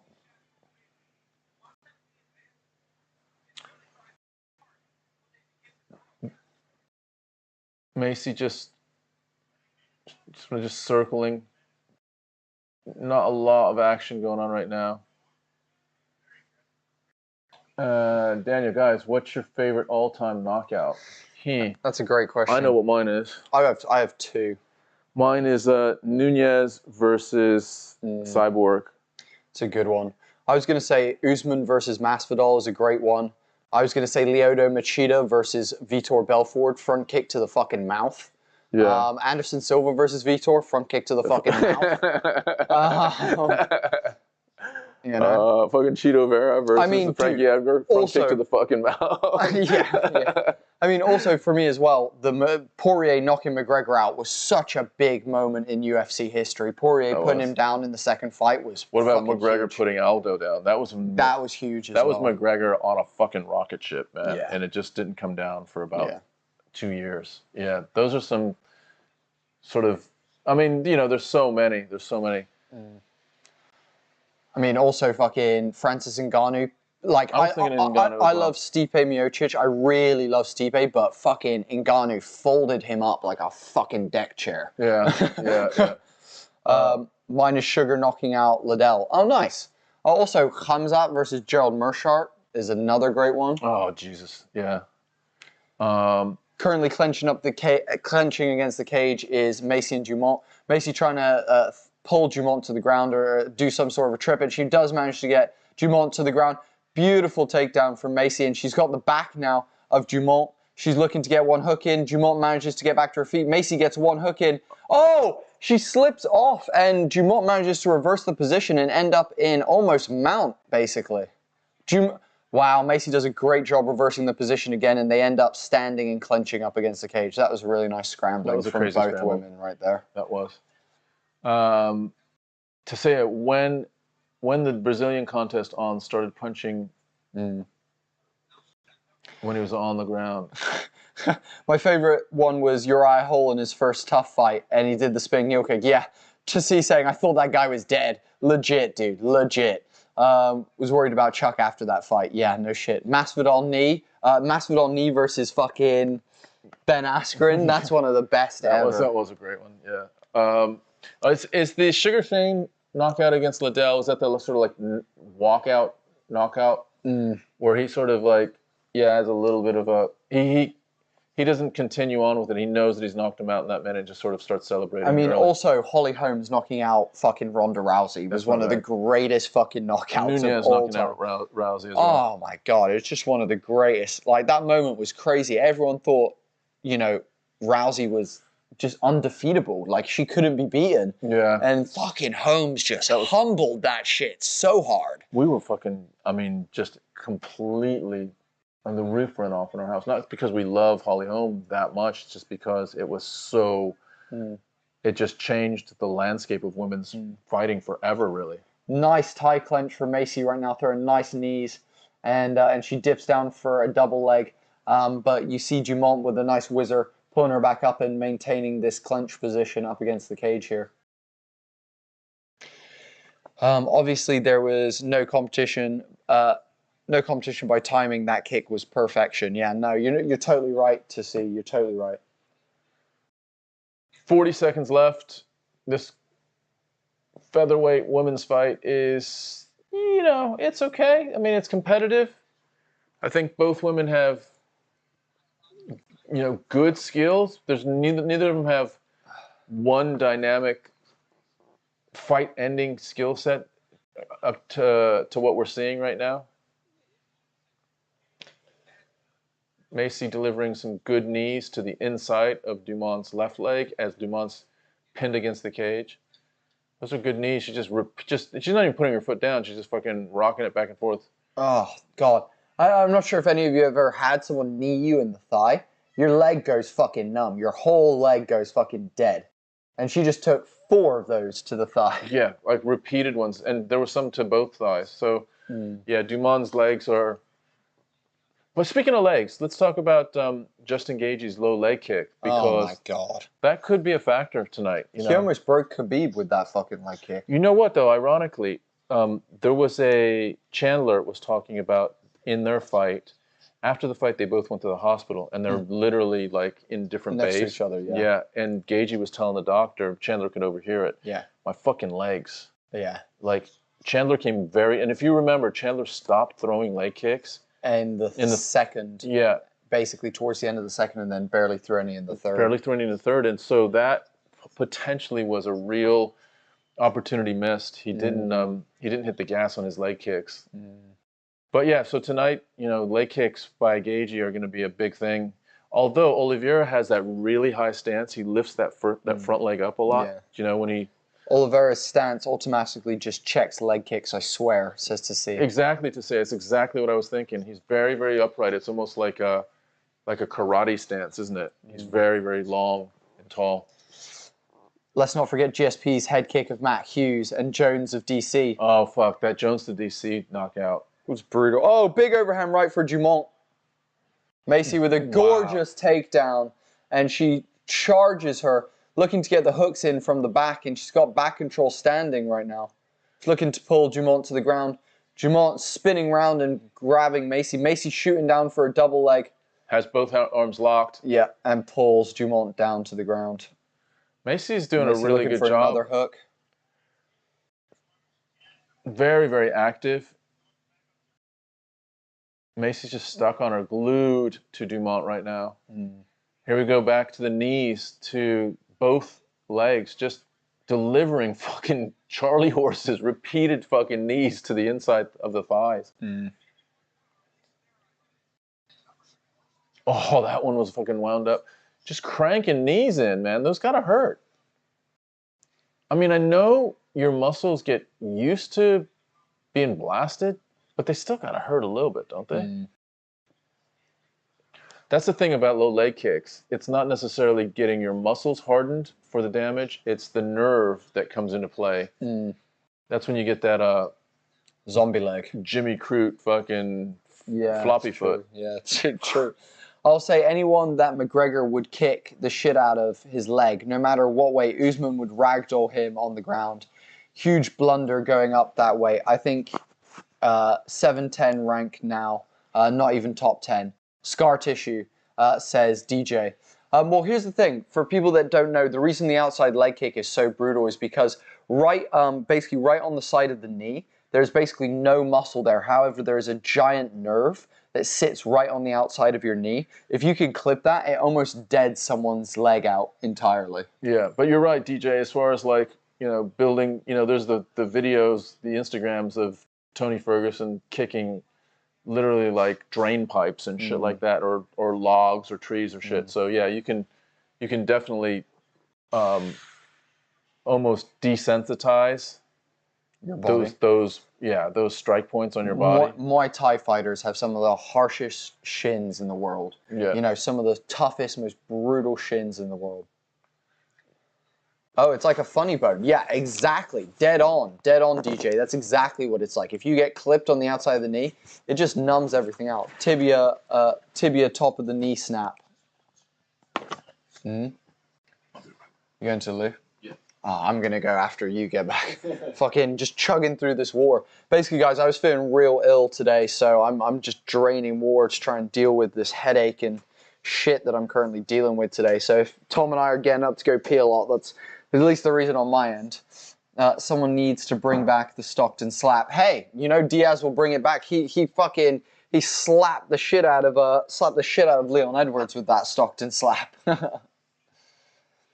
Macy's still just grinding up against the cage here. Beautiful takedown from Macy, but reversed again by Dumont and ends up with Macy in the half guard. Reversed again, swept by Macy, and they end up back on their feet from a scramble. Macy shooting for another takedown. Dumont throwing some nice strikes there. Oh, big 1-2 for Dumont that rocks Macy, and Macy clenches up. Dumont's trying to break the clench to throw some more strikes.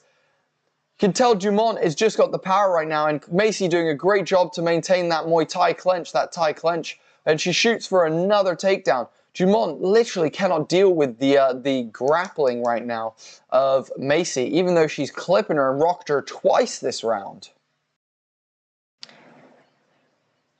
I'll take Xanax for these fights, says DJ. And Stockton, bitch, says to see. Macy again shooting in for another takedown. She's got her hands linked under the butt of Dumont. She's trying to pull her away from the cage to get that double leg. Switches to the single leg.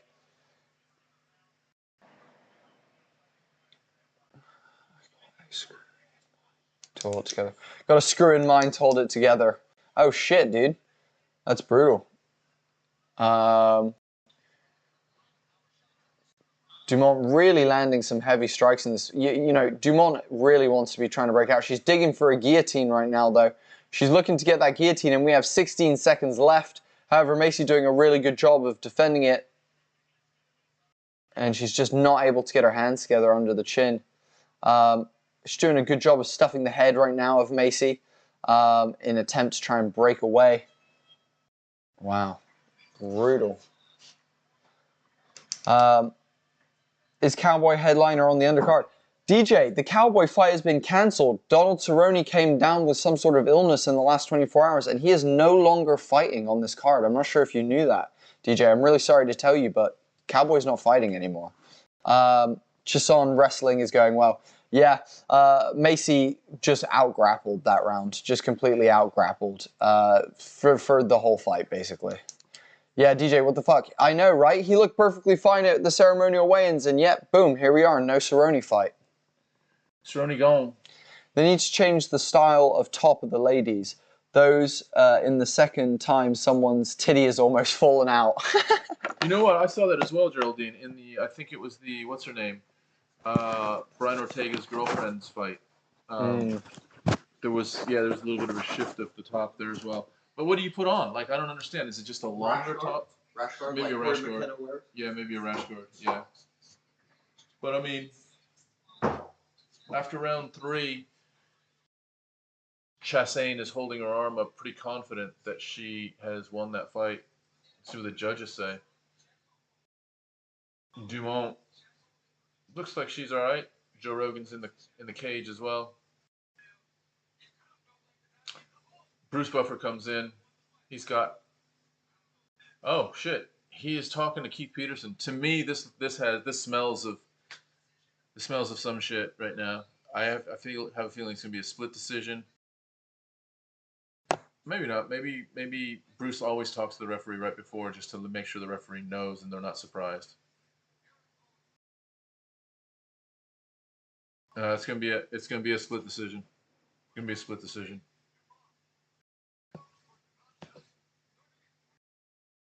Chassain, I think. Yeah. Macy Chasson. Yeah, I think Macy Chasson deserved it. 30-27 by one judge. and then split decision the other way, another judge. So judges seen it entirely differently. And this is the thing, you know, how do we get around this subjective way of judging? If I like striking, you know, sometimes if a judge comes from a boxing background, then they're going to really, really value strikes. If a judge comes from a wrestling background, they're going to fucking value takedowns, ground control, that type of excellence on the ground. So it's like... Most judges don't come from any martial arts background is the saddest fucking part of what, you know, we're dealing with at this point. You know, most judges don't even come from a martial arts background, which is really fucking sad. You know, I think we should have ex-fighters. In my opinion, it should be ex-fighters. But too, I think ex-fighters just aren't interested because it's such a low-paying job, though. Let's see. He's been known to have anxiety before a lot. Yeah, this is what I was talking about, DJ. It's been a year, maybe something with his kid, or because he realized he wasn't first on the main card. I don't know. That thought crossed my mind as well. I mean, maybe he is just ill. Maybe he had, you know, like something bad that he ate, or maybe he has some sort of underlying thing that flares up. But my mind also went to the anxiety thing. You know, there was elements of that against in the Conor fight and stuff. Michael, dude, I'm so sorry to hear that, man. Like, so sorry to hear that. But, you know, like you said, glad to be alive and you know, kicking. Excuse the pun. But, you know, I'm so sorry to hear that. And, you know, I take my hat off to you, you know, that you're as positive as you are about the situation. That's kick-ass to hear, dude, and super inspiring. Damage is key or supposed to be. Bombs that knock down will score more than score more than a deep almost decision. Submission, says Geraldine. Oh, okay. The decision was submission. I see. Bilal Muhammad in the crowd tonight. What's wrong with Bilal's eye? Is it still not healed since that? No, he's always had a bit of a. He's always had a bit of a. No, it's all fucking bloodshot. Did you see it? Yeah, but it's been like that for ages. He had that before. Oh, really? Yeah. He's always had a bit of an eye issue. Ortega. I wonder if Ortega got his hair done at fucking backstage as well, because he's got. Ortega's all loved up though, isn't he? With his girlfriend who won her fight tonight by a unanimous decision. Tracy Cortez gone 10-1. Just like NFL refs with UFC judges suck. It's like, can we make this kind of more uniform? The problem is that the UFC, they abdicate any responsibility by giving it to the commission. So now you're we're in fucking Arizona tonight. So who knows what these judges, like, what is their qualification? What is their experience? You know, it's not like an experienced judge is traveling around with the UFC. The UFC is notorious for getting weird-ass shit happen in New York. Because New York didn't really understand MMA for many years, and still, like, in more recent fights, there's just been some crazy shit. So, like, you know, and then you talk about going out of the country. Okay, well, are they going to be flying judges in to, like, Dubai? They're going to be in France here in a little bit. They're in the UK a month ago. You know, I'm sure they're going to be in Brazil again. What the fuck goes on in Brazil with judging? So it's like not a perfect science at all, which gives you more of a reason to be as decisive as possible in trying to win a fight clearly. Geraldine saying his eye's been fucked since Leon gouged it. Yeah, you're not fucking wrong. Dude, it's still bloodshot, dude. That was like 6 months ago. DJ saying, is anyone taking the place of Lozon? Dude, I'm so sorry to tell you that fight has just been cancelled. It's just been fucking cancelled, which sucks so much. Because Lozon's come out of retirement, trained for this fucking shit, and he doesn't even get to fucking... It's a bummer for Lozon. He gets his paycheck, but, you know, like... Does he? Yeah, definitely. He definitely gets his paycheck. Well, he doesn't get a winner. Like... No bonus, nothing like that. And also, if you win... I wonder if he does get a winner. Maybe. So the winner gets you know, if it's 50,000, it's 25 and 25. 25 to show, 25 to win. Mm-hmm. So does he only get a show money? I think he'll only get a show money. Interesting. DJ saying had a banana 3 minutes ago. Hey, bananas saving my life right now. Saving my life. Yeah, I get you fully, says DJ. David Souza saying Oliveira destroys Gaethje. Interesting take, David. What's your reason? What's your reason for why you think that? Yeah. I mean, it could happen, but we're going to see it here in a bit. But I don't see him destroying Gaethje. I mean, he could. He could jump. He could jump fucking. He could jump guard. He could have a standing guillotine. I don't think he blows Gaethje out in striking though. So yeah, it'd be interesting to hear what your take is. DJ saying, well, we get to the main card quicker. Yeah, exactly. Yeah, I mean, dude, that's kind of where we're at this point. Is we're, you know, because we stay up so late here, we're just begging for fucking knockouts and fucking shit. You know, it's 2:35 right now in the UK, and we're not to the main card yet. So they're bumping up. What they're doing is they're bumping up the last fight of the prelims to the first fight of the main card. But you know what they're going to do? The main card is going to start at 3 no matter what. So we're fucked either way. Like there's going to be a bunch of filler time. It just happens all the time. Yeah. The numbers they have to hit are, well, it depends where you are. Here in the UK, the prelims have to start at 1. The main card has to start at 3. So if there's dropout fights, now we're just getting all kinds of promo shit that is going to keep the night just as long as it usually would be. Yeah, sadly. Let's see. Geraldine, I think it'll still happen just in like 2 weeks, hopefully. What you talking about? What's that? Wait. Let me go back.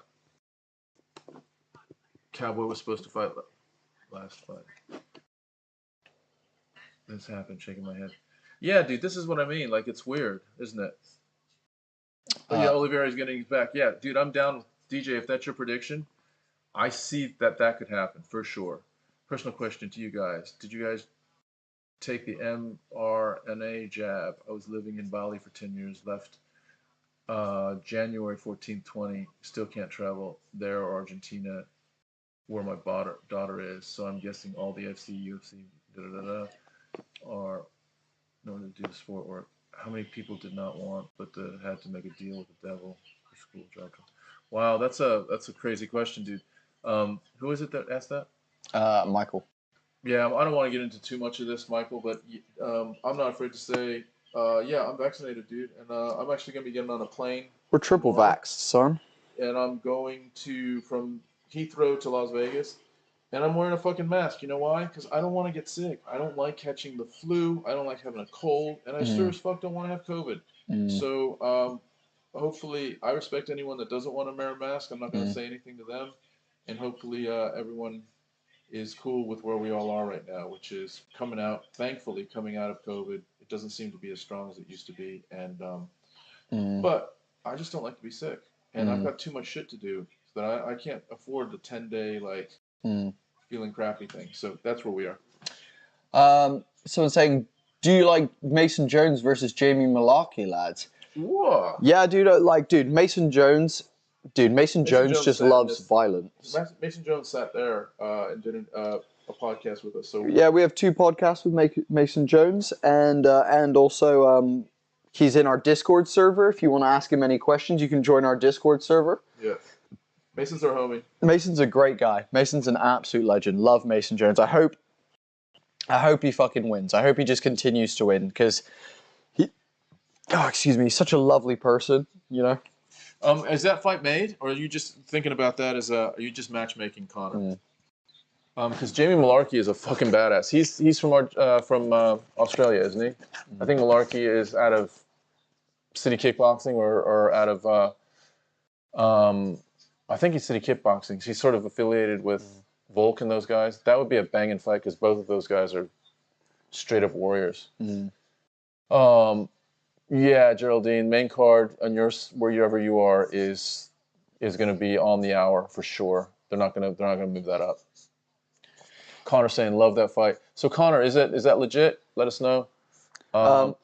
DJ, appreciate you guys, dude. We appreciate you, bro. Thanks for being here. You're fucking. I love this crowd. You guys are awesome. I love that you guys are. I think it's a good fight for Mason, says Connor. Yeah. Yeah. It's not a bad shout. Gerald saying I'm vaxxed too. Yeah, flu sucks. Yeah, I agree with that, dude. I think I've caught the flu. Like, it's not COVID because there's no way I fucking got COVID because I had it so recently. But I definitely think I've caught something. Yeah. I feel like shit. Well, you're also, your resistance is a little bit probably like down at the moment. Yeah. Yeah. I hope Ferguson shows well. He got his old coach back in. He's a bit odd and contradicts himself, but I like to see him win. You know, dude, I said the same thing to Tom. It'd be interesting to see, you know, Tony, you know, maybe a new improved or like a rewind to, you know, the crazy Tony that we had before. But also, dude, I feel like that Gaethje fight just left him.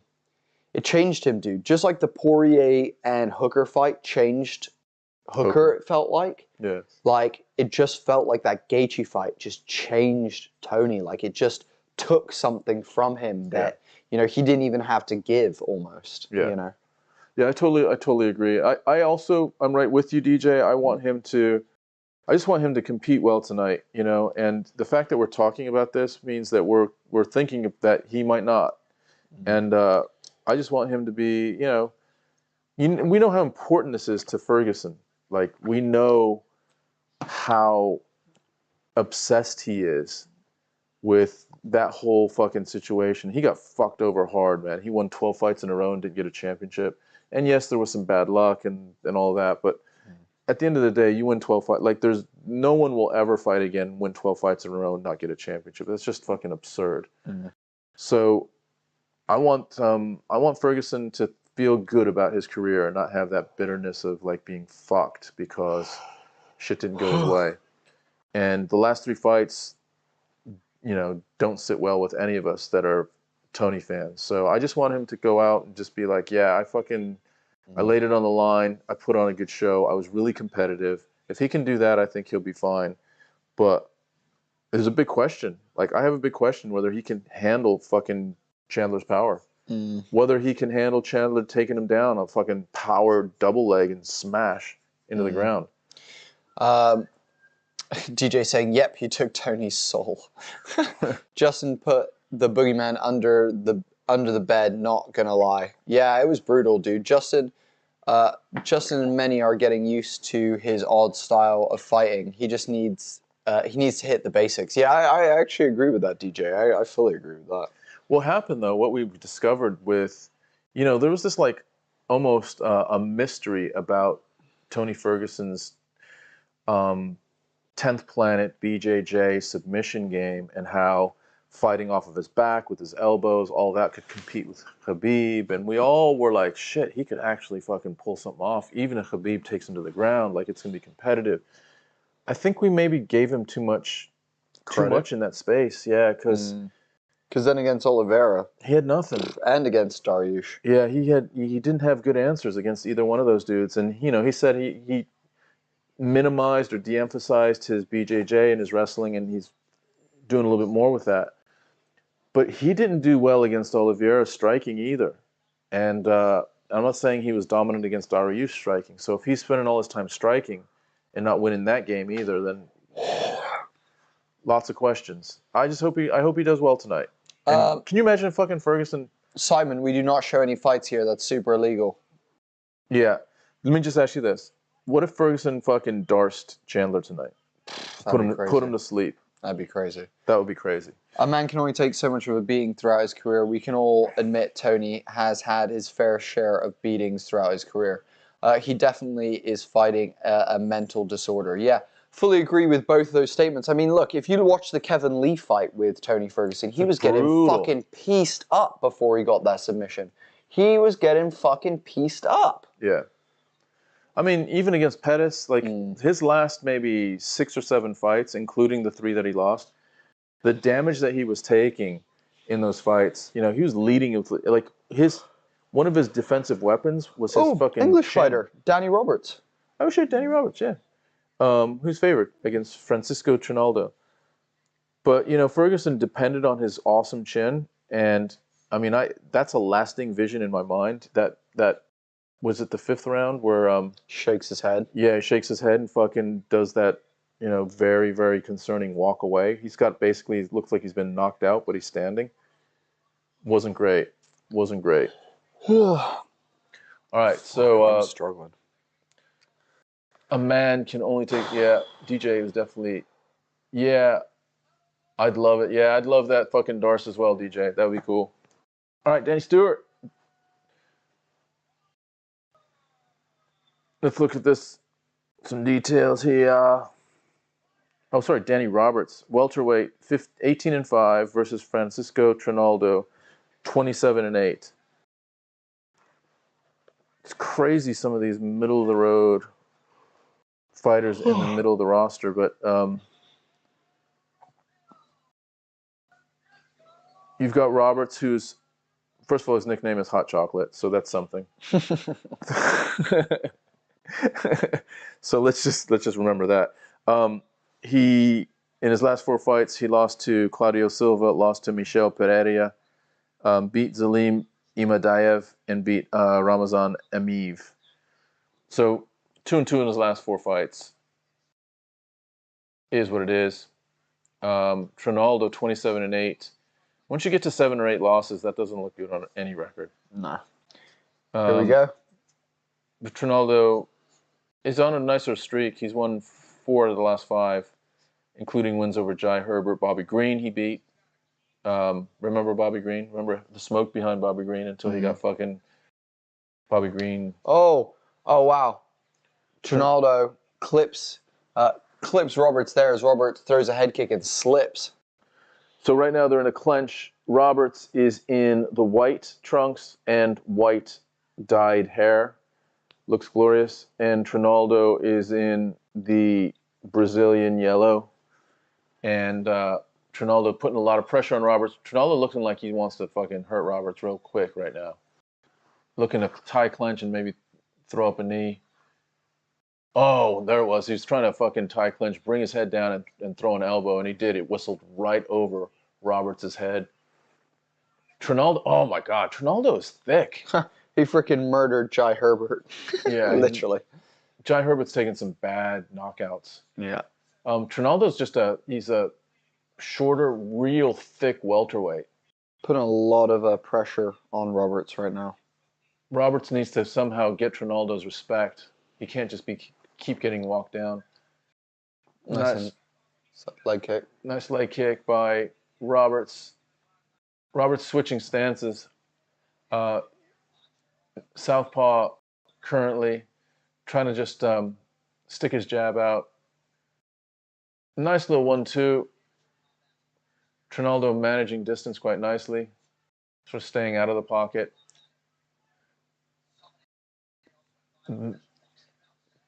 Jai Herbert goes, I'm sorry, Danny Roberts goes with a 1-2 and a leg kick to the head.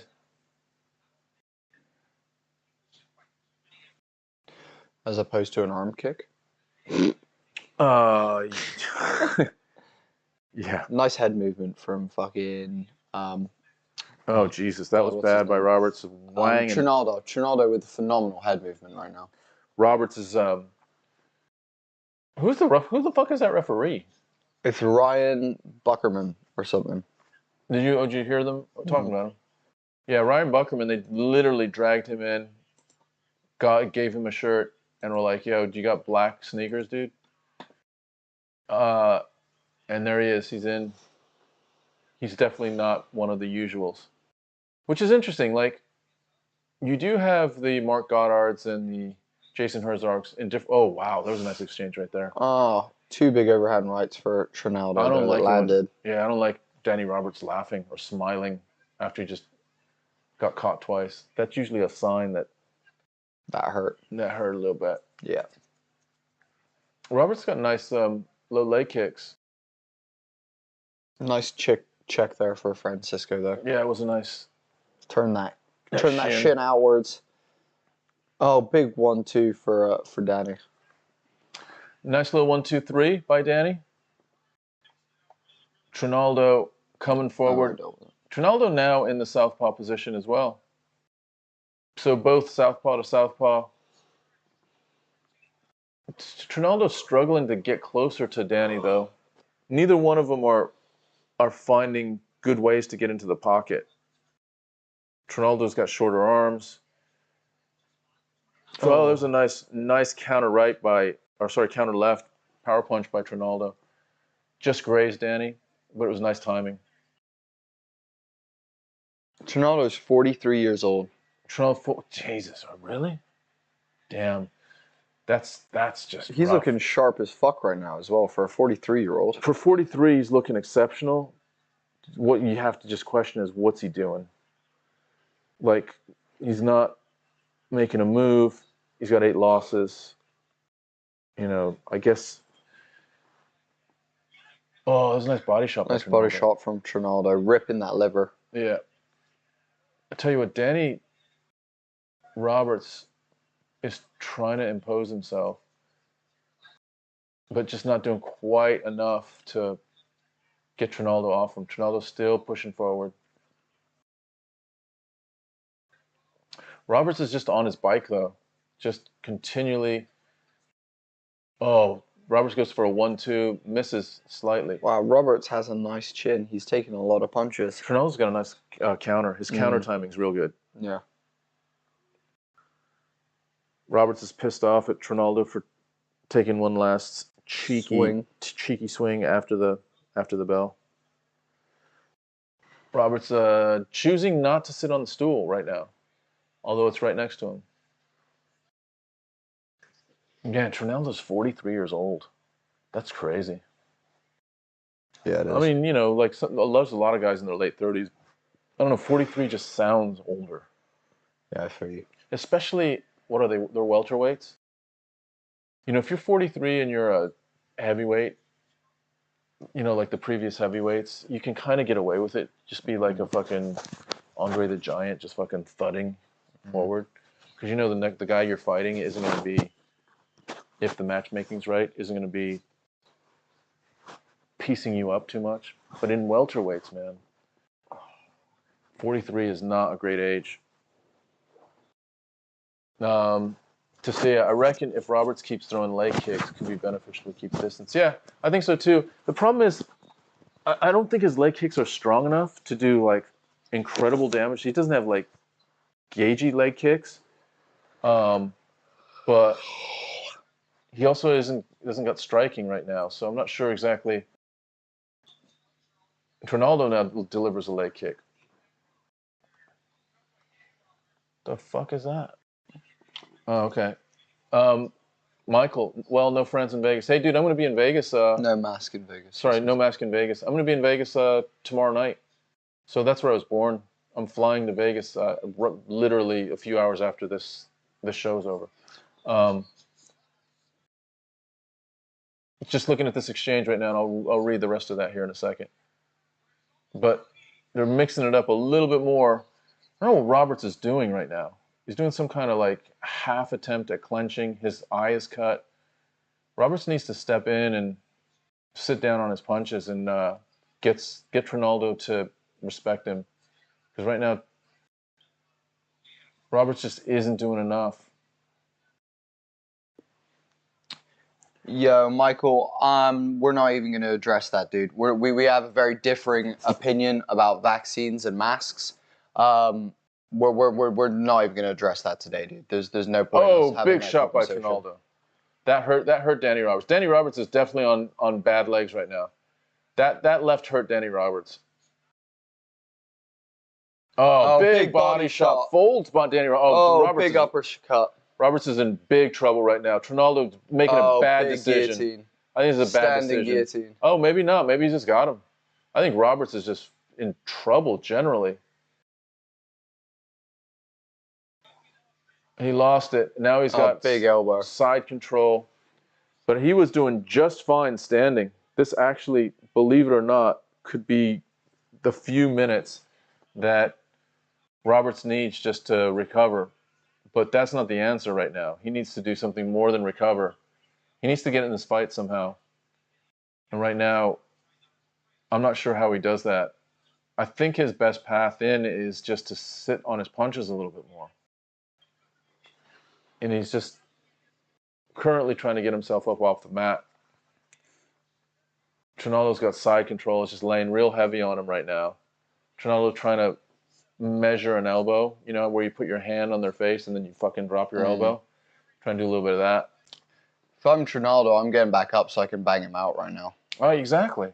Like, he shouldn't have gone for that guillotine. Like, he was definitely, those body shots, like, Roberts was in trouble. This is a tactical mistake right now.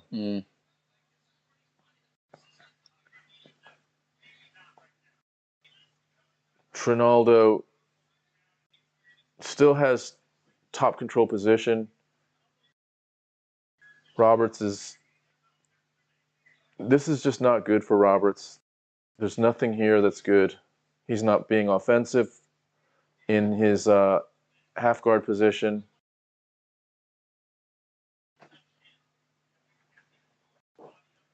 And Trinaldo now pins one of Roberts' hands. Wow, that was nice. So Roberts gets his hand out, but that was nice how Trinaldo pinned it with his knee. Trinaldo, to be fair, isn't doing a whole lot up here. You know, there's a lot of hand fighting.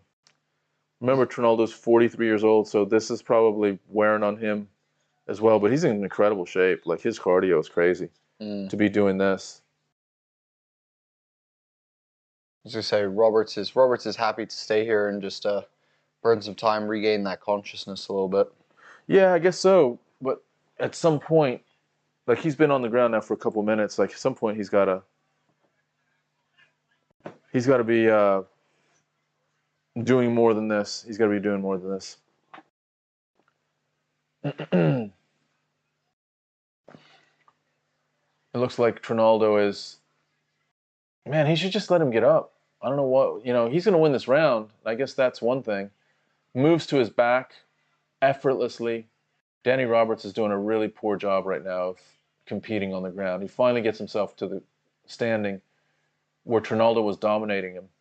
Nice exchange by Roberts, finally. They're just literally winging with each other. Swinging here at the end. This is what Roberts has to do. This is what Roberts has to do right now. And he might get knocked out, but he also might knock out Trinaldo. This is his pathway to victory right now. This is wild. Big overhand right for Roberts there. Roberts makes it through the second round, which is something, because he looked real bad there early in the second round. He doesn't look good right now going back to his corner. He looks shaken. Kenzilla, what's up? Hey guys, just tuned in. Can't wait to see what happens tonight. Hey, thank you so much for joining us, man. Super stoked to have you here with us tonight, man. Michael, dude, like I said, mate, we have very differing opinions. Like, even on the fact that you say masks don't work, dude, just Google fucking putting a piece of cloth in front of your mouth, dude. Like, I don't even want to get into this with you, dude. It's fucking, this is a sad situation, but I hope, dude, that you find some solace in your situation and that you feel like, you know, the world isn't fucking you over too hard. But yeah, dude, just sending you lots of respect and care. Regardless of whether we have differing opinions, I still respect you, brother, and hope you stay safe, man. DJ, you were thinking about watching the Khamzat fight as well as a lot of fighters' natural instinct to go crazy trying to get the knockout while on the ground instead of using accuracy and timing like Silva used to. Yeah, it's a good point, man. It's a good point. Khamzat got himself in trouble, you know. He did get himself in trouble. This is a mistake right now. We're seeing a replay. Look at that body shot. That just folded Roberts over a little bit. I think Trinaldo really has an advantage standing, or he had an advantage for a while. Roberts finished the fight kind of interesting, a little bit reckless, but that's his ticket right now. He needs to be a little bit reckless and just wang a little bit. Do a little bit of fucking Derek Lewis's wanging. Beautiful inside leg kick there from Roberts that actually took Trinaldo's leg off the ground for a quick second. Roberts. Do you think Tony's going to throw one of those nasty kung fu leg sweeps tonight? I mean, he'll probably throw some shit. I'm not sure whether it's going to be leg sweeps or whatnot, but he's definitely going to be throwing some shit out there for sure. Here's the question: how many Eminari rolls is he going to have? I'm going to say 3. How many do you think he'll have in a 3-round fight? I think he'll maybe throw 1 out each round. Yeah. How many did he have? Like, he had one fight where he was just rolling the whole fucking time. Or was it Ryan? What's the dude's name? The jiu-jitsu guy, Ryan. It's Ryan Hall. Ryan Hall was just throwing. He probably threw 20 out. Oh, these guys are traded now again. Here we go again. Let's go, Roberts. I'm not necessarily wanting Roberts to win, but I want him to give himself a chance to win, make this interesting. Huge respect for Trinaldo right now, though. At 43, he's 12 minutes of this fight already, and his cardio is insane. Like, he has really shown out for his age. We said 3. Ryan Hall says Geraldine. Yep, dead on. Yep. The king of the Immanaris. Do you know who else is who does an Imanari role? But Damian Maya. Again, another person who's just constantly like on the ground trying to fucking hunt takedowns, basically. Hunt fucking ankles and shit like that. Yeah, Ryan Hall's fun. These guys are just swinging wild. What's happening is basically both gentlemen are loading up on their strikes, swinging wild, and then ending up in a clinch, basically up against the cage. If either guy just broke and started throwing straight punches instead of looping ones, I think it would be over. I think so too. I think both guys could be hurt right now. 2 minutes and 40 seconds left. I'm just wondering if Trinaldo is. I mean, he's still moving well. You know, I'm not sure if Roberts, his technique is delivering enough power in his punches. I think Trinaldo's is. I mean, Roberts looks like he has enough, but he's just not engaging enough. He's not throwing combinations. He's like outside. Then he slams a 1-2 and that's it. And then he's either in a clinch or he's back outside again. He needs to just sit in the pocket and just throw some fucking punches. I think we're currently 1-1, I would say, in my opinion. I mean, the first round was pretty close. I'd definitely say round 2 went to Trinaldo. Yeah, round 2 definitely Trinaldo. I don't think it was a 10-8. No, I don't either. And this round is definitely up for grabs. No one has shown any dominance. In fact, there's been less action in this round than the first 2. Nice little head kick there by, oh man, Roberts has some weird movements. Oh, Trinaldo, step away. Stop clenching. Yeah, this is just bad. To me, this is almost like I'm going to take a break, so I'm going to pretend I'm fucking guillotining. Man, Trinaldo needs to just step away and just throw some punches. Danny Roberts is rocked right now. He's still rocked. Oh, big overhand right that lands for Trinaldo. Jab that snaps his head back as well. Oh, again, another jab from Trinaldo that's snapping Danny Roberts' head back. Trinaldo just needs to hit the gas right now. I think he could finish this. I think so too. I don't know if he has it. He might not have the gas in the tank. 1 minute left though. You'd think, but I guess maybe not. He's gonna win it. I think he's gonna win it though. Wow. Yeah, Roberts wins the first round in striking. Trinaldo really dominated the second. Oh shit! Big uppercut. Roberts hurts Trinaldo. I think Trinaldo's actually hurt. Robert, you need to separate right now and engage. And Trinaldo is wise. You know, he clenches just to save himself some time. He has 30 seconds to survive. But I think he really got stood up there. They exchanged. Trinaldo chooses to clench for these last 20 seconds or so. Robert's trying to finish the show, but he's just tired as well. They're both really staggery, both tired. This is such messy clench work. This is such a messy clench work. Nice defense there from Danny Roberts. Roberts keeping this takedown from happening by locking in one arm. Wow, that was sloppy. That last bit was sloppy. I reckon Trinaldo wins that. Trinaldo wins that. It's a big win for Trinaldo. Yeah. At 43, he gets a nice scalp. Danny Roberts. All right, so let's see. He better jab his ass off Ferguson. Yeah, dude. I mean, that's a good point, DJ, in that he does have reach. The problem is, so did Hooker. Like, Hooker is very tall. Michael Chandler has a way of closing distance that is very, very effective. He's very explosive. And I'm not sure if Tony's jab is stiff enough. Yeah, can keep him off. I'm just not sure. To me, that's the big concern. Is Michael Chandler just too explosive, and is he just gonna knock fucking Ferguson out in the first like 2 or 3 minutes of this fight? As soon as he hits him with like a 1-2 or something like that, and then follows up with either taking him down and blasting him or just continuing to connect with strikes. Here's the thing, Tony's never been knocked out. He's been dropped a couple times. a couple times. But you know, he's never been put to sleep. Yeah. You know, so it'd be interesting to see whether, you know, Chandler can actually put him to sleep or whether it's just one of those ones like flash knockdowns that, you know, we saw in we've seen in many of Tony's fights. Do you know what I mean? Yeah, yeah. I mean, I hope his chin. Wow, a 30-26. 30-26. That's a ass kicking. I don't know why Roberts is holding his hand up right now. Yeah. I don't know why he's doing that. Ronaldo won. Yeah, Geraldine, you're right. 30-26. That's crazy. Yeah, so it was a 10-8 round in the second round, probably. Yeah, Hall versus Topuria, and he broke his hand immediately in the fight. I tried to respond, Law, but you thought of it before the delay went off. Ryan Hall's autistic as well with dyslexia, and he's just... Yeah, dude, he's a real jiu-jitsu, like... Master. In fact, so much so that that's pretty much all he has, and I think he's now being discovered. Like, his first, you know, several fights in the UFC, it was a bit of a novelty, and people were like, how do we fucking do this?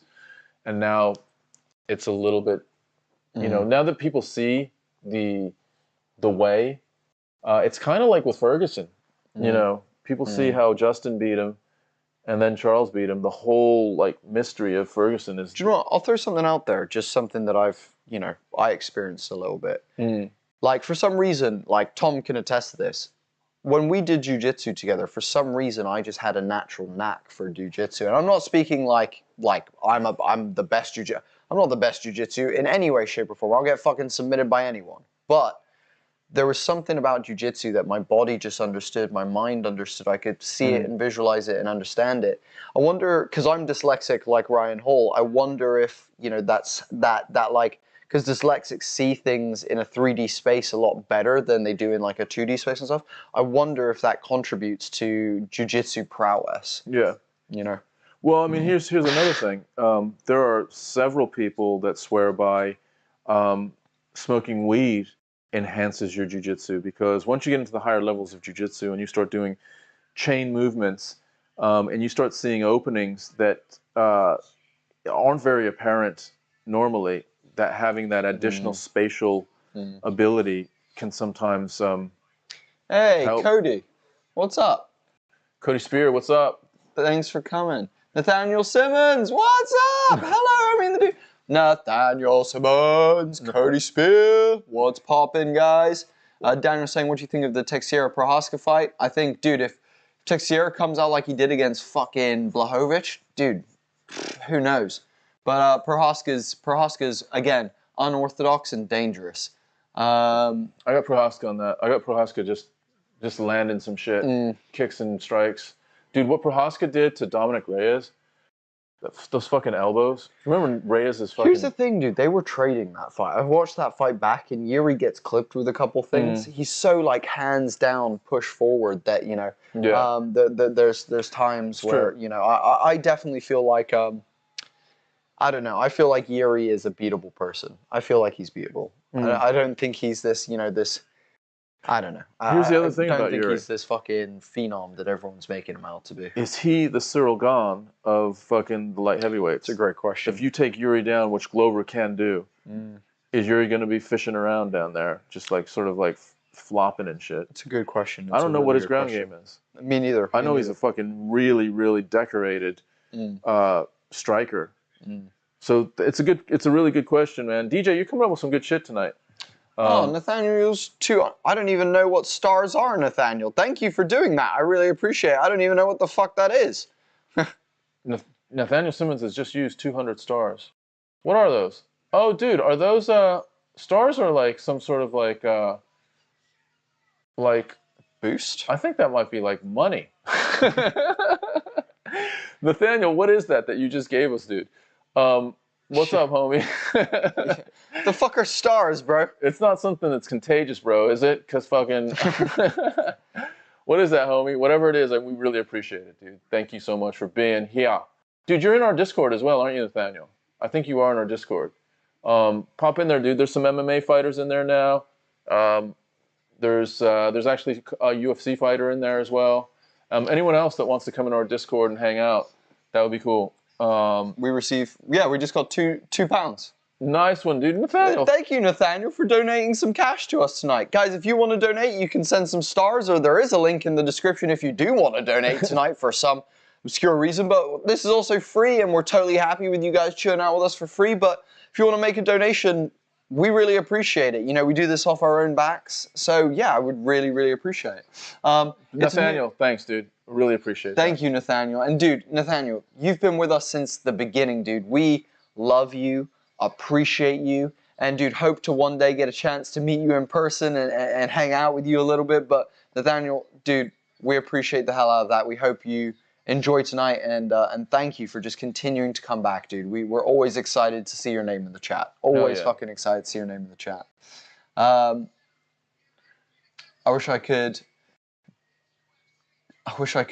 Divorce and COVID shut me the fuck down. That's totally fine, DJ. Hey, like I said, you do not need to donate anything tonight if you don't want to. However, if you got a bit of spare cash, we'll definitely take a donation if anyone's fancying it. But like I said, it's free. You do not have to. You can come back everything, and we're never going to make this a paid thing or anything like that. So please keep coming back. You know? It says, what's the Discord, lads? There's a link in the description. So it's there's actually a little link in the description. If you click the invite link, then it will bring you into the server. Then go on rules and roles, read the rules, select a role by choosing one of the 2 reaction emojis, and then you'll unlock the whole channel. Once you get in there, there are different little topic areas. So, you know, there's a prediction area, there's like a fucking sort of general news area, there's an area that fighters hang out in. So we've got probably about 10 or so MMA fighters in there. One of them's a UFC fighter, Mason Jones is in there. And fighters come through. We do post-fight interviews, so oftentimes fighters that we're interviewing will come in there as well. So yeah, it's a good little place to be. If you love MMA, come on in there, chat some shit. You know, anything that's coming up in the news, just be like, yo, what's going on? And you'll probably get a response. So yeah. If you want to interact with us a little bit more. I was going to say, you want to ask us any questions? Like Tom and I are typically on Discord between 12 p.m. and 5 p.m. UK time. So if you want to interact with us and ask us any questions, find out more about like what we're doing, and you know, get early access to certain things, just so you guys know, we're going to be releasing a MMA dice game in the next year or so that we've been working on really hard, and that's getting really close to being ready. We're also, if you like Dungeons and Dragons, we're working on an MMA class for Dungeons and Dragons, which is something that we'll be releasing hopefully later this year. You know, so all of that stuff, you'll be the first people to know about all of that and get that content before anyone else if you join the Discord. Nathaniel's saying, I love you guys and have the world of respect for you guys. Nathaniel, we respect the fuck out of you too, dude. Like, honestly, the fact that you just keep coming back means the world to us. The support is unbridled and appreciated in ways that we can never express with just words. Like, we actually mention your name. We're like, yeah, we're gonna see some of the regulars, and your name is always at the top of that list, dude. So Nathaniel, fucking, Zimmerman, Ward, Kyle Ward, you know, fucking Corey, Bo Bandy, like all our regulars. We appreciate every single one of you so much. Let's just see. To see saying, if I win multi, I'll send you a cheeky something, eh? To see, like I said, you don't have to, but if you want to, we really appreciate it. You, in no ways, have to. You can enjoy the stream for free, but if you do want to, we would obviously really, really appreciate that. Hell yeah. Oliveira Rose Chandler says, Michael France, let's see who can get the trifecta. Hell yeah. Hell yeah, Michael. Nice bets there, dude. I just started to get disturbed with how promoting has become the UFC in general. I've noticed I'm enjoying it a lot more lately. Fighters giving it back to them, actually being cool with one another. Yeah, I fully agree with that. Fully agree with that. It's 99 cents to send 100 stars. Let's show some love.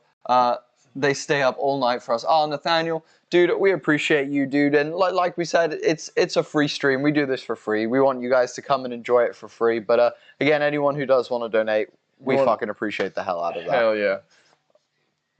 Right now, they're just showing some promo. Right. By the way, we are now getting ready to start the main card. So 5 fights. The first 2 are okay. The last three are fucking banging. So let's see how this plays out. The rematch, just to give you some odds, Namajunas is a 2-1, basically a 2-1 favorite tonight. She was a 1.5 to 1 favorite 8 years ago. So she was a favorite then. She's a favorite now. Nathaniel, more stars, dude. Thank you so much, Nathaniel. We fucking love you, dude. You're a G. You're an absolute G. I tried to join the Discord. Says the invite has expired and is invalid. Oh, okay. Let me get a new invite then for you, and I'll drop that in the. While you're doing that, 1 second. Yeah, Tom, you talk to them while I find the new Discord. Sorry about that, guys. I thought the link was live. My apologies. I thought it was forever. I thought it was one of those. Yeah, my apologies. Here, I got this for you. Give me 1 second. All right, so I'll give you the guys a rundown here of the main card. Sure, rank. Randy Brown versus is it Khalil Williams? Khalil Roundtree? Colleen Williams. So I thought it was someone else stepping in. But anyway, I think that's the next fight. And then we got it? It's Chaos Williams versus Randy Brown. Yeah. Oh, it's Chaos Williams, but his name is Colleen. Yeah. Colleen Chaos Williams. Yes, against Randy Brown. That is going to be an exciting fight. That's going to be a fucking stoppage. It will be a stoppage. Then you got Shogun Hua versus Ovins St. Peru. They're both very, very experienced. It's going to be one of those legends fights. Super fun. Chandler versus Ferguson, which is the one that most of us are here, with bated breath just to see what happens with that. And then Namajunas and Esparza in the rematch. And then the main event, Oliveira versus Gaethje. Again, one that we're all very, very excited to see. So, guys, I've just dropped the Discord link in. Can you pin it? Yeah, I was going to try to. Where are you? 1 second. I'm going to drop it in the Facebook as well for you guys. Sorry about that. Like I said, I thought we had got a good link for that. My apologies, guys. Fucking technical difficulties, guys. We're not perfect over here, To say I have Rose winning by KO, TKO, DQ, or sub. Do you reckon that's a safe lad, or am I pushing my luck? So the bet is that she's going to win by anything besides a decision, I believe, is what you're saying. And yeah, I think she's going to win by a decision, dude. I don't think she's going to win by any of those. I don't think she's going to knock out Carla Esparza, and I don't think she's going to sub Carla Esparza. I think it's a risky bet. I mean, that's my personal thing. I don't know if I would make that bet. But that's part of the betting, dude. You get better odds on shit that might not happen, that might not usually happen, that might happen tonight. So it's up to you, homie. I can see now the Discord link is in the chat. Yeah. So there's the Discord link. I think Bodie will pin it once we get it into the YouTube chat. I've definitely pinned it on Facebook for you guys. I'm struggling with YouTube right now. But Geraldine, Shogun is only 40, but has aged so much more than OSP, who's 39 and still looks like an absolute killer. Yeah, dude, the thing with Shogun is, dude, I was looking at this earlier. Have you looked at Shogun's goddamn record? First of all, he's 27, 12, and 1. So he's fought 40 times. That's not a big thing. But look at who he's fought. All right. Lost to Paul Craig, his last fight. Lost to Antonio Rogerio Nogueira. Lost to draw with Paul Craig. Tyson Pedro. Then Anthony Smith. He's fought Corey Anderson. Little Nogs again. He fought Ovin St. Peru, lost to Ovin St. Peru, lost to Dan Henderson, beat James Zahuna, lost to Chael Sonnen, lost to Gustafsson, lost to Henderson, beat Forrest Griffin, lost to John Jones, beat Lyoto Machida, lost to Lyoto Machida, I'm just going to name some names, Chuck Liddell, Mark Coleman, Forrest Griffin, Overeem, fucking over and over again. Fucking Kevin Randleman. He fought Randleman back in 2006. There we go. Right, guys. Now that Discord link is pinned everywhere. I'm so sorry, guys. That was a complete fuck up on my behalf. I apologize for that massively. But that Discord link is now available both on Facebook and on YouTube.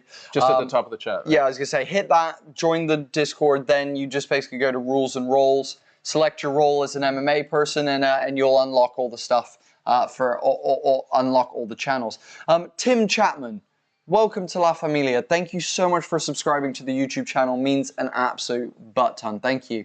Joshua, no dude, we actually don't stream the fights because that's super fucking illegal. But we do indeed do live play-by-play commentary. So if you want to go find a link or something like that, come on back and come hang out with all these awesome people. Got about 50 of you in the chat right now, guys, all hanging out, ready for this main card. Tracy saying, I've joined, I appreciate it, no problem. Tracy, so sorry that I didn't have that sword for you. I really apologize for that. Michael, calling first round ends, Chandler and Ferguson, says Michael. Damn. That's not unlikely, dude. That's fucking, I'm thinking that the same fucking thing. The same thing. There's a great documentary on the early days of MMA that covers the likes of Pride days and UFC champs. Dude, Pride was a wild time, dude. Pride was a wild time. Remember Uberim? Remember fucking Uberim? Speaking of fucking... That guy's been knocked out 100 times at this point. And still competing. One of the best knockouts ever. Talking about best knockouts, Francis knocking out Uberim. That was a great one. Fucking snapping his head back into oblivion. And like he literally like did the almost like the comic like backward fucking arch backwards. So it was awesome. Literally. Right. Here we go. All right, Chaos Williams versus. Sorry, let me just get this right. Randy Brown. Randy Brown's 14-4. Chaos Williams is 13-2. Chaos Williams is really, really exciting. Let me just see what his record is, because I feel like he's on a little bit of a run, but I might be wrong. Okay, so he lost to Pereira, but he's won. Oh shit, he's fucking 5, 6, 7, 8, 9, 10. He's won 10 out of his last 11 fights, including 2 in a row. So Chaos Williams is on a goddamn run right now. And is going to be in that conversation of like, what do we do with Chaos Williams if he keeps winning? Right? You can't deny him in the welterweight division, and he's exciting.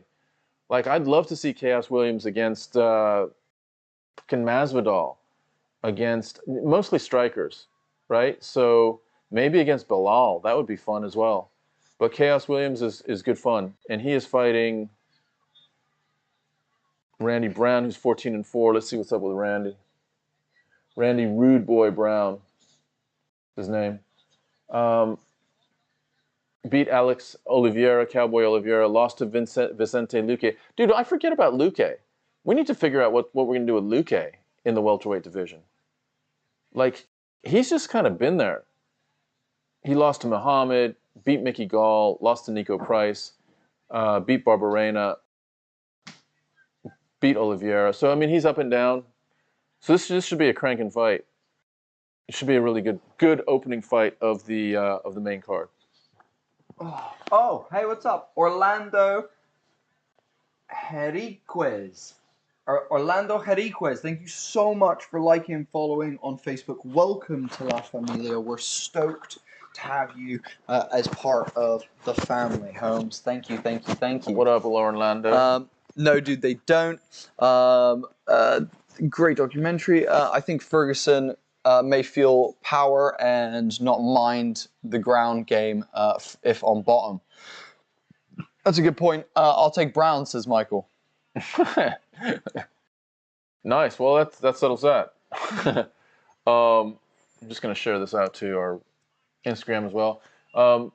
Brown is on the cage. So you take Brown. Tell me, Michael, what's your path to victory? Do you think what does he do against Chaos? Because Chaos is going to try to blow him out.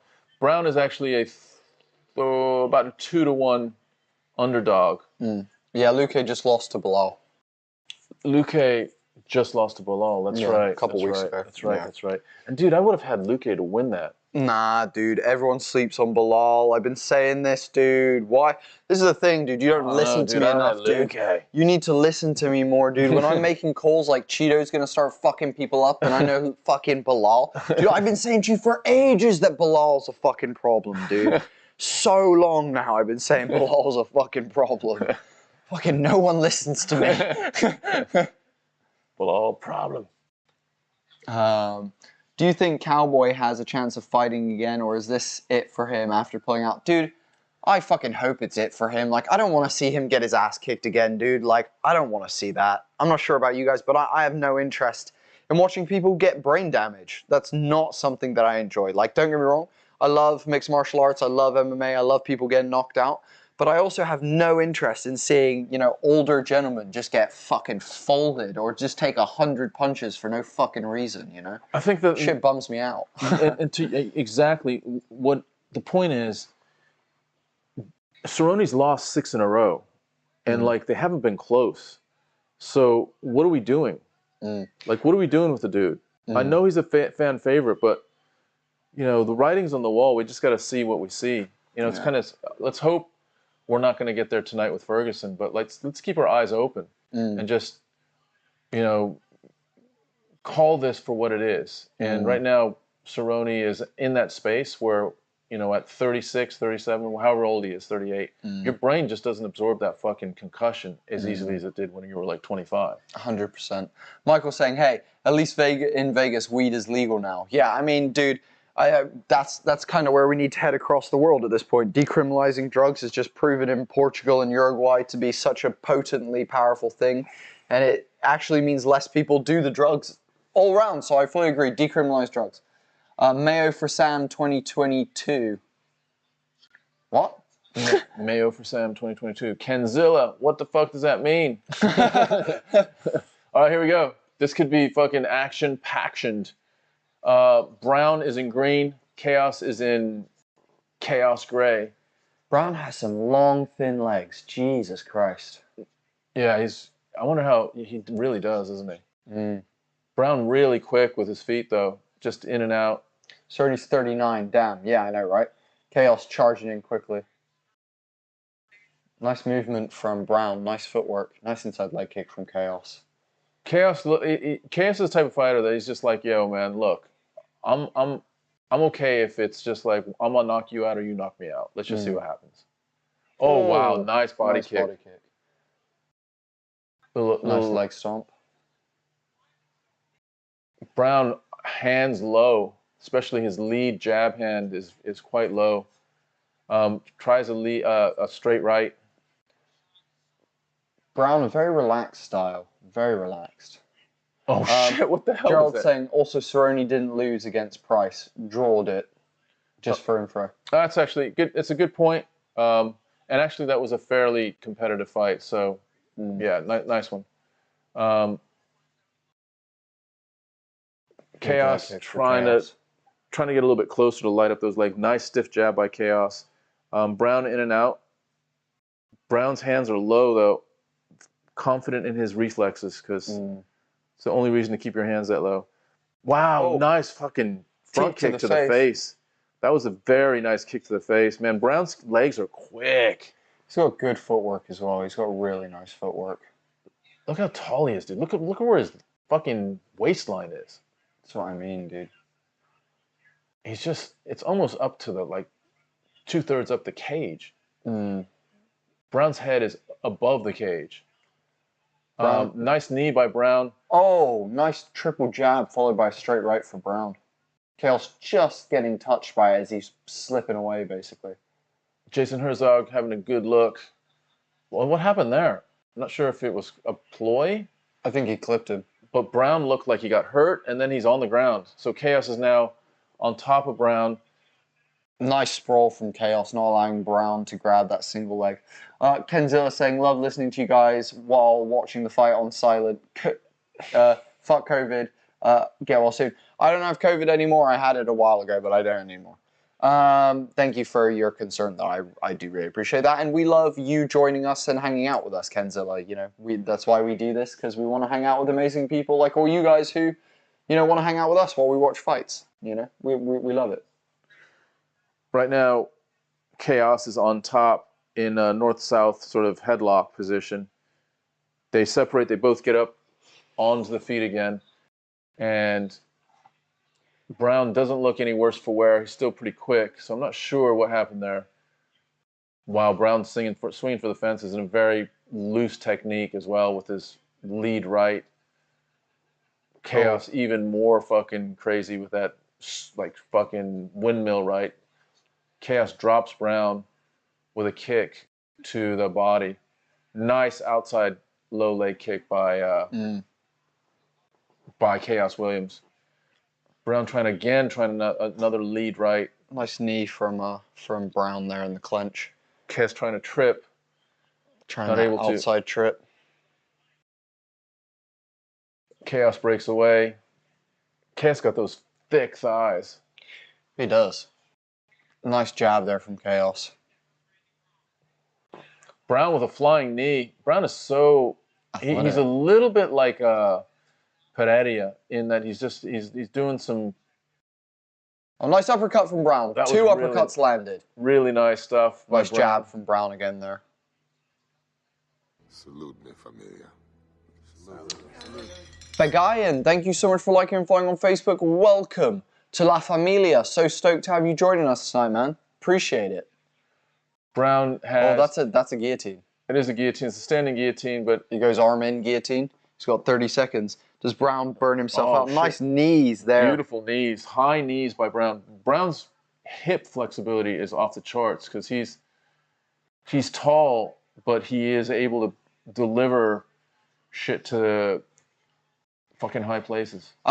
For anyone who hasn't seen before, I'm not sure if you guys know the new up-and-coming Irishman, Ian Gary. However, if you Google, it's fucking hilarious. If you Google Ian Gary knees himself in the face, just watch that clip because in the first fight that he's in a clench and he goes to throw a knee to the dude's head and literally knees himself in the fucking face. It is pretty fucking funny. I'm not sure if anyone else caught that when it happened, but me and Tom were having a good little chuckle about that, weren't we? Well, we were, absolutely. And it also just shows, I mean, Gary's flexibility, same with Brown's. Like hip opening flexibility is crazy. Ian Gary is throwing knees to the head in clinches. So try to picture that. It's even hard to picture it, but that's what he's doing. He's kind of bringing his knee out and throwing it to the head while they're clinched. And Brown is doing some crazy shit as well. So, yeah, Brown did get clipped. He definitely got clipped. And he got shaken. He definitely got shaken. Yeah. His hands are just so low, man. I know, right? Stresses you out? A little bit. Stressed me out a little bit. Come on, Randy. If I'm in his corner, I'm going to be like, yo, hands up. Randy. Hands up, Randy. All right, Chaos Williams and Randy Brown, round 2. I think Chaos won that first round with that takedown.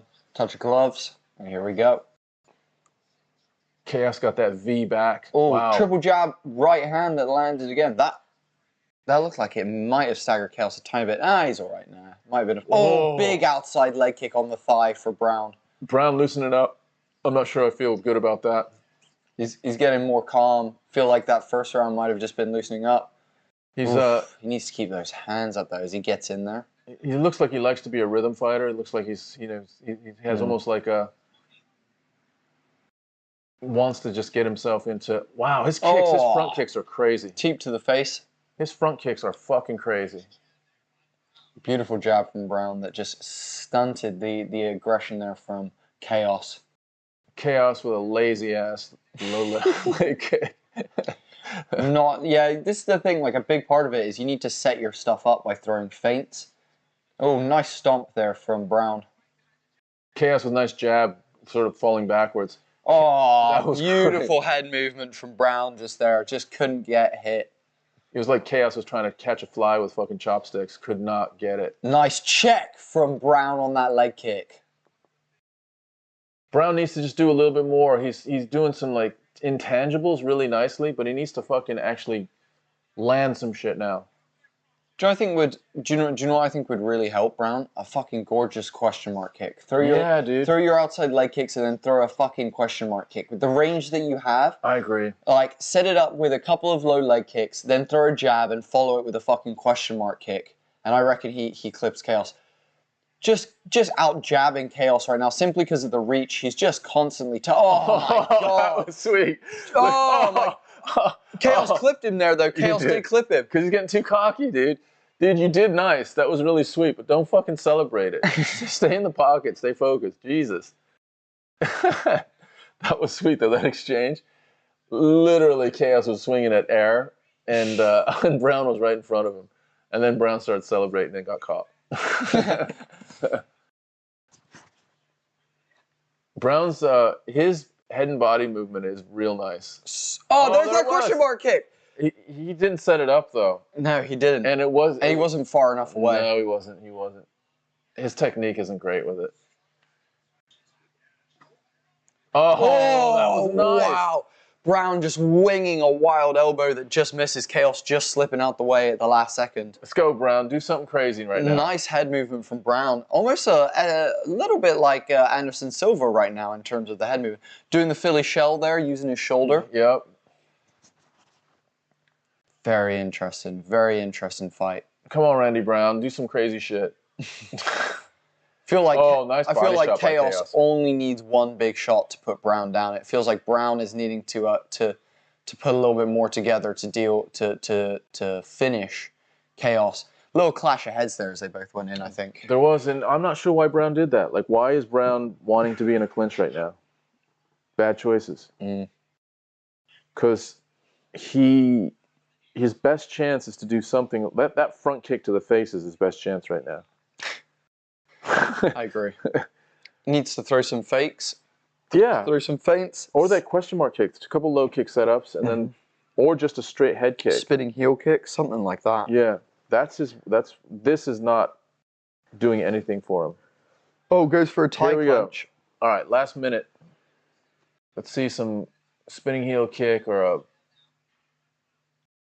Okay, to be fair, Brown has really managed distance a lot more in the last 2 rounds where Chaos can't even touch him right now. And this is very unlike Chaos. Chaos likes to get in the pocket and really sling, and he just hasn't been able to. There's a spinning fucking... Oh, nice body shot. I tell you what, Chaos has landed a couple good body shots. Chaos is tired. Yeah. I think he's starting to gas. I think a mixture of frustration and output is starting to gas Chaos out a little bit. Randy Brown checking the low leg kick. Brown is a little bit too much fucking... Oh, nice right. Too much sauce and not enough... Oh, nice shot. That hurt Chaos. Yeah. Short check hook. Short hook hurt him. And I don't know if he understands. I may have misread it, but it looked like Chaos was a little bit stumbly. Right, guys. I just want to quickly go through our socials while this round ends. Thank you to the beautiful 6 people on Twitch watching. Thank you to the 3 people on YouTube watching. And thank you to all the rest of you bloody beautiful people over on Facebook for checking this out. We appreciate every single person who has joined us tonight. If this is your first homie in the Dude stream, welcome. We're father and son. If this is not your first homie in the Dude stream, welcome. We're father and son. No, guys, we're super stoked to be doing this with you tonight. It's been super, super fun so far. Some really great fights. That was round 2. Oh, I thought that was the end of the fight. That was on the end of round 2. Okay, so we got some shit going down here. Chaos's corner man is giving him some heat right now. Chaos's corner man is shouting in his face right now, guys. That's a good question. What do you think you guys would respond best to in the corner? Would you want your corner G'ing you up and amping you up, or would you want your corner giving you clear direction, Trevor Whitman style? Yeah, I'm going Trevor Whitman. Yeah, with a slap at the end of the last 10 seconds. A good slap across the face, like a Clay Guida slap with Trevor Whitman. Fuck. Fucking Kevin MD. I feel like I'm about to pass out. I'm so tired. Yeah, DJ same. Clear. I'd say Clear as well, dude. Clear and calm. Yeah, Clear. Mostly, unless I'm not feeling it and I need a kick in the ass. Oh, there it is. There's a kick to the head. It landed. Chaos with a chin of a champion right now. And Kevin MD, dude, I'm so tired too, dude. But we're here together.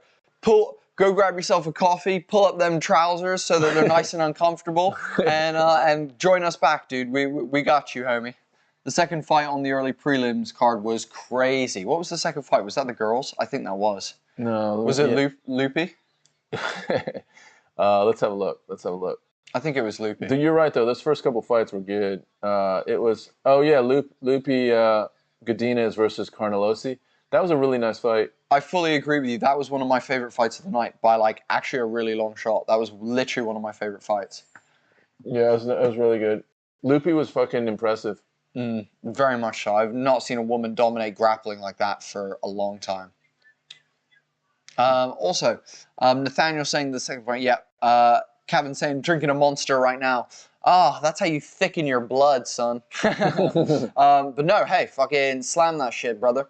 And we're just glad that you're still hanging with us, homie. You're conscious, man. Stay conscious.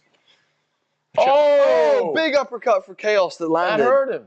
Both gentlemen are trading there. Brown, fucking throw hands. Throw heavy hands right now.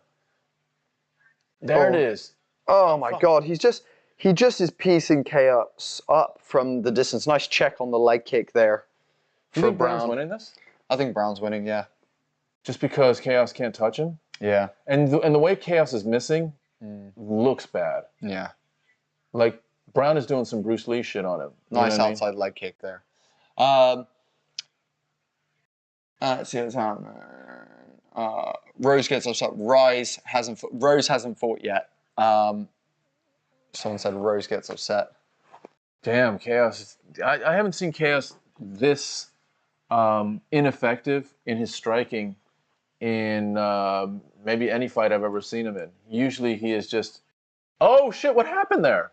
I keep seeing, every time I turn around, Brown's on his ass. Chaos clipped him. Did he? Mm-hmm. I thought he stepped on his foot or something.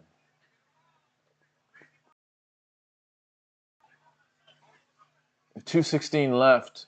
Oh, I think she's gonna, says DJ. Oh, I see what you're saying. She's gonna get mad. Oh, you mean like, why would she get mad? I don't understand. Because I don't think they have beef or anything. Like, I thought she'd get mad against maybe, oh, big shot by Brown. Nice counter from Chaos. Oh, big shot by Brown. Chaos is fucking wobbly. Come on, Brown. Yeah, Brown is wobble. Sorry, Chaos is currently why are you shooting right now? That knee was nice. Oh, Brown is starting to put it on him right now. Just starting to put that pressure on him. Don't shoot. Throw your kicks. Throw your fucking kicks. Only 2 finishes tonight. We need some finishes in here. Yeah, I fully agree with that. Is it only 2 finishes? Thanks for reminding me, man. Oh, Jesus my Christ. Lord. Brown swung like mad and almost fell out of the fucking cage. Jesus Christ. Fucking hell. Brown almost hit someone in the 3rd row with that overhand right. Fucking hell. That was crazy. Brown dropping some elbows in the clinch. 1 minute left. Chaos looks exhausted. Yerp. Chaos looking at trying to put something together. He just hasn't been able to throw anything explosive like he usually does. It's almost like he's... Big elbow from Brown. Chaos just looks like he gets stunned with anything that... Wow, spinning back kick. He just looks tired. His legs look tired. It's not thrown with explosiveness. I'm surprised. Then again, maybe when I've seen Chaos, he just ends things so quick that we don't get into 3rd round shit. Yeah, KO. Yeah, it was a KO and a guillotine. Yeah, the KO folded the one dude, and then the guillotine was the double hand tap. That's right. Nice knees. Oh shit! That was a big knee to the body. You're right. I think Brown's won this. He's definitely won this round. Yeah. Until fucking Chaos lands a Superman punch with 5 seconds left. I was gonna say, nice Superman punch from Chaos. Chaos just tired, man. He's real tired. Both gentlemen in the center of the ring just talking over. Real good sportsmanship right now. I love to see this. Yeah. Me too. That's what it's all about. Hit each other in the face for fucking 15 minutes. And then discuss where you're going to go have a drink afterwards. Yeah, exactly. Brown's interesting because he's got some real good reflexes. And his fucking front kicks are crazy. But it's almost like, sometimes when you get, that was a knockdown. When you get rewarded for being flashy, and then that becomes not just every now and again thing, but your mostly thing. Mm. It's like Michel Pereira. I'd come back after a couple rounds to talk about them. No problem, Kevin. would love to do so, man. No stress. And sorry we're a little bit ahead. Might be one to try and sync up if you can do. But damn, that was a gnarly fight. That was a good fight. Chaos Williams. I don't know. I think Randy Brown won that. I think Randy Brown won it. Let's have a look at records real quick. Chaos is 13-2. Randy Brown's 14-4. This is a big fight for, you know, sort of entering into or securing yourself into the top 10, the bottom half of the top 10. Kevin, if you need to, pause our stream for a second and then hop back in. Yeah. 2-for-1 says 2-1 says Michael. Michael. Here we go. Split decision. Oh, fuck. Yeah, Randy Brown won that. Randy Brown won. Chaos, you didn't do enough, dude. Yeah. I like you, Chaos. I like your fucking explosiveness. Yeah. You're really I thought this was gonna be a knockout fight. Me too. Because of Chaos, and we just didn't see the chaos. Right. What do we have left? We got fucking the oldies fight, 4? and then 4 fights left. You can go take a nap. Fucking precipice. I'm fucking tired right now. Chaos is upset. Dude, here's what I would say, man. The time to be upset is the start of the third round, not the end of the third round. Not when the referee raises the other guy's hand. The time to think about, shit, am I going to be upset at the end of this fight if the referee raises the other guy's hand, even though I think I'm winning, is to do that while there's still fight left, so that you can try to put some distance between a bad decision, if you think it's a bad decision, and reality. And he didn't do that, so it's a bummer. Michael called it. I'm going trifecta tonight. So did you call that? Was that I'm not sure what the 2-1 is, or 2-1 boys. Is that 2 rounds to 1? So just tell me a little bit more about that, Michael, because I'm not sure what the hell you're talking about. You're going trifecta. What's the trifecta? Did you get money on this one?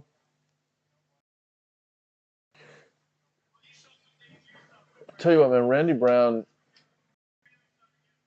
could be 2 rounds to 1. Yeah. Split decision though.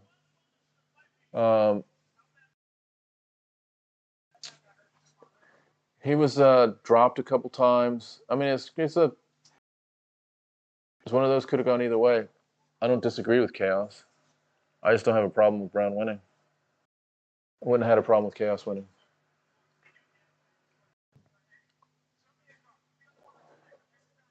Randy Brown is almost so talented, he's frustrating. Because he's good, you know, he's got like insane reflexes, he's got long limbs, he's got quick leg deliveries, but somehow it doesn't feel as effective as as we could think it should be. I have an idea who's going to win on every upcoming fight except the Michael and Tony fight. I have no idea who's going to win that. Yeah, dude, I think Michael Chandler is going to win that. DJ Home, I don't know nothing about these two guys. They seem both good. Who, upcoming? Dude, these two guys are legends upcoming, if that's what you mean.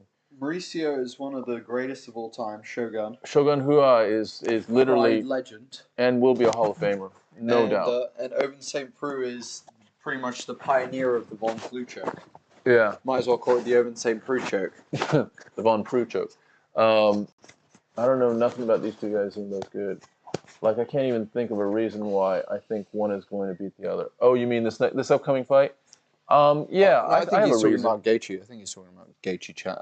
Chandler, Tony. Oh, okay. No, the one's just fought. Yeah, dude, I know Chaos. He's had some really exciting fights, and I told you guys, he had won 10 out of his last 11 fights. He loses this one. Like, he was at the door, knocking on the door of like the top 10. That was a big fucking loss. Or a big win, however you want to look at it. Yeah, that was.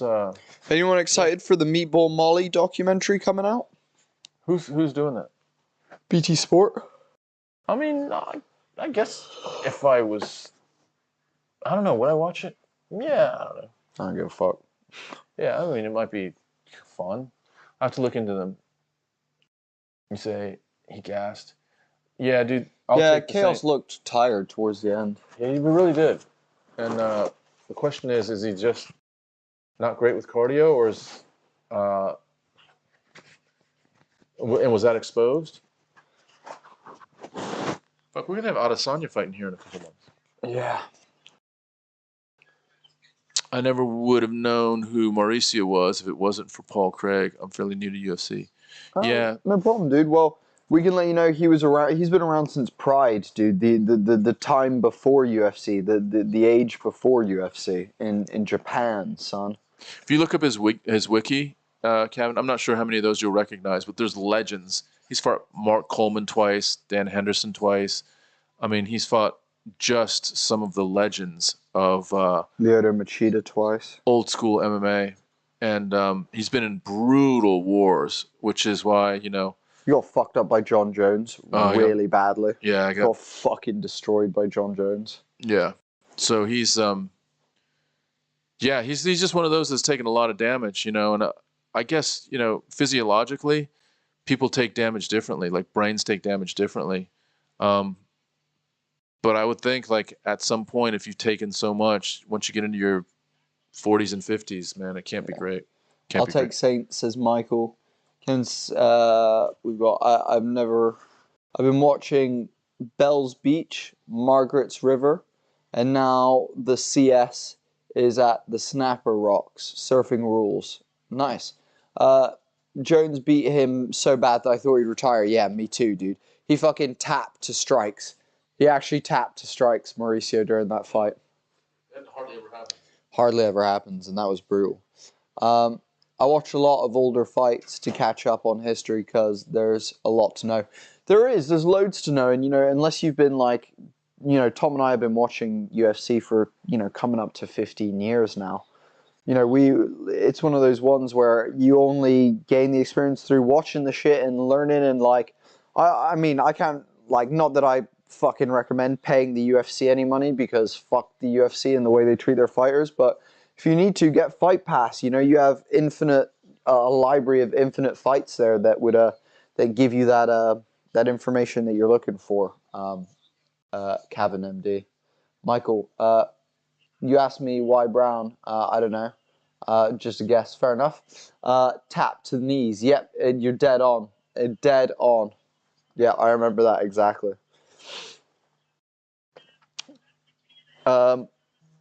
Do you fuck their fighters? Do they fuck their fighters over? Yes, they do. If you didn't know about how the UFC works, the pay is just a shit show. They don't give them any. They don't give them any insurance. No retirement fund. No insurance. They pay them really badly compared to other martial arts. They won't let them fight outside their contract. So, for example, if one of them wanted to go do a boxing match, they're not allowed to do that because the UFC just doesn't allow it.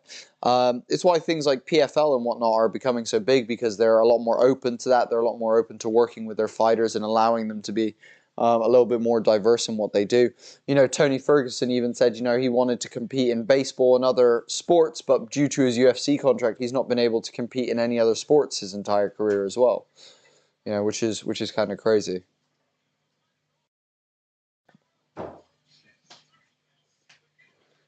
Oh, fuck, dude. How's it going? Here we go. Oh, here we go. Fuck's sake. Oh, we have so many fights left. No, we don't. We have 4 fights left. Oh, my God. And then 3 of the 4 are the 2 ones... of them are 5-rounders, Tom. Tom. Fuck, dude. I just hope people get knocked the fuck out in these next 2 fights. Jesus Christ. All right. My point earlier, now they're fighting back, but downgrading the press and actually showing camaraderie. Yeah, I fully agree, dude. It's how it should be. The fight, like, dude, if all the champions went on strike and were like, we're not going to fight until you pay us more, then fucking the UFC loses their entire like roster. You know, you lose all their star power. If you literally have and if all the champs were able to do that and like get on that same page, then that would be amazing. But you know, Izzy's happy, you know, making the money that he's happy. You know, Volk is happy making the money that he's making. You know, who else? You know, Glover's not fucking complaining about anything because he's just got the belt. You know, Ngannou is real upset, so he's looking at leaving. You know, it's just chaos. I think what happens is the fighters that break through and start making real money are so happy that they've done that they don't want to fuck it up, so they keep quiet. And the fighters that don't make real money are so scared that they're going to be cut, that they don't fucking want to rock the boat. So there's this big schism of like no one really wanting to, you know, to talk out to like challenge the current situation, and that results in super low fighter pay. Well, it's just super low profit sharing in the organization. So it's been documented. This is all documented through a class action case against the UFC. But the comparison is any American sport, whether it's football, basketball, baseball, they usually split the revenue about 50-50. 50% for the owners, 50% for the players. The UFC is more like 80-20, 80 for the owners, 20 for the fighters. Shout out to Samarina. Thank you so much for liking and following on Facebook. Welcome to La Familia. Thank you so much. We really, really appreciate it. Let's have a quick look. Do you guys know Adrian Yanez? Yes, we do know Adrian Yanez. He is a good fighter. Oh shit, I wanted to read. Wait 1 second. Okay, I understand being able to compete in other sports. It's not exactly fair, but understandable. But not being able to compete in any sport, that's messed up. Yeah, I fully agree with you. Go take a hot shower 5 minutes, then switch the water to cold. Get out. You'll be you will be good for the next fight. It's a cup of tea, mate. Instead, hop on the bad shit and shove Colby, Covington in everyone's throat. Yeah. Sean O'Malley used to talk out, then he got they got talking to from the UFC, being like, bruh, you'll be paid well, next contract, please. Be quiet. And now he doesn't talk about it in the media. Yep, truth. Robert, thank you so much for sharing the stream. Really, really appreciate that, mate. I mean, you look at Tony Ferguson, he was kind of talking out, but it was half and half. It was like, yeah, you know, Dana White, you know, acts a little bit like a fucking drug dealer or a drug lord, but I'm okay. Like, I'm not really complaining. Like, but, you know, you can't really complain either because they'll cut you. They'll freeze you and cut you. Look what they're doing to Nate Diaz. He's talked shit, so they're like, okay, you want your last fight? You're going to fight Chimaev. So it sucks that they make decisions on personal, you know, relationships, you know, if they like certain fighters. Dana White privilege. If they don't like certain fighters, that's the bit that sucks. There's no reason for that. That shouldn't come into the equation at all. It should just be like, look, if you're winning, you're moving up the ladder. If you're losing, you need to sort your shit, or you're going to be either, you know, heading down the ladder or heading out the door. But it isn't like that with everyone. It is, you know, let's say it is with most people, but there's definitely favorites and there's definitely guys that they don't like. I mean, the fact that Dana didn't step into the cage to hand Francis that heavyweight belt was fucking embarrassing. You know, that's just awful. Just really awful. And that's so petty. So petty. Okay. The next 4 fights, Kevin MD, I'm going to say Mauricio, Chandler, Rose, and Justin. Hopefully all by knockout so we can sleep. Yep, agree on Tony. Contradict on purpose. Kevin MD, I'm only going to Chandler because Tony is on a losing streak, and I think Chandler needs to win tonight to get his UFC record up a little. It's like he has a little bit more fight to fight for tonight. Say it, then take it back. Yeah, that's exactly what I saw with Tony. He said it and then was like, I mean, he's always all over the place in an entertaining way. But you could tell he's bitter, man, but not so bitter that he really wants to, like, burn the village down. Flour or concrete? Quick answer. Or concentrate. Concentrated quick. Oh, no. Flour or concentrate? Quick answer. Flour. It's a weed question. Oh, okay. Flour. Always flour. Is concentrate dabs? Yeah, basically. It's Yeah. like oil, resin. Yeah. El Cucuy. El cuckoo. El cuckoo. El Cucuy. Yeah, indeed. I love him though, man. I fucking love him. And he's been in some fucking wars. He's been in some awesome fights. He's been in some great fights. I just want that to be a really competitive fight. If it's a competitive fight, Ferguson wins. Because I think some people think, and rightly so, that he could get blown out. And if he's competitive, if he can take this to 3 rounds, then that means he still has something in the tank. People are fucking real uncertain whether he does. So Shogun's 40 years old, 6'1". 4-inch reach advantage for Ovince St. Preux.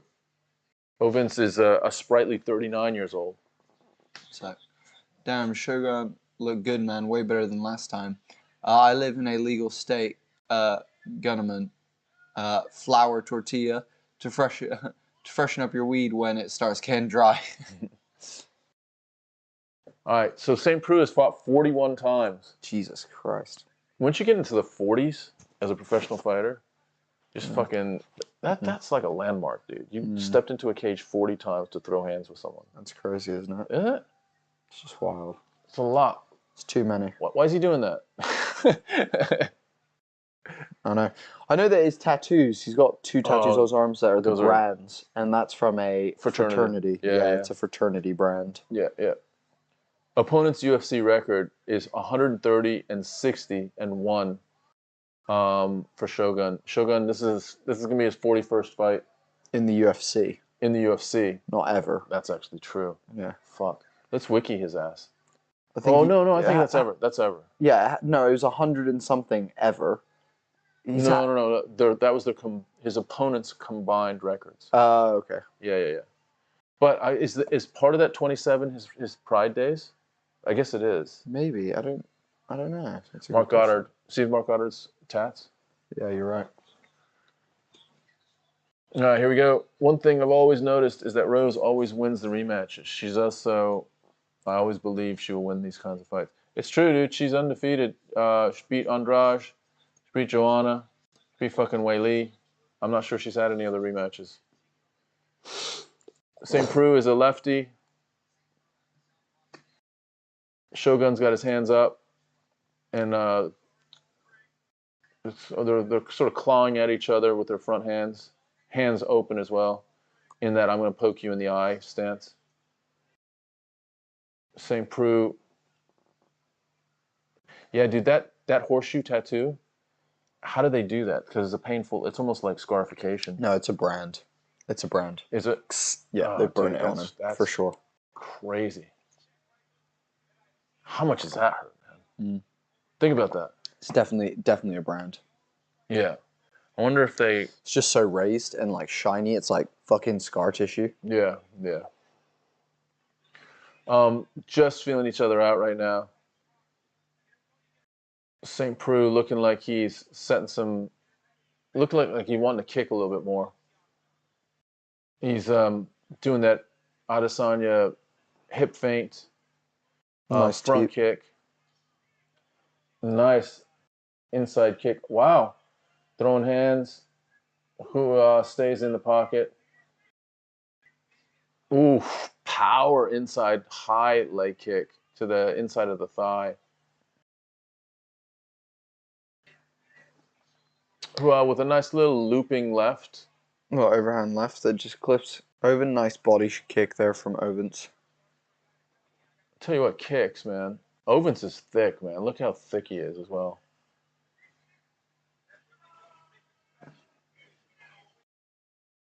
Look at who was just like reading him. Both guys very calm. Once you've been in 40 fights, you've seen just about everything. You know, you've seen big, heavy strikers from the orthodox stance, from the southpaw stance. You've seen people that can shoot really well. People that got great subs. You've seen it fucking all. Oh, lunges with a 1-2. Not the cleanest, and it was a little bit rounded, but I'll tell you, Ovin St. Preux right now, the difference is just how clean his kicks are. Hua is just lunging. He just can't get in, so he's doing a bit of a reckless, rounded, like 1-2-3, like a walking forward 1-2-3. Oh, these body kicks are starting to pile up. Nice. Owen St. Preux just throwing really nice body kicks right now. You can see, oh man, God, look at his belly. Do you see how fucking red fucking Shogun's belly is already? Holy fuck. St. Preux just looks a little bit more fresh. He looks a little bit sharper, quicker, and stronger. All of it. Just all of it.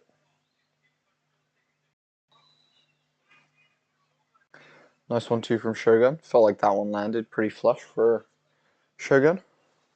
Head kick.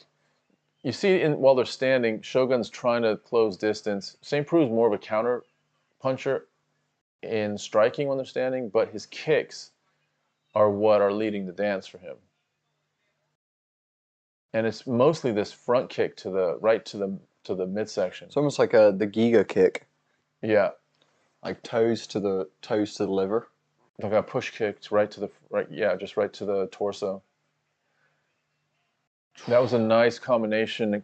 So when you see Shogun unload like that, it's really reassuring because you know he can still pull the trigger. He's seeing stuff and his body's still reacting, which isn't always the case. Sometimes as you get older, you see stuff and you just can't get the message to your brain, from your brain to whatever appendage you need to do something. But he's got nice, he's trying to counter strike really nice, counter punching. Nice side kick there from Shogun. Shogun's going for the guns. And she's dude, Rose has got a ton of confidence, and rightly so. I mean, you look at her record, it is pretty impressive. Beating Joanna twice, beating Wei Li twice. I didn't think she could beat Wei Li. Beat her twice. Coming back from that fucking almost like neck break slam from Andrade, beating her. If she beats Carla, could she just be like, you know what, I'm done. I've fucking cleaned out everyone. I've beaten the best twice, each of them. She definitely might do. Be nice. I want her versus Valentina though. Valentina can't come down, I don't think, and I don't think Rose can go up. I don't know if that happens. They do train together though. Do they? They've sparred a fair amount. Oh yeah, I think I've seen that. Yeah, I have seen that. Let's see. She hasn't rematched. That's true. Did she lose? She did lose to Carolina, didn't she? Dude, what happened to Carolina? She was on a really promising run for a while, and then she just started losing. I remember that. Geraldine says 22 UFC fights, 9 losses, 1 draw for Hua. Yeah. So that's all UFC fights. So that's. Are you sure, Geraldine? That's just UFC? Because I thought that was all of his fights across Pride, across the promotions before the UFC. Going to set him up for a high kick. Yeah, I feel like just the front kick to the body's doing the job. Kua's stance is so high, he might have to lower it so he doesn't get hit so hard in the body. Oh, fucking hell. Shogun got no body anymore. Yeah, well, dude, when you're 40, these things happen. Man, St. Preux is... he's going to win this fight if he can stay at distance like this. That's a nice cranking inside leg kick by Hua. Right, I'm going to go fucking take something that'll wake me up. I'm fucking tired as shit. I'm going to go grab me a coffee or something. How good of a nickname is Shogun? Mauricio Shogun Hua. Yeah, he had 16 fights outside of the UFC. Exactly. Yeah. DJ Home, this new blonde chick that's coming over from that other place, she's a beast. Oh, you're talking about Harrison. Kayla Harrison, yeah. I don't know if she's coming over, dude. She just got another contract. And they're, you know, she keeps winning that tournament. She wins $1 million. And I'm not sure how many women in the UFC are getting anywhere close to like 1/10 of that in a fight. Except, yeah, even the men are struggling. So, I mean, Kayla Harrison is doing all right now in the PFL.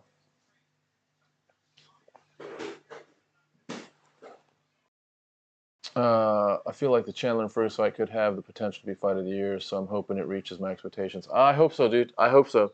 I tell you what, if Ferguson, there's a nice little 1-2 by Hua.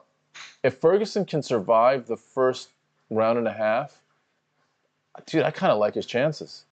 To submit. I think he could submit Chandler in some way. Well, let me just say this. If he can survive the first round and a half, if they're standing, if he is on the ground surviving a beating of ground and pound, then that's not helping the situation. Man, Hua's trying to close distance. He just cannot get into the guard, this high guard of St. Preux as they're standing in their striking positions. St. Preux is just, you know, he's taking the safe way of winning this fight. He's just landing a bunch more kicks and not getting hit too much. That's the winning recipe right now. Is it going to light up the crowd? No. Is it going to like... Yeah. I'm okay. Is it going to do anything to progress him in the light heavyweight division? Probably not. But he gets his show and win money. So remember, the UFC's prize money is based on 2 chunks of money. Show is if you just step into the cage, you win your show money. But win is one person is going to get the win money. And usually it's equal to your show money. So you'd be on a 10-10 or a 25-25 or a 50-50. So there's a lot of money at stake just to outpoint someone at this age as well. And that seems what St. Preux is doing. St. Preux is not really interested in getting into a crazy fight. He just is content to do his thing, just to light up Hua from distance. And Hua doesn't have an answer right now. She going to be champ? Yeah, Kayla Harrison. Well, Kayla Harrison's already champ in her promotion. Take that shower, mate. I think he's going to just cook up some a cup of tea or something. I don't care what Shogun's doing, bro. He's not in great shape. It's true. It's true. He's not in great shape. But this is, it's kind of the state of affairs right now with him. At least St. Preux, to your point, is, he's only a year younger. Looks better. But, sometimes that can be deceptive as well. You can have, man, that front kick. St. Preux has a nice front kick. St. Preux is just waiting to counter. He's just waiting to counter. And the problem is, he can't counter as easily with Shogun because Shogun's striking is unorthodox. It's not like I'm going to do a 1-2 and then St. Preux can counter off of that. It's almost like this lunging or sort of like striding forward 1-2 that's sloppy, and it makes it hard in that chaos. It's hard to counter that. So it's St. Preux's front kicks and Shogun not being able to hit him is making this not the most action-packed fight. I wish Tony's fight was 5 rounds. Too many 5-round fights. DJ says that. Yeah, dude, I hear what you're saying, but that 5-round fight against Gaethje was not great. Sam Alexander Mintz. Tony is stuffed. I mean, it was an awesome fight to watch, but at some point, dude, that 5th round, that became a little bit hard to watch. Sam Alexander, Tony is stuffed. Michael France, DJ is not going to last. I say first round ends. DJ, Is he talking to someone else in the chat? Oh, okay. Oh, it's not going to last first round. Yeah, you are. He is talking for someone else. Sam, what do you mean stuffed? Done? Yeah, stuffed is an English term, which means like stuffed like a turkey, or like a dead animal. I know, I'm just hopeful. Pretty boring fight. Yeah, it is. Right now, this fight is. I mean, it's two veterans. He'll never fight again after the beating Iron Mike is going to put on him. Sam Alexander, very confident. I don't doubt that, Iron Mike. Sam. I don't doubt it. That's what I'm concerned about. Hope Tony wins, says Juan. Hard to talk about the body. Look at Tyson Fury. True. That is the point. Like, I mean, look at Chris Barnett. You look at Chris Barnett, yeah. I mean, I'm trying to look at through our champions. Look at fucking Mark Hunt. Mark Hunt for years. Look at fucking Tai Tuivasa's body. Yeah. You know, Francis is one of the few like heavyweights that's in like some crazy shredded like form. Do you know what I mean? Yeah, it's true. Even Blachowicz isn't like. What the fuck are people doing with their phones? Trying to distract? What the fuck is that? What the fuck is going on in the background right now? Why are people doing this? Is that just because they're upset and they're protesting? Maybe. Hard to talk about. Yeah. I hope Tony wins. English and Aussie slang are surely the best. I'm in upstate New York. Our slang sucks. Look at Butterbean. Nice one, Michael. Butterbean's a great fucking point. It is. Butterbean was fucking explosive. This fight is round 3 is gonna just limp towards the finish line. Because I don't think St. Preux wants to lead the dance, and I don't think Hoo-Ha can get close enough to lead the dance. God, those teeps. Fucking his gut is gonna hurt so bad tomorrow. Yeah. Fucking internal bleeding. But look at Hoo-Ha. Hoo-Ha does not want to exchange here. What is he doing? Hoo-Ha's got a cut above his eyebrow. He just wants to ride this out. He looks bad right now. A slap from Vince there. A little bit of a fucking Nate Diaz. Hoo-Ha looks tired. So thankful for that cup of tea, God. St. Preux comes with one of the few times in the fight comes with a forward 1-2, misses. Deep. I like Hunt, one of the best big guys. Stockton, bitch. Kevin heard this argument happening about who would win in a street fight between Mike Tyson and DC. DC being Daniel Cormier? Daniel Cormier takes Mike Tyson down, and that's it. That's the answer to that question. You mean like prime Mike Tyson? Or now Mike Tyson? Mike Tyson's 55 years old. Even prime Mike Tyson, he throws one overhand, DC dips and takes you down. Fucking Tyson's done. Yeah, Tyson has that one chance of landing the uppercut like Derek Lewis did against Curtis Blades. And then DC takes you down. Now what are you going to do, dude, once you're down? Say, if for anyone who has ever done jiu-jitsu and has never trained it before, if you go to your first class, it's like drowning in fucking human. Like, it's literally like drowning. So, fucking Mike Tyson has never drowned in human before. So if he does, it would be awful, you know? Although, Cormier's got to set up that takedown, that shot. Yeah. And that's Tyson has that, split second. Yeah. Remember when he throws a punch, Cormier times it. Do you know what I mean? Yeah. Nice leg kick from Ovens. Again, body kick again. Yeah, Mark Hunt was awesome, dude. He got kind of screwed. That whole Brock Lesnar thing. Yeah. That was just criminal. Fucking criminal. Do you know who else was pretty chunky? Frank Mir at one point was pretty heavy as well. Oh, Big Country. The fuck haven't we said Big Country yet? Oh, what about Ben Rothwell as well. Fucking both of those guys. What about what's his name? The dude that's got the beard now. God damn it. Just a straight up brawler. Like, didn't have any ground game at all. And he's pretty brain damaged right now. I'll think of him. Hopefully I'll think of him. Both in their prime. Okay. Yeah, you got to give Tyson fucking puncher's chance to land something big. Faux show. Tyson, no stranger to ball sniffing. Nathaniel says, same. Big Country should have used his jiu-jitsu more. Yeah, I agree with that. Thorg, thank you so much for liking and following on Facebook. Welcome to La Familia. What is Hoo-Ha doing? That was fucking crazy. Just surviving. Just surviving. What's wrong with St. Preux? St. Preux's walking weird. I think he's pissed. That was tough to watch. Yeah, Tank Abbott. That's who I was thinking of. Tank Abbott, yeah. Thanks, Michael. It was Tank Abbott. Hell yeah. Nice one. Ben Askren has always been a little chubby at times. True. Yep. Ben Askren's always been a bit of a doughboy. Got that dad body. Boosh. Look at that.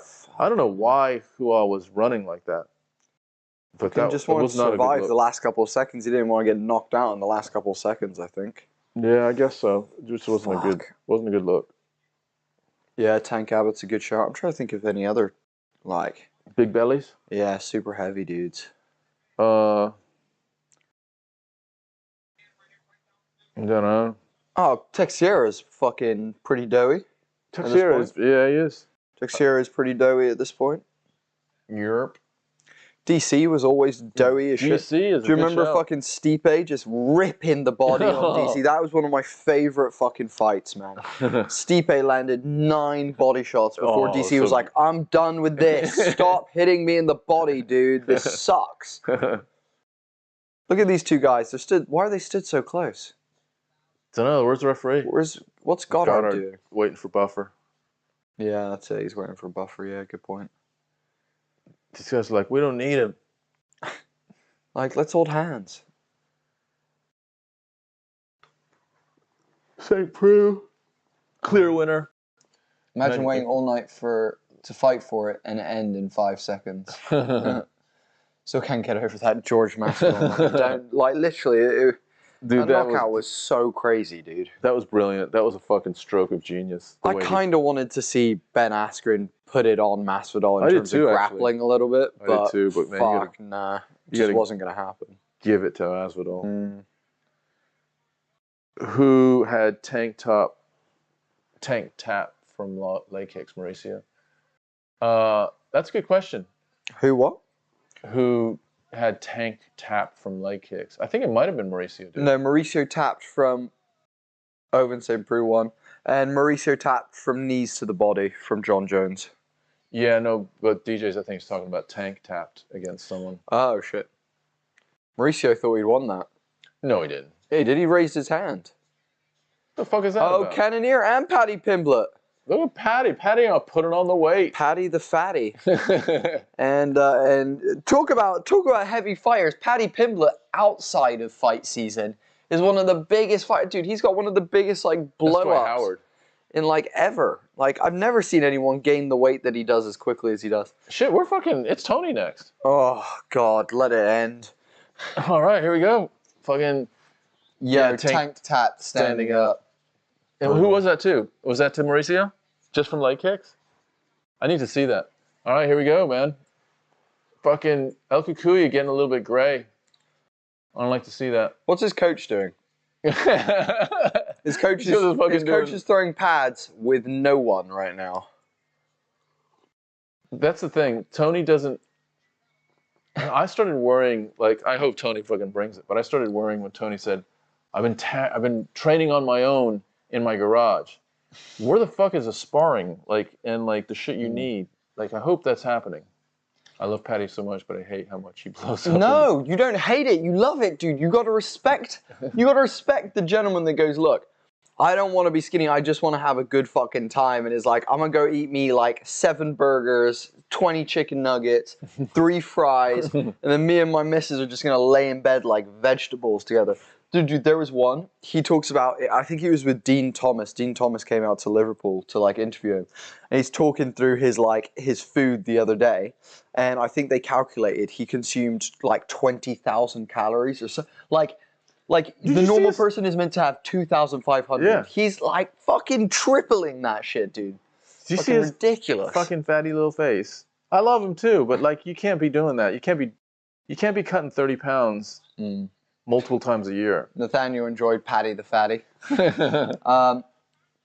10K calories when he finishes fights. No jokes. Yeah, exactly, dude. 10K calories is not okay. It's a lot of fucking calories. All right, El Cucuy and Michael Chandler. If El Cucuy can get fucking Chandler in a triangle, holy shit, how cool would that be?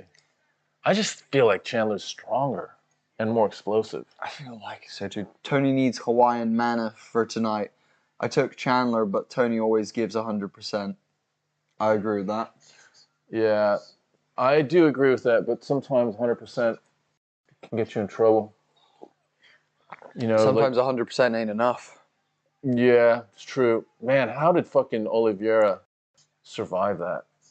That was close. That was Mergliata. Yeah. There's Beltran. Look, he fucking buckled. Dude, look. This is gonna be. It's gonna be a great fight. This is gonna be. I'm hopeful it's a great fight, but I just am concerned. I'm hopeful it's a great fight. I can't say that Hooker has worse reflexes than Tony right now. Oh, Maurice Smith versus Tank. Yeah. Okay, Yeah. Don't get me wrong. Eat 4K and put some pounds. Chill out, but he eats so much like he's crazy as fuck.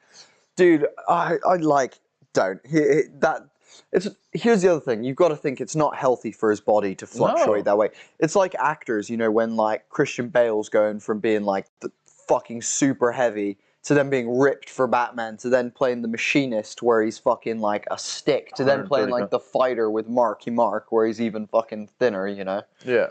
No, it's yeah, because he was a drug, wasn't he? Like, didn't have a drug problem in that the Marky Mark movie. Yeah, dude, that movie's so good. It's called The Fighter. The Fighter, yeah, that it's is fucking great fucking movie. That's one of his best roles. I agree. I fully agree. It's an underrated movie and no one fucking brings it up. If you guys haven't seen The Fighter with Christian Bale, I fucking hate Christian Bale, guys, but I promise you, that's a fucking good one. He's good. Do you know why I hate Christian Bale? Because I'm Batman. I'm Batman. Dirty boys, Batman. Fuck's sake. Here we go. We're getting close to the walk-ins here for Ferguson versus Chandler. That's a nice arena. Look at that. It's nice and right, guys. Let's get down to brass tacks. All right. Who is your favorite Batman? Go. I want to fucking know. Me, it's fucking Michael Keaton. Michael Keaton, closely followed by Val Kilmer. No, dear God. Closely followed by Val Kilmer. And then Robert Pattinson is actually my third favorite at this point. I haven't seen the new one. You need to see that, Tom. Is it? You need to see that movie. I can't believe you haven't seen that yet. Yeah, we need to watch that together, maybe. That'd be cool. No, I'm down. It's 3 hours long. Is it really? Fucking 3 hours. Does he do all right? All right, here comes Ferguson. Ferguson coming in. Voice. Does he? He does deep voice, and he has like, you know, he has like bat makeup, but he's got like emo bat makeup. So it's like, oh, he's like, oh, I'm so edgy. Underneath the mask, it's so dark. Oh, that's cool. It's like, I'm so edgy. All right, Ferguson is enjoying his time, walking into the cage. He's got the crowd behind him. Let's not deny this. Tony Ferguson is absolutely fucking apex predator as far as crowd favorite. There are very few fighters that have as passionate of fans as Tony Ferguson. I'm talking about maybe Khabib, McGregor, and that's it. You know, like Ferguson is just right there with... I'd have to go back and watch them all. Bale, however, is the best way. I don't know. Here's what I would say, guys. Here's the issue with Christian Bale. He's got no emotions and he's Batman. And also, let's also just enter the fact that Christopher Nolan just can't make a good, cohesive movie to save his fucking life. So there's just thousands of plot holes in the Christopher Nolan Batman movies. The only saving grace in the Christopher Nolan series is Heath Ledger's performance, in my personal opinion. Yeah. But like, and yeah, I don't know. It's fucking weak. Let's go, Tony, says Juan. All right, let's go. Tony's cage side right now. And one thing's for sure is... He looks thin. He looks thin, that's exactly what I was going to say. He looks a lot more in shape than he did for his last 2 fights, doesn't he? Well, Tony's never had like a hugely muscular body. But he's pretty ripped for this, actually. Yeah, he's in the cage. Tony Ferguson back in the cage. Who would have thought that, man? Tony Ferguson is certainly a crowd favorite. The crowd is going nuts. All right, here we go. How does he have a monster logo on his fucking shorts? How the fuck is that happening? That's a good point. How is he allowed to do sponsorship like that? I'm pretty sure he's not. It's either that or he's one of the few fighters that the UFC has, like the Monster has sponsored. Because I saw last weekend there was another fighter that had the Monster logo on his shorts as well.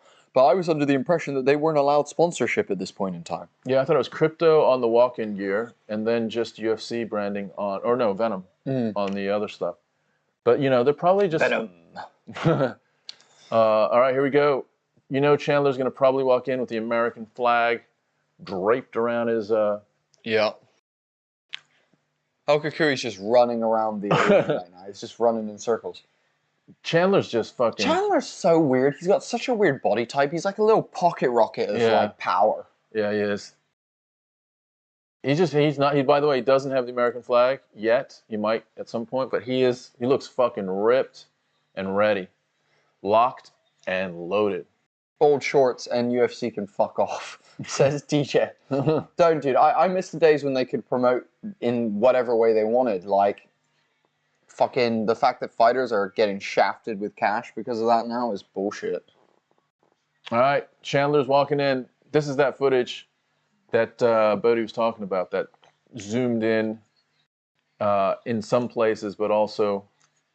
There, this is it. That's it. That's the camera now. This is behind. Now that's deep focus. Right. So you've got the whole thing's in focus.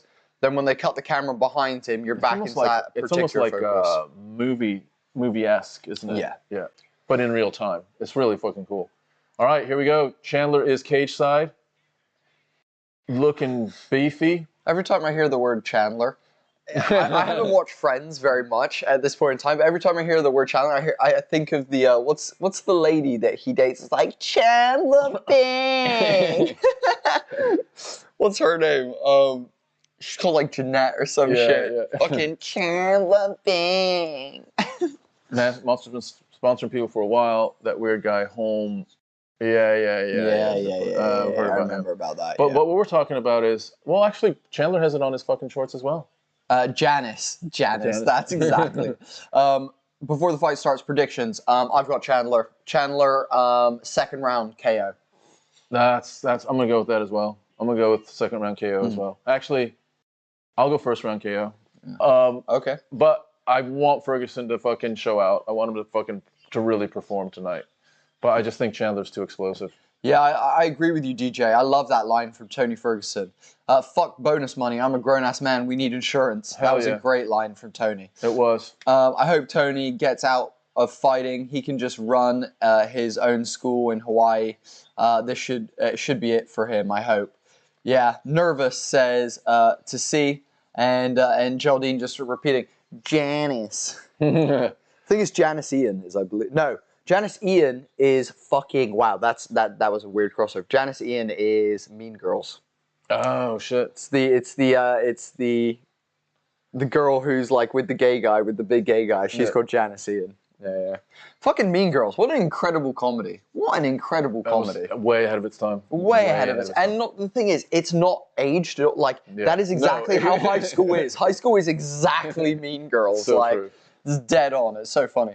I low-key want Chandler to win, but I don't think I have a favorite once in a fight. I usually have one as well.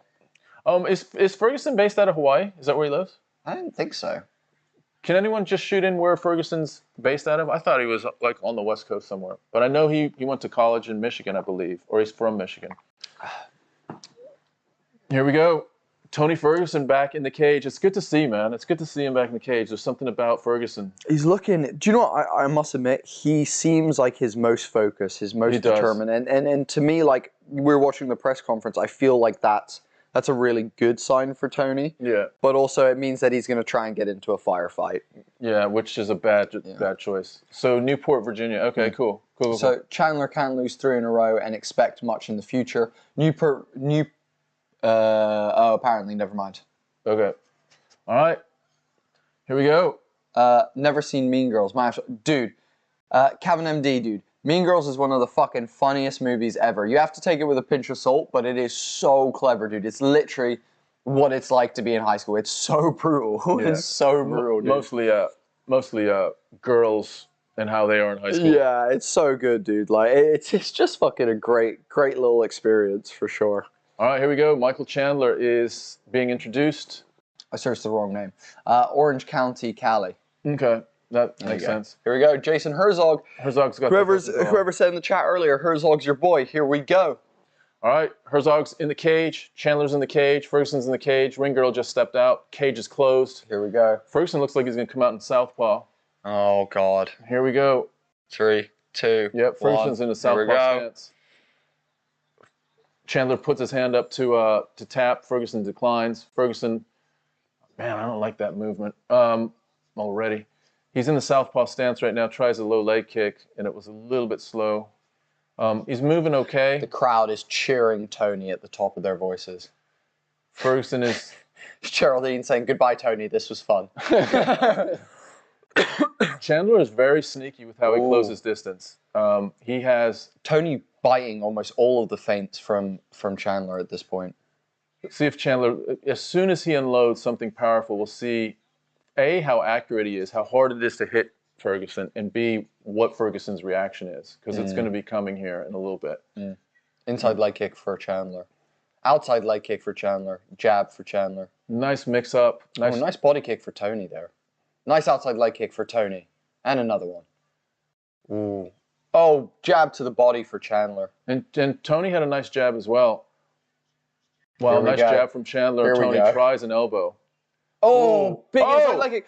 Tony clipped Michael Chandler and put him down. Tony clipped Michael Chandler and put him down. Michael Chandler landed a huge outside leg kick, though.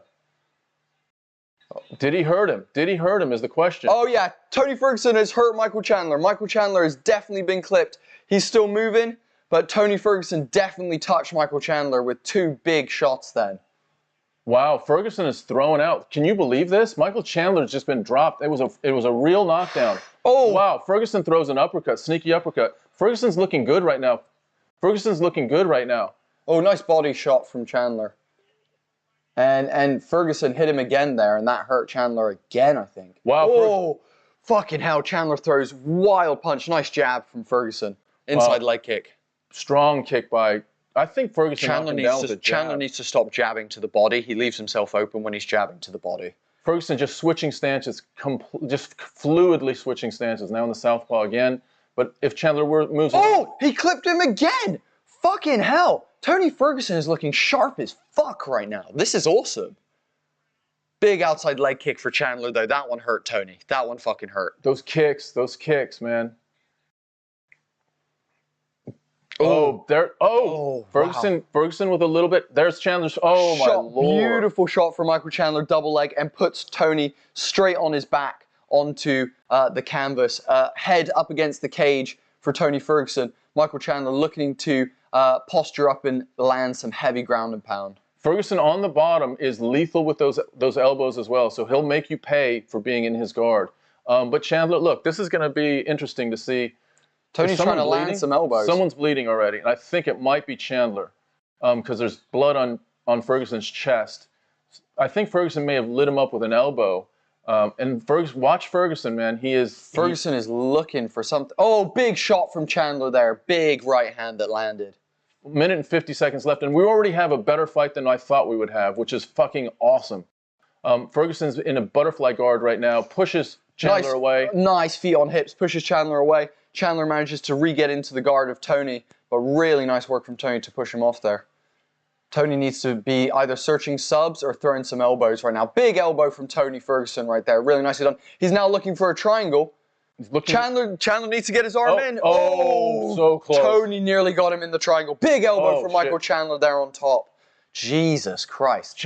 Big bombs from Chandler now landing. Chandler's ground and pound is lethal right now. Big bombs. He's got Ferguson pinned up against the cage. And you can see Ferguson's got a bruise. Ferguson looking to Herzog there for a second. Not sure why. Ferguson cut. Ferguson's now cut from one of the shots from Chandler. He started leaking out the corner of his eye. Trying to land elbows from the bottom and doing a pretty good job. I think Ferguson is cut Chandler, and Ferguson's cut as well. But Chandler's definitely controlling the ground right now. Doing a really good job controlling the post hand of Tony to keep Tony on the ground. Wow. Beautiful turn from Michael Chandler to keep Tony on the ground. Tony Ferguson trying to use the cage to claw up, and it's the second warning from Jason Herzog to let the cage go. Oh, big overhand right for Michael Chandler.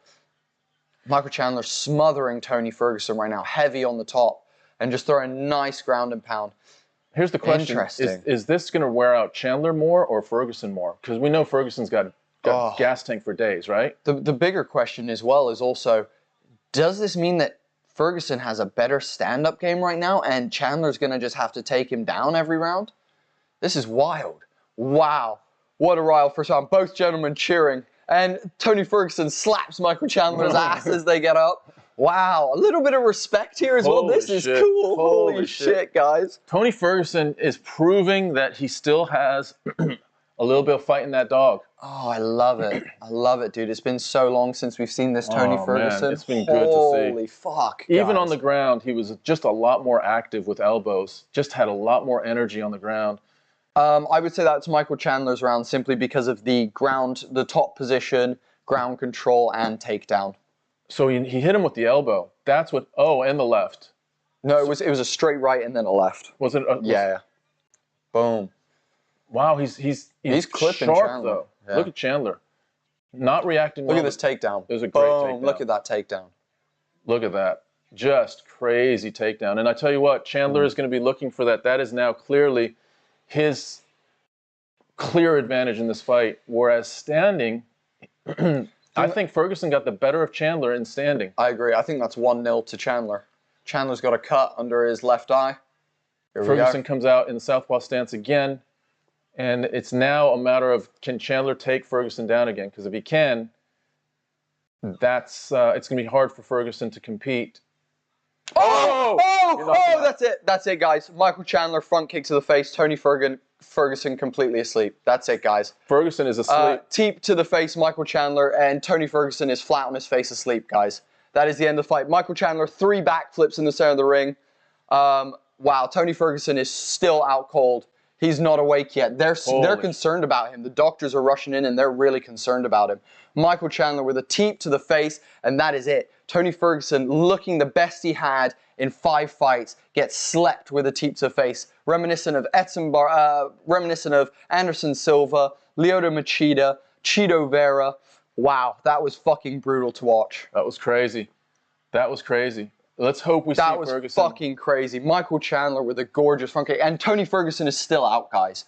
Tony Ferguson is still out. Holy fuck, guys. That was crazy. Holy fuck. I cannot believe it. I think Tony Ferguson's still down.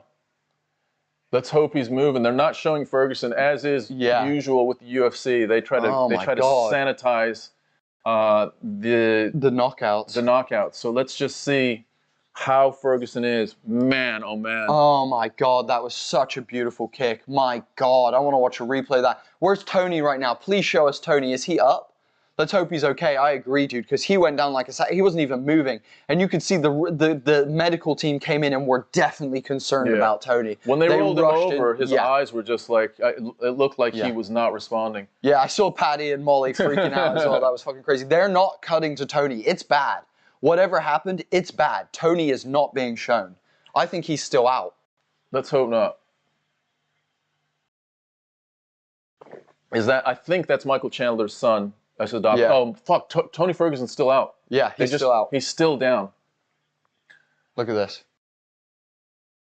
Boom! Oh my God. Wow. Wow, right under the chin. Oh my God, that was so savage. Right under the chin. Boom. Holy fuck, dude. That was crazy. And his head hits the ground. Oh my God, is that the end for Tony Ferguson? It's gotta be. Holy shit. Holy fuck. Whoa. Dude, I called a second round knockout. Just saying, second round knockout. Oh man, look at that. Wow. Wow. That was absolutely insanity. They still haven't shown Tony. I think he's still out. I think he is still out. Holy fuck. I was talking with DC about dying in the ring. Well, Tony just did. Michael Chandler also does 3 backflips in the center of the ring, by the way, after knocking Tony Ferguson out. And they're not even they're like clean backflips. Tony Ferguson's back on the stool. All right, he's back on his stool. Yeah, he has no clue where he is. He has no clue what's happened. Wow. Wow, wow, wow. That was fucking crazy. Gilbert Burns cheering on Michael Chandler. Holy fuck, guys. Ferguson looks still out of it. Yeah. He's shaky. He's shaky on his feet right now. Whoa. Wow. Whoa. Wow. That kick was crazy. As powerful and well placed as a clean Wow. That's fight. Right. That's fight of the night bonus or performance. yeah. Bro, Ferguson's dead. Wonder if Tony knows where he is. He has no clue where he is, dude. He has no clue. He's wobbled. You can see he's standing. He's struggling to stand on his feet right now. Yeah, that was crazy. Wow, Michael Chandler, what an incredible knockout. Tony Ferguson has no clue where he is. Look how dazed he is. Yeah. Wow, he is. He has no clue. Tony's so lost right now. Holy shit. Michael Chandler versus Gaethje for the lightweight title. If Gaethje wins tonight, man. I mean, he did so well in that performance that it. He goes, we don't even train that. It just happened. Wow, that's crazy. That was a crazy kick. Wow.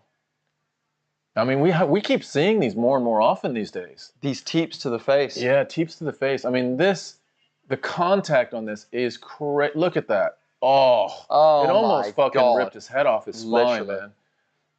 Look at his head snap back off his spine. Boom! Oh my God.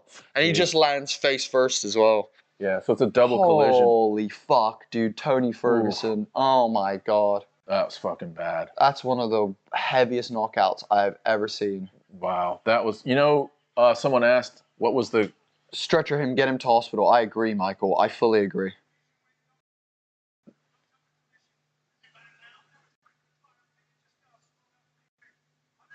His vision went double vision? Yeah.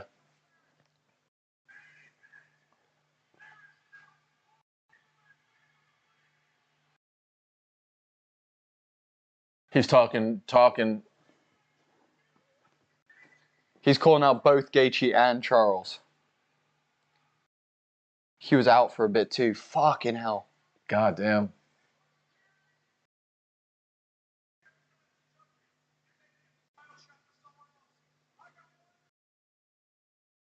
McGregor. Connor. Yeah. Wow, he's just calling people out. He's calling everyone out. He basically just said, I'll fight Gaethje or Chandler, and if Dana White will not give me the fight, then I want McGregor. He's just talking MMA, like fucking WWE shit right now. Yeah. He wants to fight McGregor at 170 if he doesn't get to fight for the title. Holy shit, that was awesome. Talks a good game. Michael Chandler can talk the talk as well as walk the walk. Wow, what a fucking knockout. Holy fuck, dude. And, dude, I genuinely, if he didn't knock Tony out, I think Tony was going to win that fight. Tony was on his way, dude. He was doing well. I think Tony was piecing him up. I hope Tony is currently in fucking hospital because that was terrifying. Like in a fucking ambulance. Yeah. Yeah, Ferguson was out of it, like literally not knowing what was happening. Yeah. Sean O'Malley's there. Sean O'Malley fucking dressed. Just seen a clip, says Zach. It was fucking crazy, dude. That was one of the craziest things I've ever seen. Kamaru Usman there as well. Unbelievable. Hopefully there's no brain damage there. Yeah, fuck. Dude, I would hope that as well, but man, that was rough. That was real bad. Oh my God. Whoa. Fucking hell. I guess that's a 4-fight losing streak now. Yep, indeed. The crazy thing is, he lost in a way that, like... no one was expecting that, and hopefully he doesn't justify it as, like, I didn't get blown out, it was a fluke kick. Yeah. Which I think Ferguson could do. Yeah. He... Cowboy's in a movie. Yeah, I saw that too, but he's not in a fight. Yeah. I'm gonna shit my pants with that KO. I thought he was winning the fight, and then boom, he's laying face down. Dude, that's exactly where Tom and I were, Nathaniel. That's exactly the mentality that we were. Oh my God. That was crazy. Holy shit. That was just fucking crazy. Damn. Tony Ferguson gets fucking his lights turned out. We've seen it now with so many of our favorite fighters where, they have their last couple fights and it's not pretty to see. And it kind of hurts a little bit, because you hope they quit. It's Tony Ferguson's lost 4 times. He hasn't I guess maybe he could. He hasn't won a. He hasn't won a round. He hasn't won a round in fucking 4 fights. He hasn't won a round in 4 fights. This is the first one that he gets knocked out, and it's a.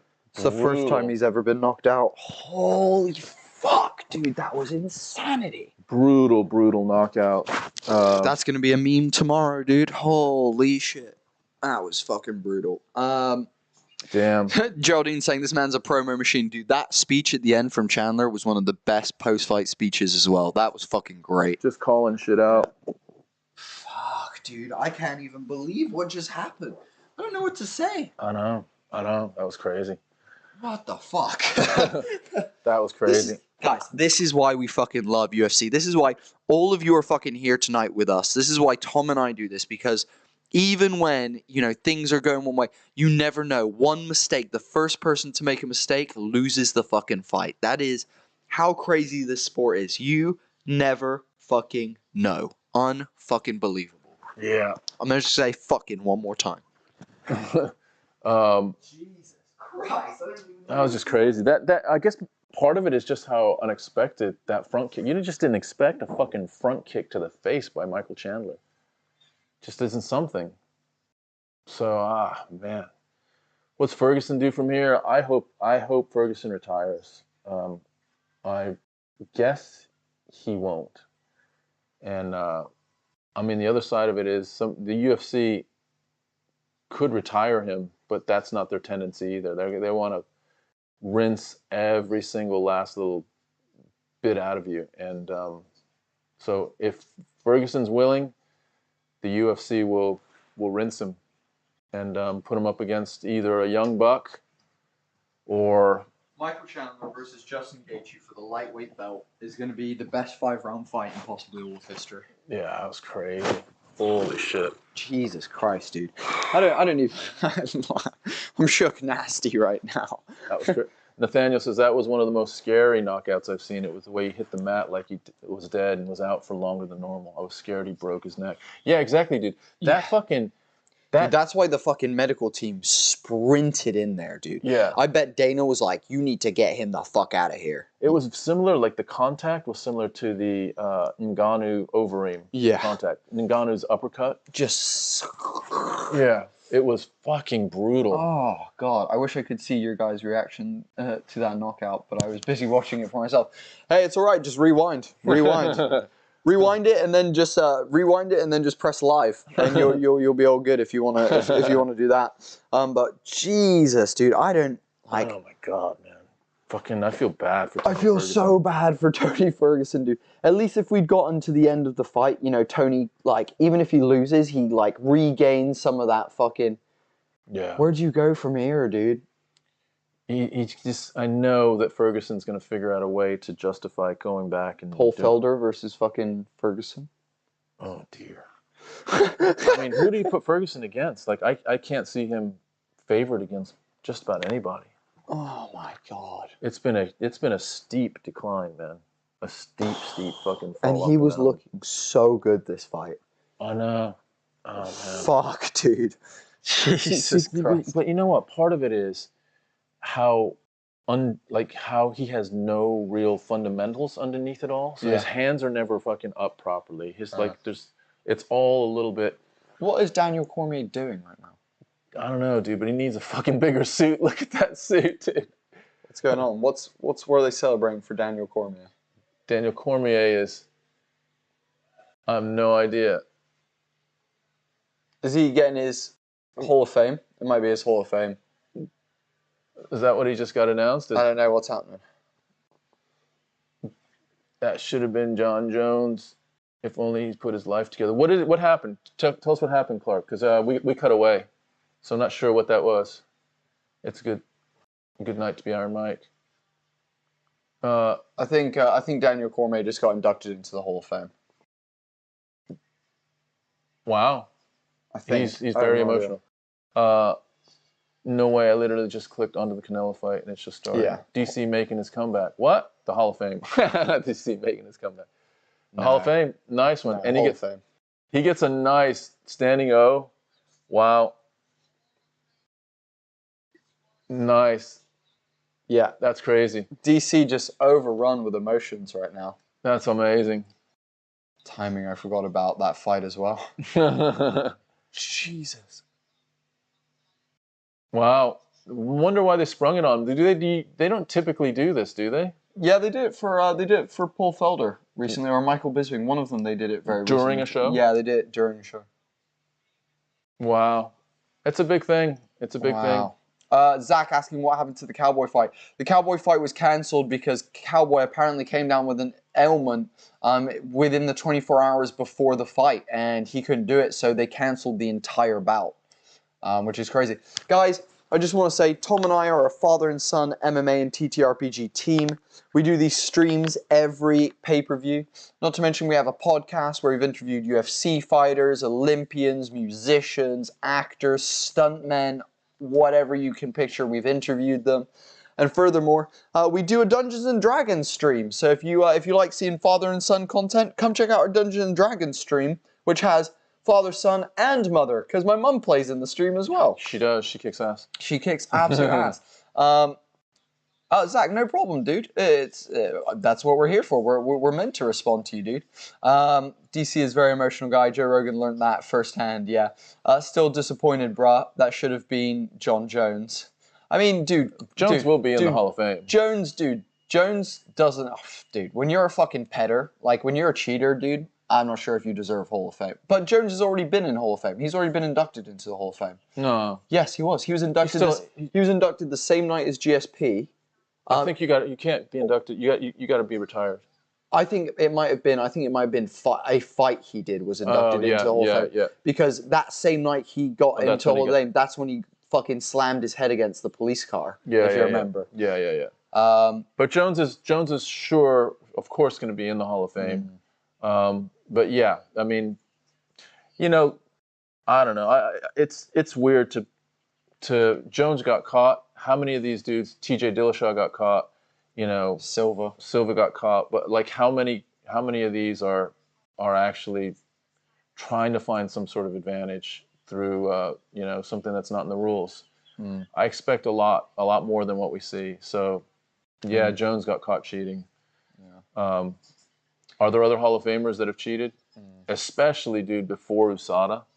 The whole before USADA room is, Tito, Chalk, Mark Coleman, fucking the Shamrocks, all that is, what do we say about those?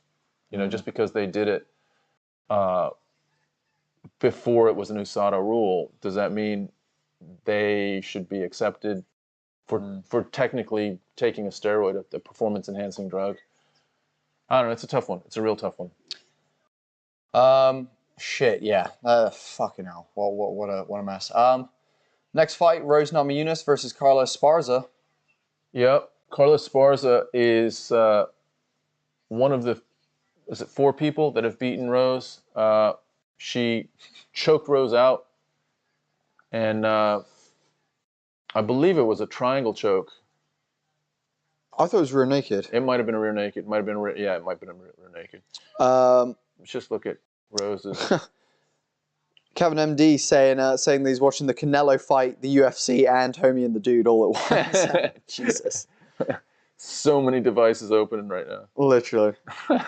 Nice one, dude. Well, thanks for including us in the show.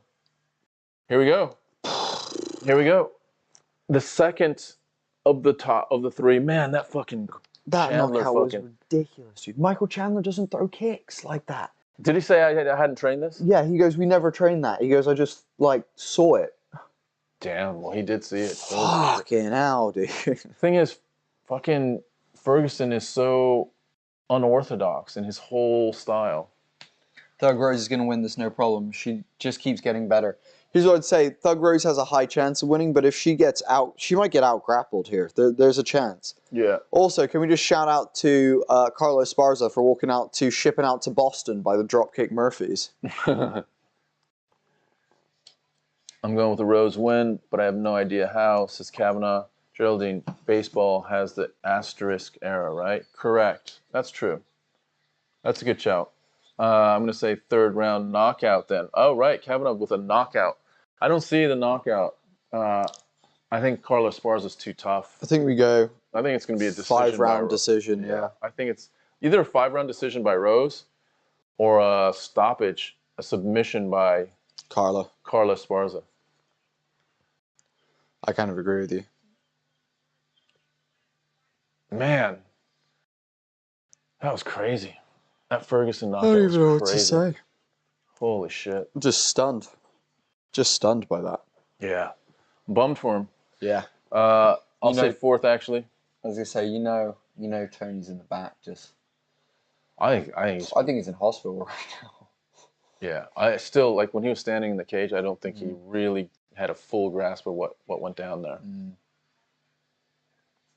Yeah, that's bad. Real bad. All right, Esparza is cage side, just giving and getting last instructions and hugs from her corner. Getting the Vaseline applied to her eyebrows. Hey, Nathaniel's saying he's seen Dropkick Murphys in concert. They're amazing. Dude, I'm jealous. I love the Dropkick Murphys. 1 second, I need to run something. Fuck. Esparza's in her white kit. She is wearing a rash guard. Someone earlier said they were hoping there would be some sort of upgrade or reconsideration to the women's kit, and Esparza chooses a long sort of rash guard up.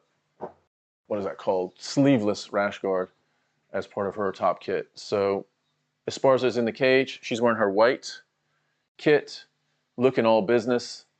Carla, the Cookie Monster, Esparza, is going to be fighting Rose Namajunas. And Rose has just had an incredible career. She's built a career that is now turning into something that, you know, can kind of compare to Amanda Nunes's career as far as the amount of great wins that she's had.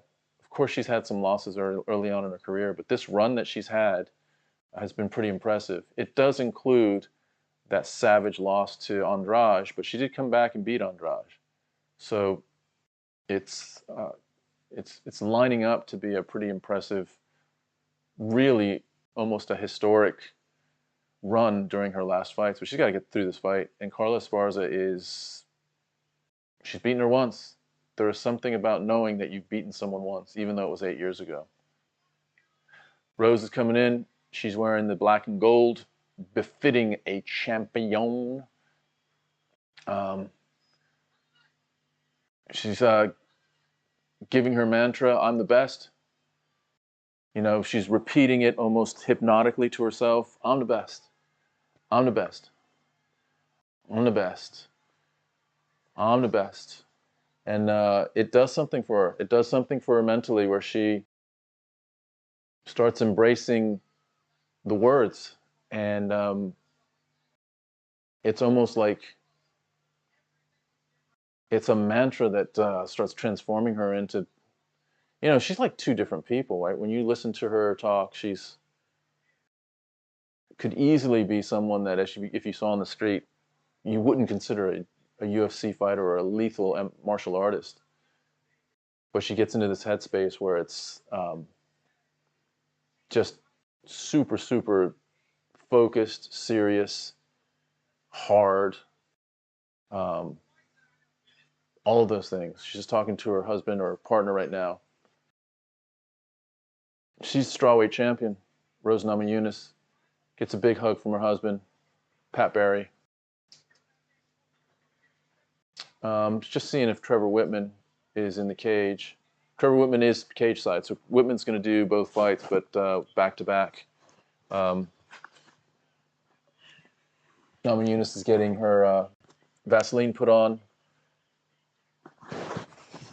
I was really impressed with the training clips that I had seen through Justin Gaethje's YouTube channel.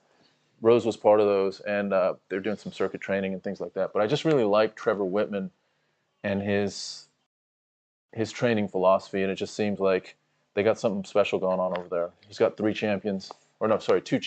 He might have a third tonight. But, you know, one trainer having 2 champions in the UFC is pretty special. Does anyone else have 2 champions? Yeah. Eugene Berriman has Adesanya and Volk. Yeah. I'm not sure if anyone else does. I have to go through the list, but Rose is in the cage now. All right, let's see. Geraldine, you say either split decision or a sub in the 4th round for Carla. Kevin, Mike Tyson is at the Canelo fight. Nice. Mike Tyson. Nice one. Rose is in her head. You hear it right now. Lol, face is scared. Esparza looks really, really focused. Right, I'm going to come Chuck back. Liddell having a little chat with Tony Ferguson as he leaves the cage. Yeah. Giving him a bit of advice about getting starched. Yeah, He's been basically saying, starched look, a good couple times. don't fucking go as far as I did in the last few. Wow, look at that. Boom! That's the meme. Wow. Fucking hell, dude. Yeah, that's the meme. Right, I'm going to come back when fight is over, but still, here we go. Got you tabbed. All right, Kevin. Pat Barry goes. Pat Barry grows. I'm going to say it every time. Gross? Okay. Oh, Pat Barry's gross. Oh, I see. Okay. Rose doesn't think so. I think Pat Barry is one of my favorite people to get knocked out. I love watching Pat Barry get knocked out. Really? Yeah. Have you seen the one where he's clipping this dude and he's got the dude rocked? The dude literally just throws like a random hook and just sleeps him. Like, he's literally got him up against the cage, he's piecing him up, and the dude just goes, and Pat Barry just like, meh, instantly like falls on the ground asleep. I can't remember who it was against. If you guys know who Pat Barry fought and he got absolutely slept while he had them rocked. Rose isn't saying, I'm the best. No, she was. She was. Oh, was she? Yeah, as she was walking in. Folk show. Esparza looks very, very focused. Almost too still. She's almost frozen. I don't like that. Oh, tonight's been stressful. Yeah. We still got the Gaethje fucking Oliveira. Oh, don't. All right. Carla Esparza. Long journey back to a rematch with Rose Namajunas. 8 years. All right. Here we go. Her nickname's the Cookie Monster. Carla the Cookie Monster Esparza. That's a weird nickname. Does that intimidate you? No. Me neither. I'd just give her maybe a glass of milk. Cookie. All right. Introduction of Rose Namajunas. She's so frail. Look at her. She's a killer, but look how narrow her shoulders are. How thin she is. How thin she is. It's crazy. What a lethal martial artist she is. Pat Barry's not in her corner tonight. Yeah, he is. Where? He's not there. None of those are Pat. Oh, no, is that Pat Barry on the far left? Oh, yeah, it is. Yeah, it is. Sorry, my apologies. That's Pat on the far left. Yeah, Rose is straight up in that warrior mentality right now. Here we go. Here we go. Rose coming to the center. Esparza in the center. Rose is about a couple inches taller than Esparza. Keith Peterson gets the call. Let's look at those leg kicks. Rose has been really nice with her leg kicks recently. And Esparza, it's interesting, like a leg kick. Oh, it's Cheek Congo. It was. You're right. If Rose, the advantage of having a leg kick is you can certainly light the other person's leg up, but you also open yourself up to a takedown. And counters. And counters. All right, here we go. Both of them come out in the orthodox stance. You got to give Rose lots of advantage striking. This isn't Esparza's game, and Rose is just masterful at controlling distance with her legs and her strikes. Rose is so much taller than Carla. Carla looks very plodding. Rose looks very smooth and gazelle-like.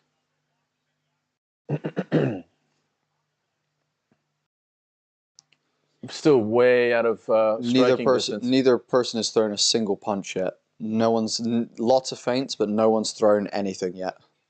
Almost a minute into the fight, they're still just sort of trying to get comfortable in the striking, sort of in the pocket, as they say. They're getting closer and closer. It's almost like first jab from Rose doesn't hit, but throws it out there. Rose very tentative with Carla Esparza, though not engaging quite as quickly as she would with, or we've seen her do with others. Very probably concerned, or at least aware of any shots that Esparza might want to do at this point, because she was tapped by Esparza. She must remember that somewhere in her subconscious. This is the next minute after she was tapped by Esparza. So this, even if it's 8 years later, they're facing each other the very next time. Little Esparza 1-2. for a Superman punch. Esparza may have trouble. We're seeing something about this that, of course, Rose hasn't landed much either, but Esparza may have real problems closing distance if she's trying Neither to... person have landed a single thing right now. This is a slow start to the fight. 2 minutes into the fight, and no significant punches landed.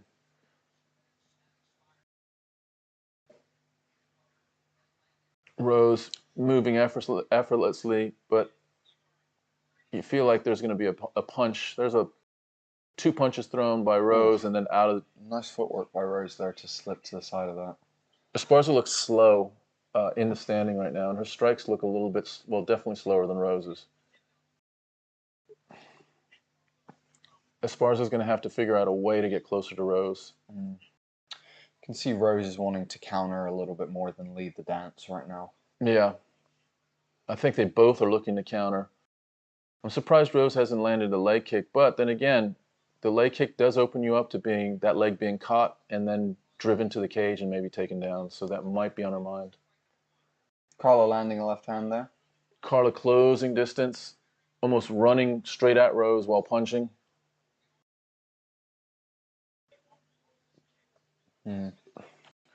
Rose, lots of feints. Nice. Oh, double jab from Rose. Double jab by Rose.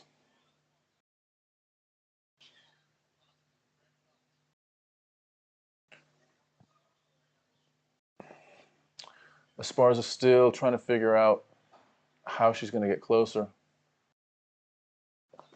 To be fair, Rose, although she's making sure Esparza's out of distance, You've got to wonder how much gas she's spending doing all this movement as well. That's true.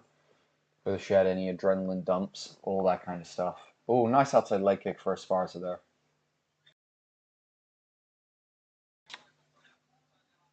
All right. Esparza is just looking a little bit...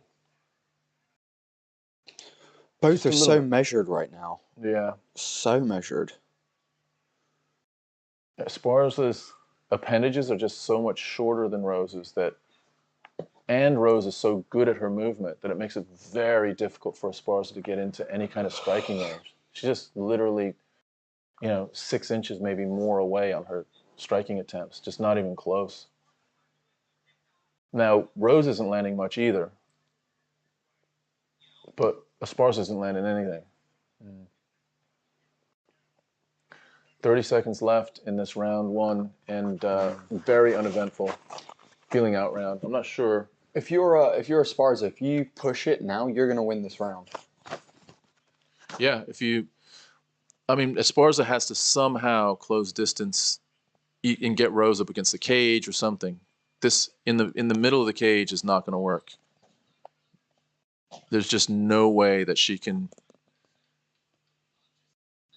compete right now in the middle of the cage. We knew this, and they probably knew it 8 years ago as well. So, be right back. 5 punches landed. They skirt. That was a very slow round. 5 punches total.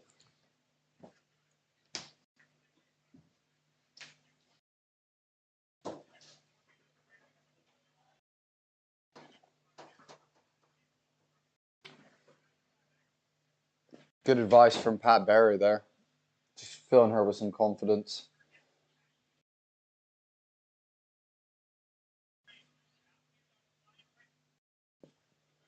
Great advice from Trevor Whitman.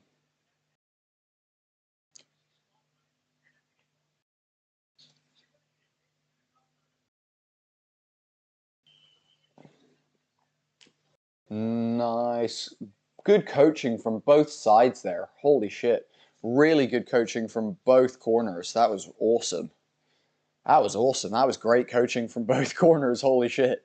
That was great. They gave exactly what they needed to go into the second round.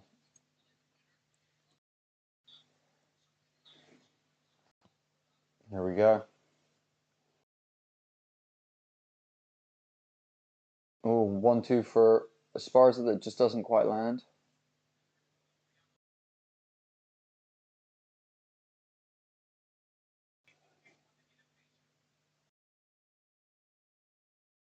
Didn't expect the fight to be so. Me neither, Nathaniel. I thought this was going to be a little bit more wild, but both women are respecting each other a lot right now.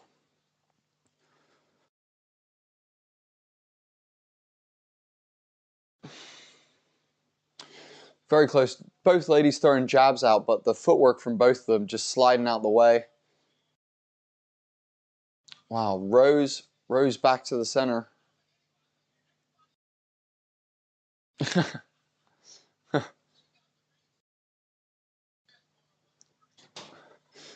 Dean Thomas just saying, they're like, do you think Rose won that first round? He's like, it feels like we all lost that first round.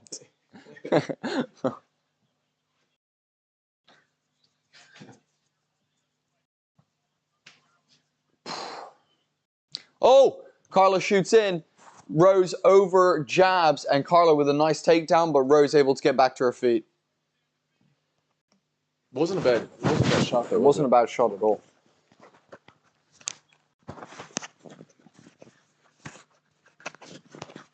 All right.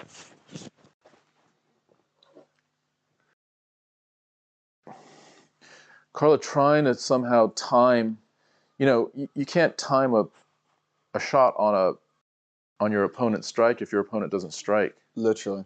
That's kind of what's happening right now. Rose is kind of squeaking these rounds by just staying outside, winning in a way that is super ugly, but really, really effective. Esparza's got a sense that, man, this something's got to change here. I'm wondering if the crowd is going to start lighting their lighters again. Because this is not the most. I can't believe Rose hasn't thrown a single kick yet. I think she's scared to throw kicks. I think she is too. Yeah. I think she doesn't want to lose this fucking fight. She's so nervous right now. Yeah, she just really, really respects Esparza. Remember how she was against Wei Li? And Wei Li was, Oh, wow. Esparza clips Rose there.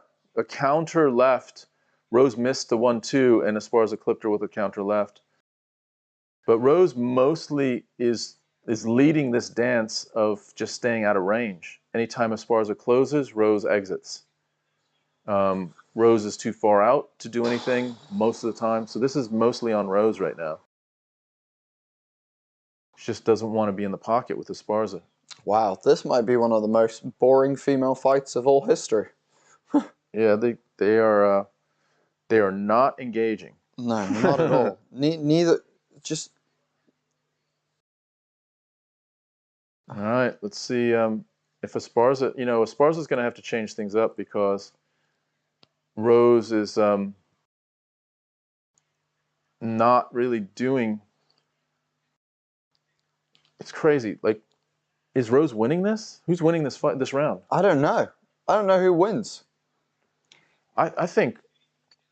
I'll tell you what, man. I think if why doesn't Esparza just go forward? Rose isn't countering. Ngannou Lewis all over again. Oh man, please no. That was a 3-rounder. This is 5 rounds in front of us. This is the thing. Rose is only throwing single punches. She's not throwing any combinations. She's not in range. This is so weird, man. She's just not in range to throw something and land. It's like she does not want to be close to her to get taken Joe out. Rogan goes, this is the most uneventful 2 rounds in a championship fight ever. Wow. Rose is somehow feeling good about Esparza not landing punches, which is great, I guess. Nice outside leg kick for Esparza there.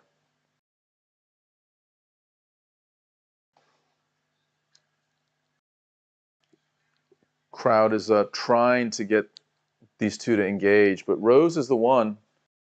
Rose, this is on Rose. Yeah. Like, I think Esparza wants to engage, but she's just too far out. When she closes, she doesn't have the foot speed that Rose does, so she can't close. And Rose just scoots out the edge. But also, you got to be the champ. You got to beat the champ. Can Rose giving her the eyes as they separate? Yeah. Esparza's got to do something. She can't just be content with You know, I don't even know who won that round. 9 total strikes between them. This is bad as Stylebender versus the Soldier of God. Remember Literally. that? Oh shit! And that, you know, to be fair, Nathaniel, that's a good comparison because that was really on Adesanya, and this is on Rose right now. Even though Adesanya won and Rose is probably winning, I guess it's a recipe for, you know, a victory, but it really isn't part of kind of the martial arts code. You know, you want to test yourself against someone. Such good coaching going on right now from both sides. Carla Esparza's team, incredible. They're like, right, she can hear us saying this, so we're going to stop saying this. And he's like, cool, you need to time your takedown on her feint. Basically, because Rose is not going to shoot on you. If you time it on one of her feints, you will get her down. And they're like, we're no longer going to give you advice because every time we say it, Rose backs up and gives some space. Yeah. So like, we're not going to say that anymore. I can't remember exactly what they said it was. So on your feint, on her feint, because she's not striking. Yes. Or kicking. Yeah. Yeah. So let's see how she does with that, because that's hard to do. It's easier said than done. You got to fucking see the feint. What did Pat Barry say? They were basically saying to Rose that she needs to just open up a little bit more. They were saying that, you know, you need to be thinking about. Carla almost shooting in for a takedown there. Very nearly dropped for a takedown. Rose is really just Respecting her too much. It's like test your skills against her. Nice counter left from Rose there that lands. Rose is now in the pocket a little bit more. So I'm expecting a shot from Esparza coming up here. I have a weird feeling that Carla Esparza is maybe going to knock Rose out. I think Carla might time something and maybe put Rose on her fucking ass. I don't know. But it's not feeling... This is weird. Woodley Thompson 2 again? Literally. Yeah. There it is. There's a takedown attempt. Nice shot from Esparza. And she landed a kick. Rose lands a nice counter left as they break. Oh, they get in the pocket. Beautiful shot from Carla. Gorgeous defense from Rose Namajunas. Gets back to her feet. Puts Carla up against the cage. Throws a couple of jabs. What was most impressive there, well, both the takedown, but also Rose battling to get back up so quickly was a good sign for Rose.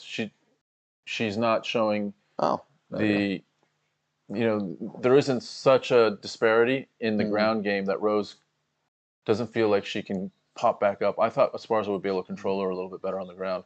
Wow. Oh, nice Carla counter. Esparza landing a right hand and then an uppercut left. Carla's starting to come on a little bit. Yeah. I think Rose is respecting her far too much. I'll say Rose is waiting for the kick. One shot, says Michael. What about an unpracticed front kick to the chin? I don't know why Rose hasn't thrown a single head kick right now. I know she's afraid because when she last fought Esparza, every time she was kicking, she was getting taken down. Yeah. But fuck, man, it just feels like... Oh, nice uppercut from Rose, but Esparza counters her really nice. So a fake shot, another fake shot. That was a real shot, I think, just a sloppy one. Yeah. Esparza shooting from 2 meters away, and just gives Rose a lot of chance to defend it. But this is a bit disappointing. I know Rose is probably in her mind thinking she's really mastering the space, and to some degree she is, but as far as imposing herself, there's not a lot of that going on. No, if Rose is talking about whether she's the GOAT of the strawweight division, this is not GOAT-worthy performance right here. No. Like, I know the old you have to beat the champ to be the champ, but this is a bit silly. Yeah, this is it's I'm not sure why. Oh, Rose nearly with an uppercut that landed. Rose with her hands down real low. If Esparza throws another teep up the middle, she might catch Rose as well. That's what I'm saying. This is just painful right now. It's painful to watch this fight because Rose isn't letting Esparza engage, but by doing that, she's very, very, on the edge of her own range as well and missing just as much. Yeah. And she's clearly moving away so far that Esparza's not even within 6 inches of a good takedown or a good strike at this point.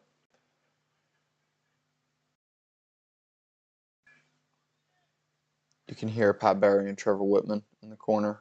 Again, nice 1-2 from Rose there. The one lands, the two does not. So the jab lands, but the straight right does not. Third round now Nice head is coming movement to an from end. Rose. I mean, Rose is, you can see clearly she's practiced her stand-up and her movement and probably her takedown defense, but in a way that, the instruction was simply... Less than 20 strikes for both of them. Yeah. Less than 40 strikes total between these two women. That's fucking crazy. If I'm a judge, am I penalizing Rose at this point? I might be. I think Esparza's won the second round. She seems like she's landed a little bit more. Well, she did have one takedown in this round. Yeah. So, you get one takedown when nothing is going on. But she wasn't able to advance position, so I'm not sure they'll count it. They might not. I don't think they'll count it. Even when there's nothing else going on? Like, nothing landed there. Let me see what they're saying in the corner. Man. That was the third round. Pat Barry said you're doing it right. Yeah, this is their strategy. It's just terrible. Yeah. They're going to probably win by doing it this way. But, man. What's Trevor saying? Trevor's saying every time she misses, you get on her. He said you're better than her everywhere. You're breaking her. What is it? What? That's not good advice. I think Trevor was like, yo. Trevor said if she makes a mistake, be on her with feints and punches. So I think it seems like the corner wants Rose to open up a little bit more. Yeah. So, although... I think Rose is just so worried about being taken down. Yeah, it's really got her shelled up in a really defensive fight.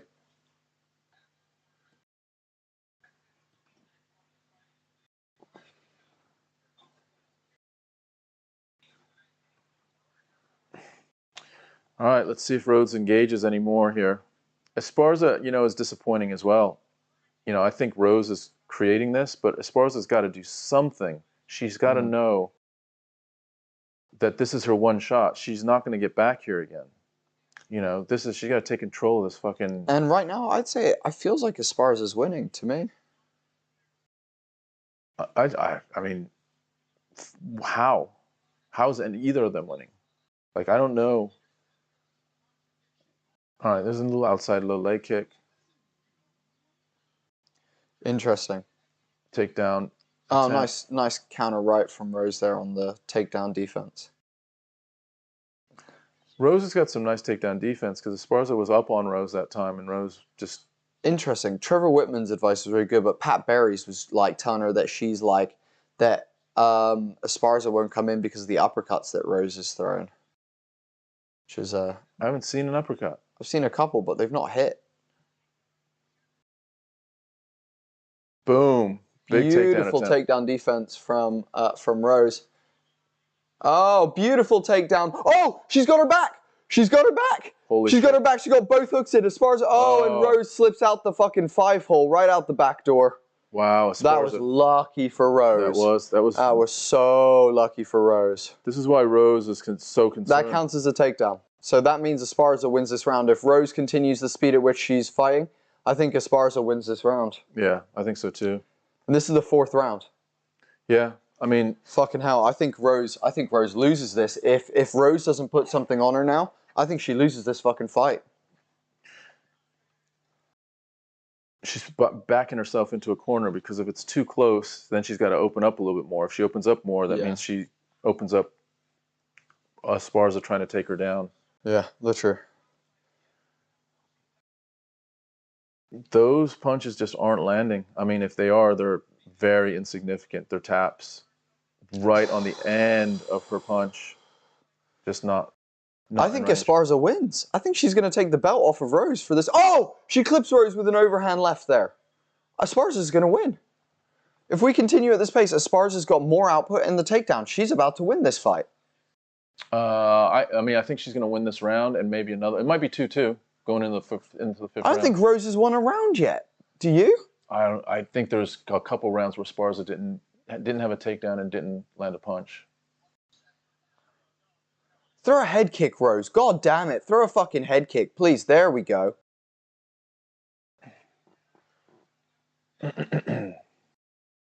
Two kicks from Rose. But Rose has to... Fucking... DC and Rogan are saying this is one of the worst fights in UFC history. It's true. It's true, and I'm glad they're calling it like that because usually you get some bullshit from the announcers trying to talk up a fight, but this is crap. And again, it rests on both of them. Esparza needs to be doing something to try to close distance. That was a nice right from Rose. And again, another takedown for Esparza. She gets the back of Rose again. She drags Rose to the ground. Rose is looking to get back to her feet, but Esparza has got the back of Rose Namajunas again, and we have 1 minute left in this round. Beautiful roll from Rose Namajunas to get out of there. Oh, big counter right from Rose as they get back to her feet. The biggest shot Rose has landed all night. And nice takedown defense, and then escape defense was real nice there. Yeah. That was explosive. That roll was really explosive. Nicely done. But Esparza's taken her down now a couple times. Rose should be fucking just piecing her up right now. I think maybe Rose is probably feeling more confident that she can get out of Esparza's ground game as well. Let's go, Namajunas. Get out the fucking way, Keith.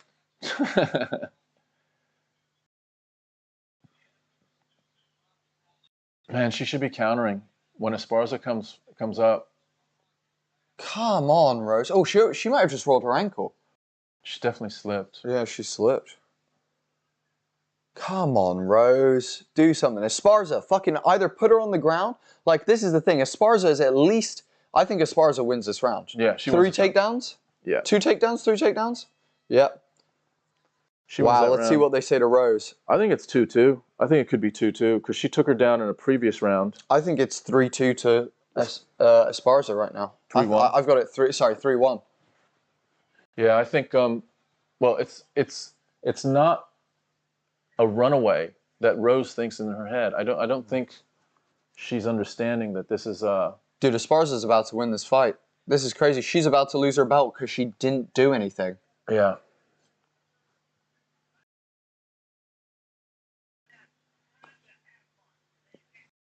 Trevor's saying, "Time to have fun."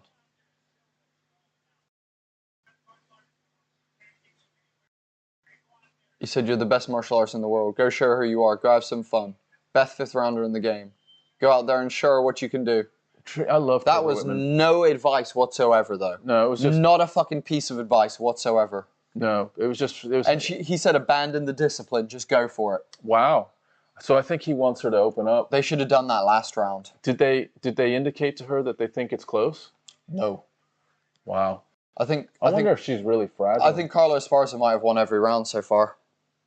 I think she's definitely won. I think Rose needs a finish right now.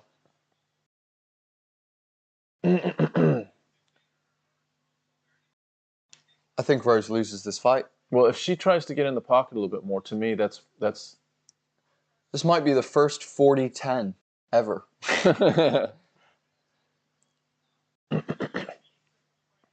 I mean, this is Get out crazy. The way, Keith. Second time, Keith. Take a step fucking back, dude. You're in the fucking way, dude. Yeah. Esparza nearly clipped Rose there. Rose needs to just let it go. Let it go, Rose. You need to finish this right now. Or fucking Esparza's taking this from you.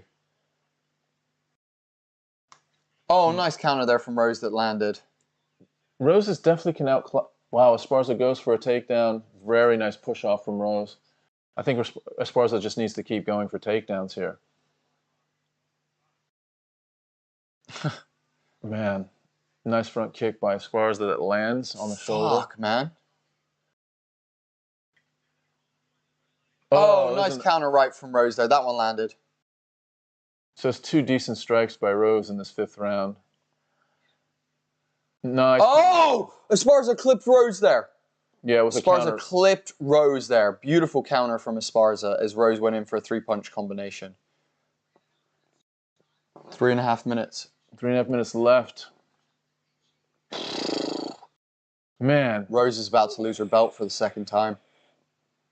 I'm just really bummed that this fight didn't test either one of them in like any kind of like heart way. And as if you're also, the crazy thing is the only way to do this is to rematch this, and no one wants to see a rematch of this. You mean if Esparza wins? Yeah. I don't think they give it to her. I don't think they give it to her. Oh, nice outside leg kick from Esparza. That one was clean. Rogan and them are saying the exact same thing to me. Oh, beautiful overhand right from Esparza. Rose is about to lose.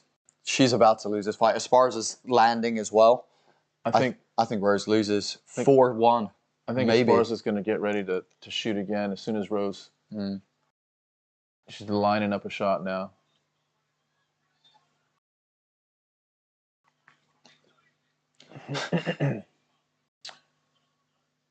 Rogan, the dud of duds. Wow. I mean, I'm glad they're calling it like that because we don't usually.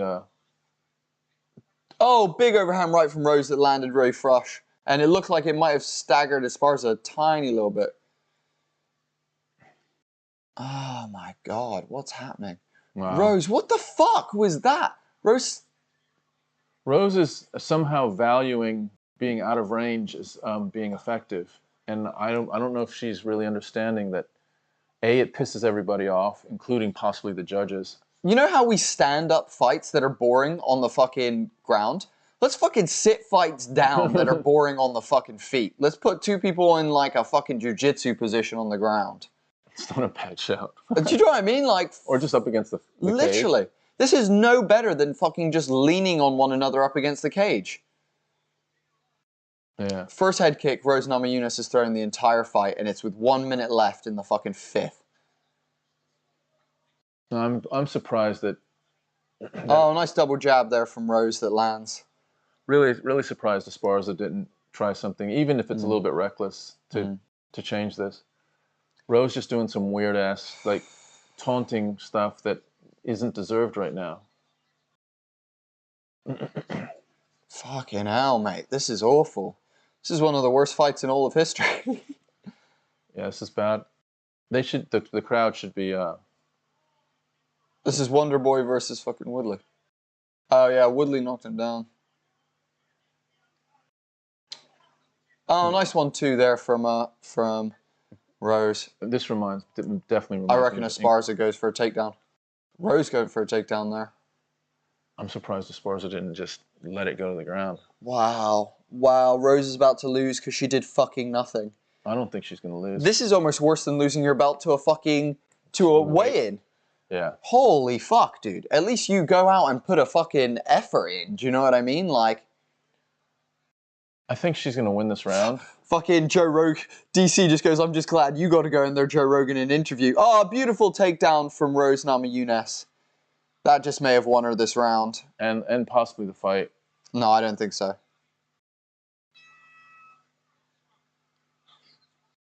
Nah. That was not your fight, Rose. That was weird. That was just all kinds of weird. Fight. I don't know what the fuck just happened. Anyone else fucking... What the fuck just happened, guys? that was just That's the second time we're saying that, but for different reasons tonight. It's almost like... yeah, that round goes to Rose because she freaking got the takedown. I think Rose is going to win 3-2. I think they give her the first 2 rounds. I think it's 3-2 Esparza. It could be. It could be. I think it's 3-2 Esparza. I think they both did so little in the first 2 rounds. I think there's 20 punches between them in the first 2 rounds. It's just a matter of like... Min, thank you so much for liking and following Facebook. Welcome to La Familia! Guys, if you enjoy this stream, head over to the YouTube and subscribe for us. We're trying to get to 1,000 subscribers. And we're so close, guys. We are so close to hitting our 1,000 subscriber mark on YouTube. We currently have 988 subscribers, guys. 988. If half of you right now take a second to go subscribe to our YouTube channel while we're waiting for this result, you guys can push us above 1,000. And that makes a huge difference to Tom and I. It means we can start getting monetized and, you know, doing a bunch of other stuff for this as well. So, yeah, guys, please, please, please subscribe to the YouTube channel. Help us out a little bit. Wow. Wow, Pat Berry nodding as if fucking she's a badass. That was one of the... shit. But could have been anywhere from 4-1 to Esparza to 3-2 to Rose. Yeah, I think it could have even been 3-4-1. Here we go. It's just all over the place. Here we go. Here we go. Lots of boos. 48-47, Namajunas. 49-46, Esparza.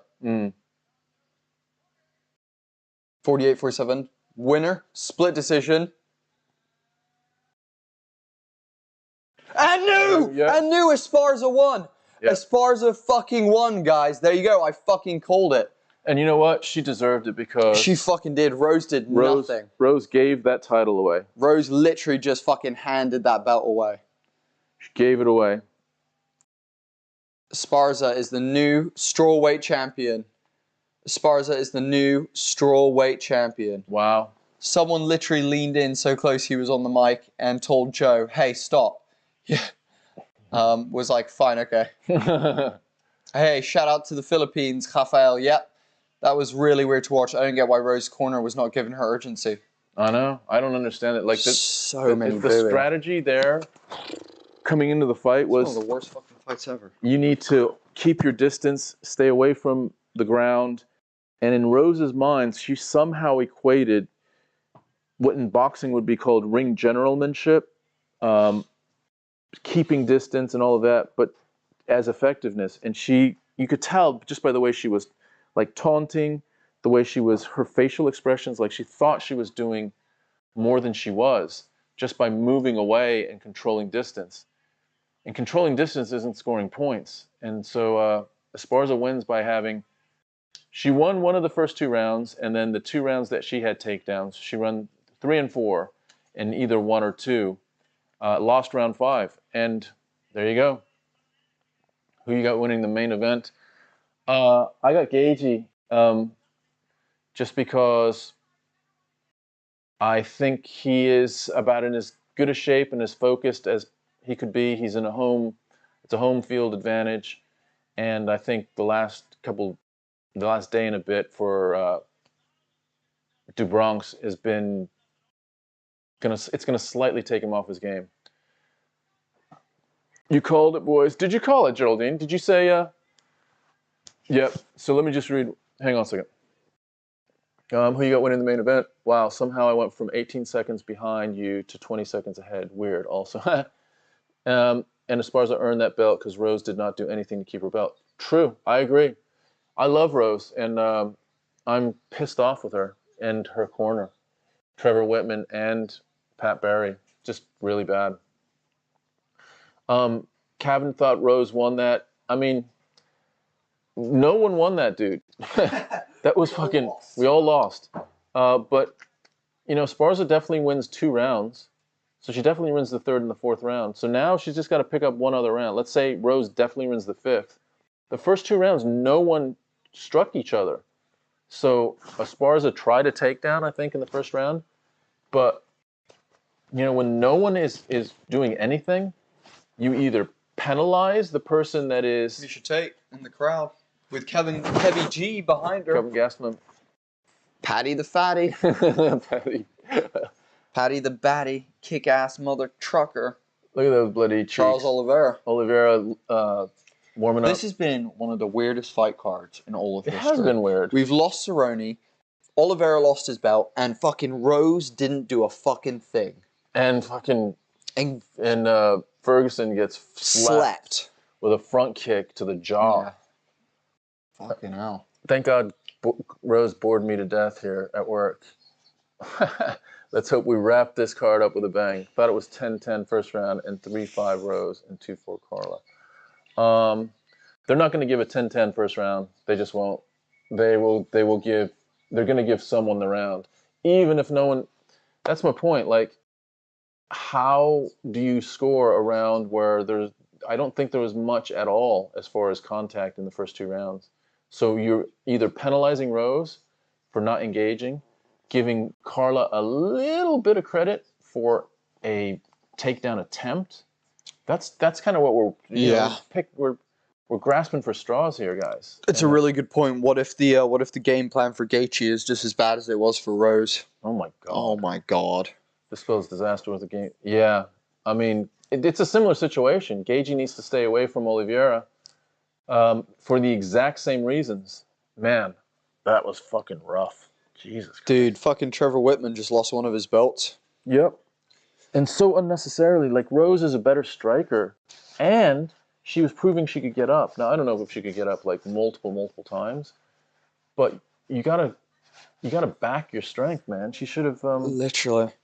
You know, if you touch someone enough, then you're gonna make them hesitate shooting on you. Ah, Edward, you saying I think Oliveira will win if he doesn't strike with Justin. Yeah, the problem is I think he has to strike a little bit just so that he can get in. He doesn't have great shots to take people down. He needs to either get them up against the cage so that he can trip them, or time their punch with a sort of like a counter shot, shooting in for a double leg or a single leg, like that double leg did against Chandler. How do we go from one of the best fights in UFC history to one of the worst fights in UFC history back to back? That's fucking crazy. Yeah. That was fucking crazy. That was dog shit. And it just felt like Trevor Rose, Whitman, they let her down by not giving her the right advice. They for the first 2 rounds they were giving good advice, and then suddenly they were just like, "You're winning, you're winning, you're winning." It's like, what? Yeah, it was really strange. It was strange, and Rose, it was like Rose was fighting in an alternate reality. She was really thinking she was controlling the fight by just not engaging. God I damn. reckon she just pissed off the judges. Like, they were just like, you know what, this is bullshit. I don't even know what to say, dude. That sucked. I don't think Gaethje will be as worried about a takedown so that it will be a similar fight. I think he's just worried about a takedown, but I think he's also backing his own striking. I think he's going to look to dissuade Oliveira by hitting him in the face as opposed to just staying out of range the whole time. I understand the first and part of the second round to see how Carla was going to fight, but they took too long to tell her to fucking punch her and win rounds. Even in the fifth round, it wasn't like they were really thrown out. You know, Rose gets a takedown, and that's why she wins the fifth. But man, that was rough. That was rough. That was super rough. Guys, while we're getting ready for this main event of the evening, take a second to head over to our YouTube. There's a link in the description. Subscribe to the YouTube channel, guys. Let's try and get over 1,000 subscribers tonight, maybe. There's about 40 of you in here. If even just half of you take a second and go support us, it means we get close to that 1,000 mark, and we should hit it tonight. You know, we mentioned earlier that this stream is completely free. You know, we do this off our own backs every pay-per-view. So, you know, not asking for any money or any donations, but if you have a second, just go subscribe to the YouTube. That helps us out massively. So would really, really appreciate that. If you didn't realize, Tom and I are father and son, and we do a bunch of different things in terms of content creation. So we do the UFC live stream. We do post-fight interviews for Cage Warriors Academy.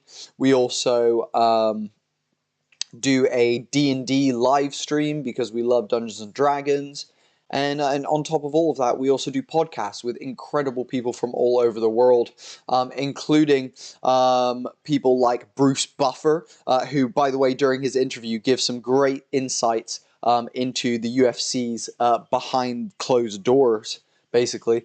So I'd definitely check that out. Couple of amazing UFC fighters like Arnold Allen, and you know, other people like, you know, Spider-Man's stunt double. If you ever wanted to know, you know, what Spider-Man's stunt double does in his spare time, check out our podcast with William Spencer. William Spencer, though he's a stuntman, is also a professional skateboarder. You know, we've talked to Olympians, other professional skateboarders, musicians, the whole nines, guys. So if you are enjoying any of what we do and want to check out any of that content I just mentioned, take just a second of your time to head over on to the YouTube and subscribe for us. It makes a massive difference in our lives. Rose was better fighter for sure, but doing better doesn't win rounds. Punching and kicking takedowns wins round. Yeah, no shit. That's a great shout.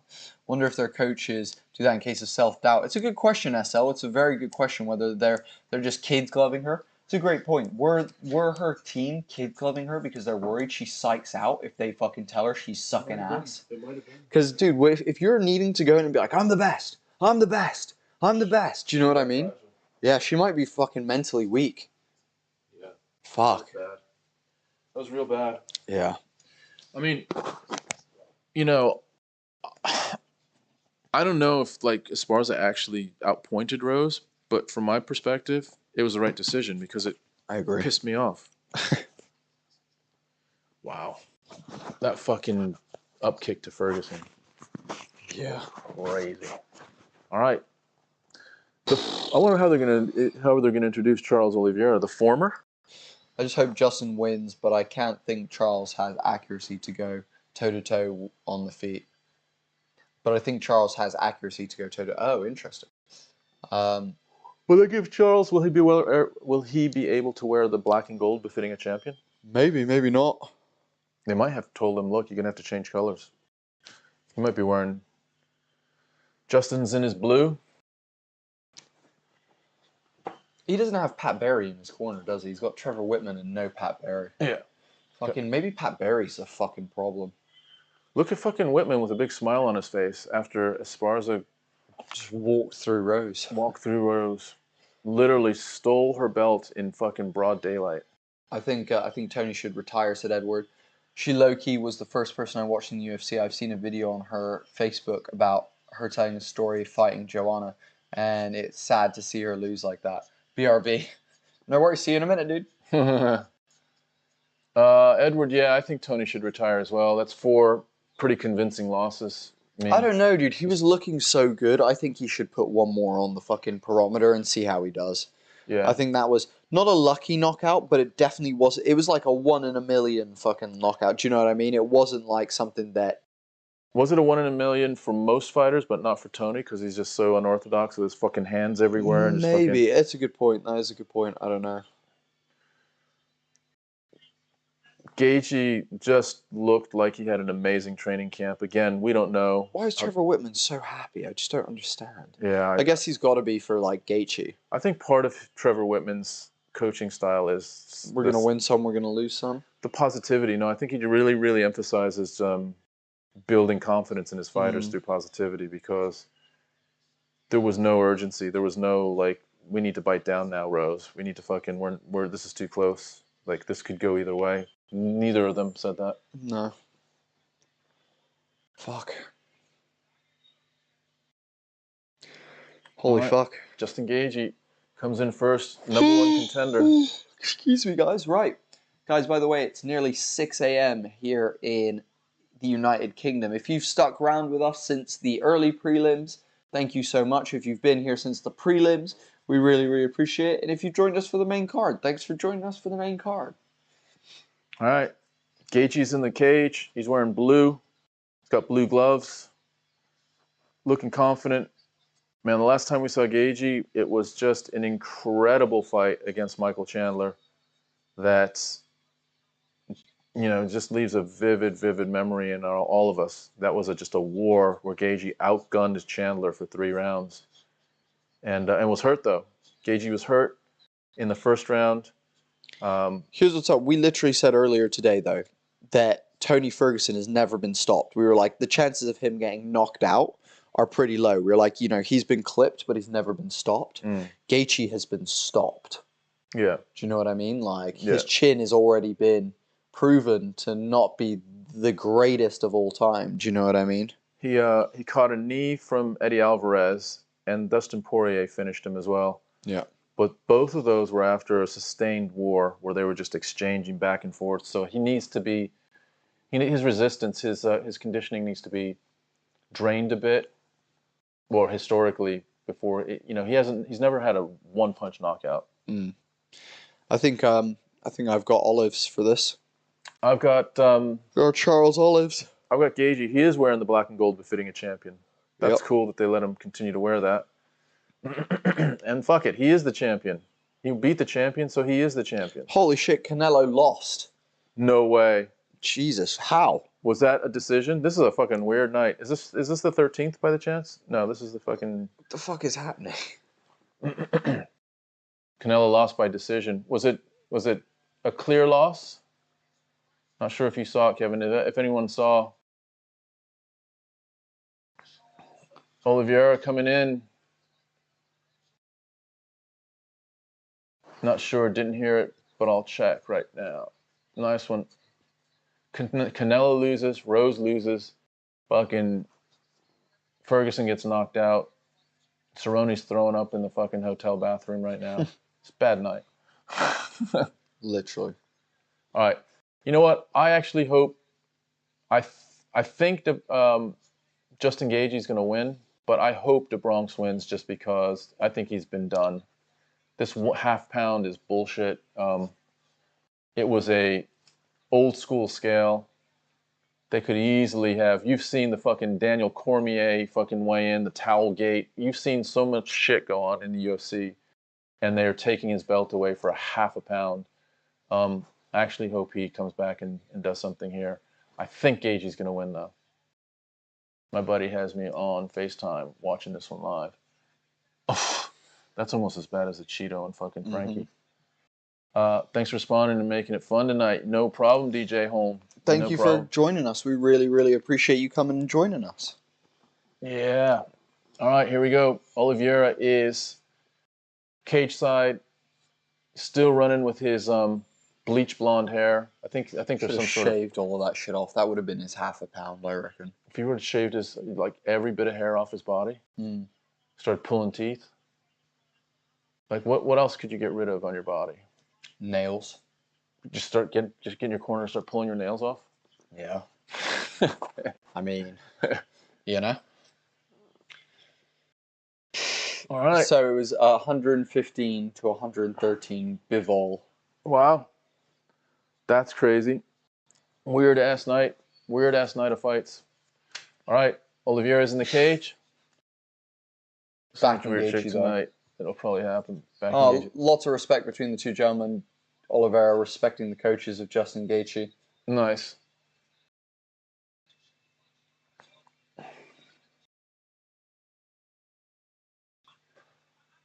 Oliveira is Captain MD. I've got Justin by KO, I think. All right. That's fucking very much in the realm of possibilities. Here we go. Just hope he doesn't get wrapped. Oliveira has wrapped everybody, and blown out Chandler. Almost broke fucking Ferguson's elbow. Fucking submitted Poirier with a neck crank as opposed to an on the chin. It wasn't even it was like a McGregor on the shin. Oh, really? Crusher, yeah. Like he's about to dislocate your fucking jaw from your face. Weird night is an understatement. If Canelo lost, how many rounds is this? 5 rounds. Kevin MD. Dude, it's a weird. This has been one of the weirdest. I don't even know this. We've had 3 finishes. I know. That's crazy. 17 fights and 3 finishes. And one of them was fucking Ferguson. All right, Bruce Buffer doing the honors. Judges are Jarinko Camigio is from Nevada, so he's definitely experienced. Mark Goddard gets the call for the main event.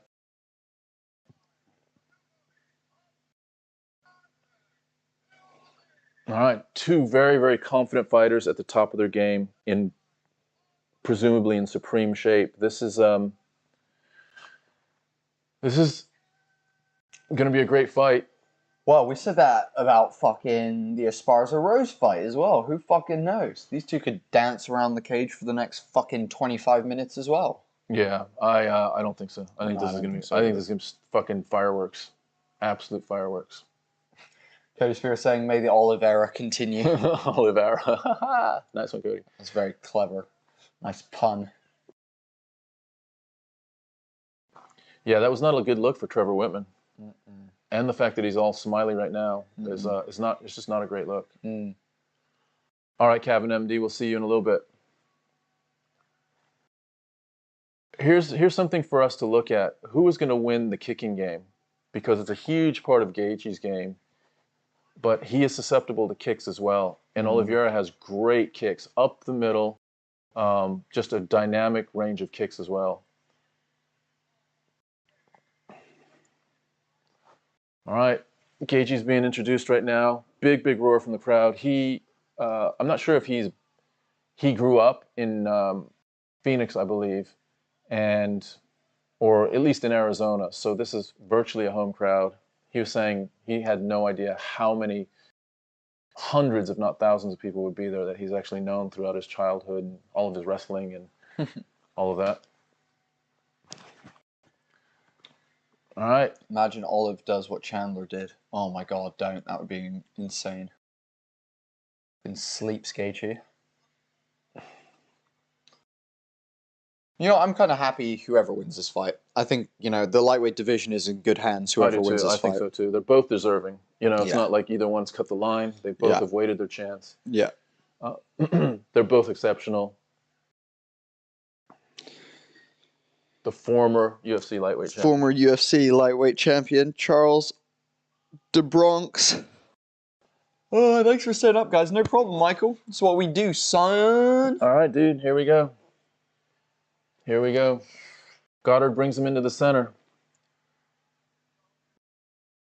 Man, standing across from someone knowing we're going to be fighting here in a second.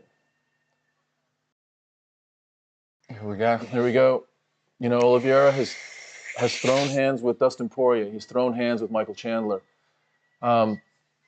Is Gaethje a different level, or will Oliveira face a similar challenge and be able to solve this riddle as well? Let's have a look. Here they go. In the middle of the cage,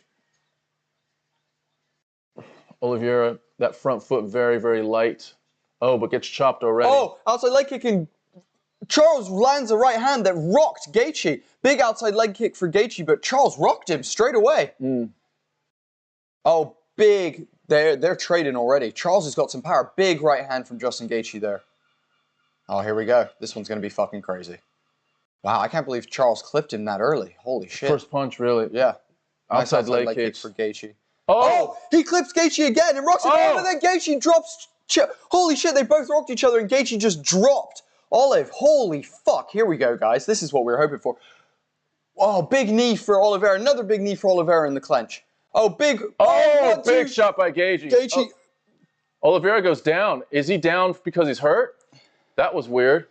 Yeah, sits him down. Wow. Gaethje's punch is two real. drops for Gaethje and two rocks for Oliveira. This is crazy. Oliveira, you can now see a little bit more tentative now that he's been dropped twice in a cut over the eye of Charles Oliveira currently. He's lifted his leg up because he doesn't want any more of those leg kicks either. Holy fuck, this is already a crazy fight. Jesus Christ.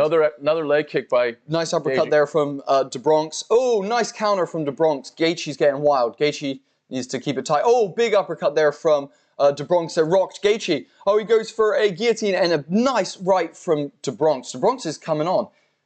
Nice outside leg kick there for DoBronx. Oh, and he dodges the leg kick from Gaethje, counters beautifully. Wow, Gaethje's just throwing too much. Oh, big left for Gaethje that lands. Big right by Oliveira as well. They're just trading right now. Big shots. This is, again, a big shot fight. DoBronx shoots in, and Gaethje defends. Oh, he drops for a guillotine and pulls Gaethje into his guard.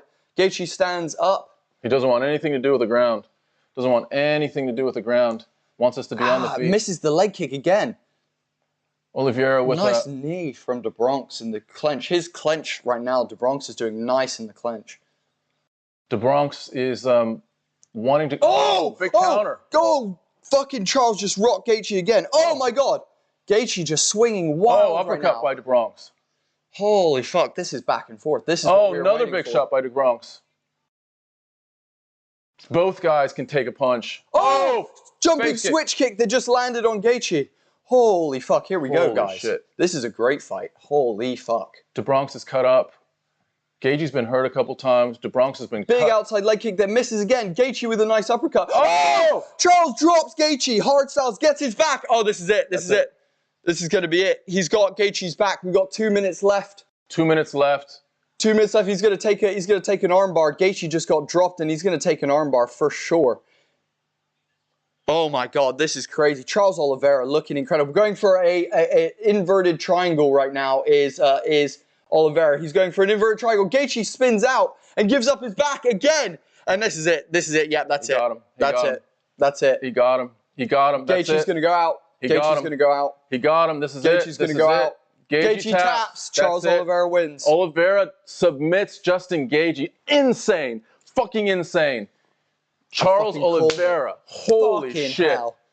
Charles Oliveira. Wow. Unreal. Wow. Wow. Wow. Unreal. Wow. Holy shit. You took the belt away from that guy. You Yeah. took the fucking belt away from that. You took 30% of his purse away. You took the points away from him. That's fucking bullshit. Holy shit. Wow. Wow. Wow. Wow. I told you, dude. Against the plans, guys. He fucking ruined the plans. Dude, He's they still the both champ. dropped each other. How many Holy times shit. is Olive going to get dropped and then go back and win a fucking fight? How many Holy times is this going to happen? Now, that's 3 fights in a row where he's been dropped, gone back and won the fucking fight.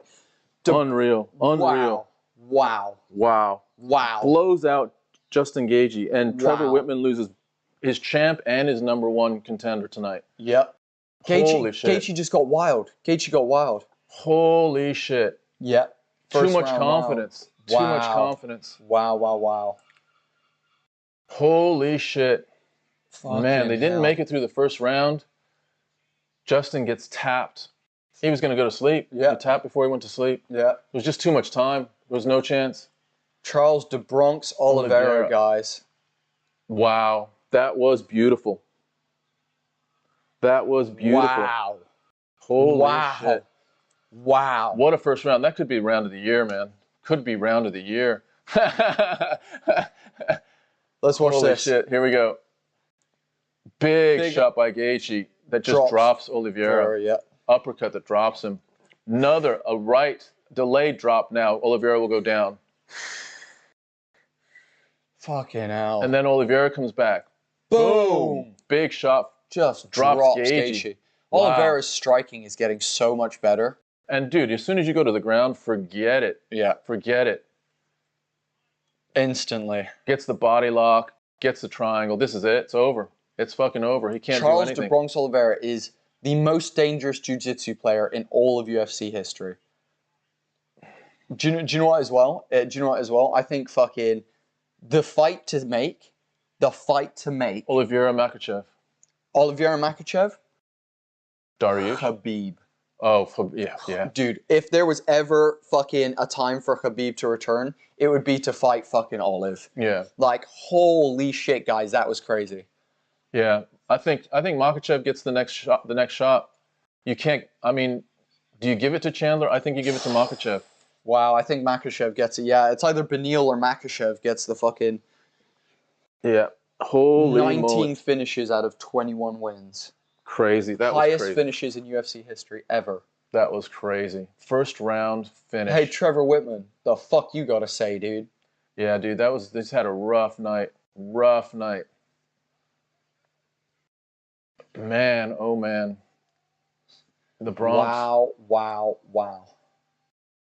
Wow. Lots of respect between Gaethje and Chandler, actually. We love a good bit of that. We love a good bit of that. Gaethje, good sport. They're jumping and shaking the cage. The cameraman is trying to fucking keep the camera straight, but they're jumping so much that it's shaking everything. Wow. Incredible. What a fucking fight. 1 round. Wow. 3 knockdowns. knockdowns. And a submission. Jesus Crazy. Christ. Right, guys. Last couple of things. We're Homie and the Dude. We're a father and son MMA and TTRPG team. If you have enjoyed any of tonight, please go and subscribe to the YouTube channel. We do this every pay-per-view. There's also a link in the chats for you guys to join our Discord server. That would be amazing to see you guys in there and to hang out with you. We'd also love to see you guys next pay-per-view. Guys, thank you so much. Thank you so much for coming out tonight. It's been such a pleasure spending this evening with you, chatting with all you amazing people, all the regulars that keep coming back, and all you new people as well. It has honestly been an honor to call these fights with you guys, for you guys tonight, and thank you all for making this one a very fun one. Michael, good night. See you later. Edward, Khabib versus Olive would be a great war. Ever since I saw Trevor and Gaethje on Rogan podcast, I felt like it seemed like a bit of a slime ball. I still want to see McGregor versus Oliveira. No, Edward, you're wrong. You want to see McGregor versus Chandler, and you want to see fucking You want to see someone else against bloody Olive. McGregor does not deserve a fucking title shot. Right. I'm away to sleep. Love the stream. Hey, thank you, man. Really appreciate it. Thanks, Calvin MD. Yeah. Thank you, everyone. It's been a fun-ass night. We've had a good time. Wow, the results have been, like, every single fight has had its own story in a surprising way. Didn't think Oliveira would sling with Gaethje. I didn't think Rose would do what she did, and certainly didn't think Chandler would. We thought Chandler very well could have beaten Ferguson. Nathaniel, dude, you, above all else, dude, for helping us out with those stars, dude, we appreciate the hell out of it, and you keep coming back, dude, and we're so thankful to see you back here every single time. Same with Kyle Ward, Chris Zimmerman, Future Anime, Bo Bandy, all those kinds of people. Wow. And SL saying, great stream. SL, thank you for being a part of this stream, man. We can't do this without you. Edward, thank you. Hey, no, thank you, Edward. Really appreciate you stopping by. Geraldine, night, boys. Hey, night, Geraldine. Hope you had a great evening. We appreciate you so, so much. Guys, thank you so, so much for coming out and joining us. If you don't know already, we make loads of different content, D&D content, we make bloody MMA content, we make podcast content. So if you need a place to, binge some stuff, get into some like fun content, then our YouTube channel is 100% the place for you. Geraldine saying thank you. You guys do the 4 a.m. wake up time next time won't suck as bad, plus nap time later. Thank you, Geraldine, for stopping by. Guys, if you do have a second, go subscribe to the YouTube channel. It helps us out massively, absolutely massively. Other than that, wow, holy shit. Crazy night. So let's go back through. So we have Oven St. Preux beats Mauricio Shogun Hua. You have Chandler drops Ferguson with a teep to the face. Sleeps Ferguson. Sleeps Ferguson. In a scary way that we were all concerned about for a few minutes. Yeah, and then Rose and Esparza put on one of the worst fights in UFC history. Stank it up. And then we have that incredible performance from Olives, just fucking destroying Gaethje there. Olive, see, the thing is, man, he softens you up a little bit, and then he's a fucking like a cobra. His submissions are crazy. Just unbelievable. Absolutely unbelievable. After being dropped twice as well. Cody, hey, thanks for coming back, Cody. It's a pleasure to have you here every single time. Rafael, thank you so, so much, man. Pleasure to have you. Dana, what's up, Dana? Appreciate you guys. No, we appreciate you, Dana. Thanks for stopping by and enjoying some of this night with us here. It's been an absolute pleasure spending time with all you bloody beautiful people. Guys, take care of yourselves. Look after those who you love. Be good to one another. And just remember, it's always such a pleasure to hang out with all you guys, regardless of race, religion, sex, gender, location, whatever it might be. We're all here to just watch MMA and have a great time together. And that is exactly what we love. DJ saying that was great. He took his back in quick. Yeah, he took his back so quick. You're right, DJ. And DJ, thank you for being so active in the chat tonight. Yeah. We really, really appreciate it from yourself, man. Ah, fucking hell. I'm drained. I'm drained. Yeah, I'm done. Right, guys. We're out of here. We're out of here, guys. We'll see you at UFC 275. Homie and the Dude. Father and son. TTRPG and MMA podcast. We are. Yep. Thank you again. You guys are an awesome community. We love you guys. It makes it so much fun. Thank you, guys. We really appreciate you. Come back again. Tell some others about us. Let's grow this community out as much as we can. Hopefully, we see you soon. We will post across our socials when the next UFC is, the UFC pay-per-view is up, just so you know that we're all on the same time in the same place. Thanks, guys. Nathaniel, good night, mate. See you soon. Much love, everyone. Much love, everyone. Later, bye, later, bye. later, later.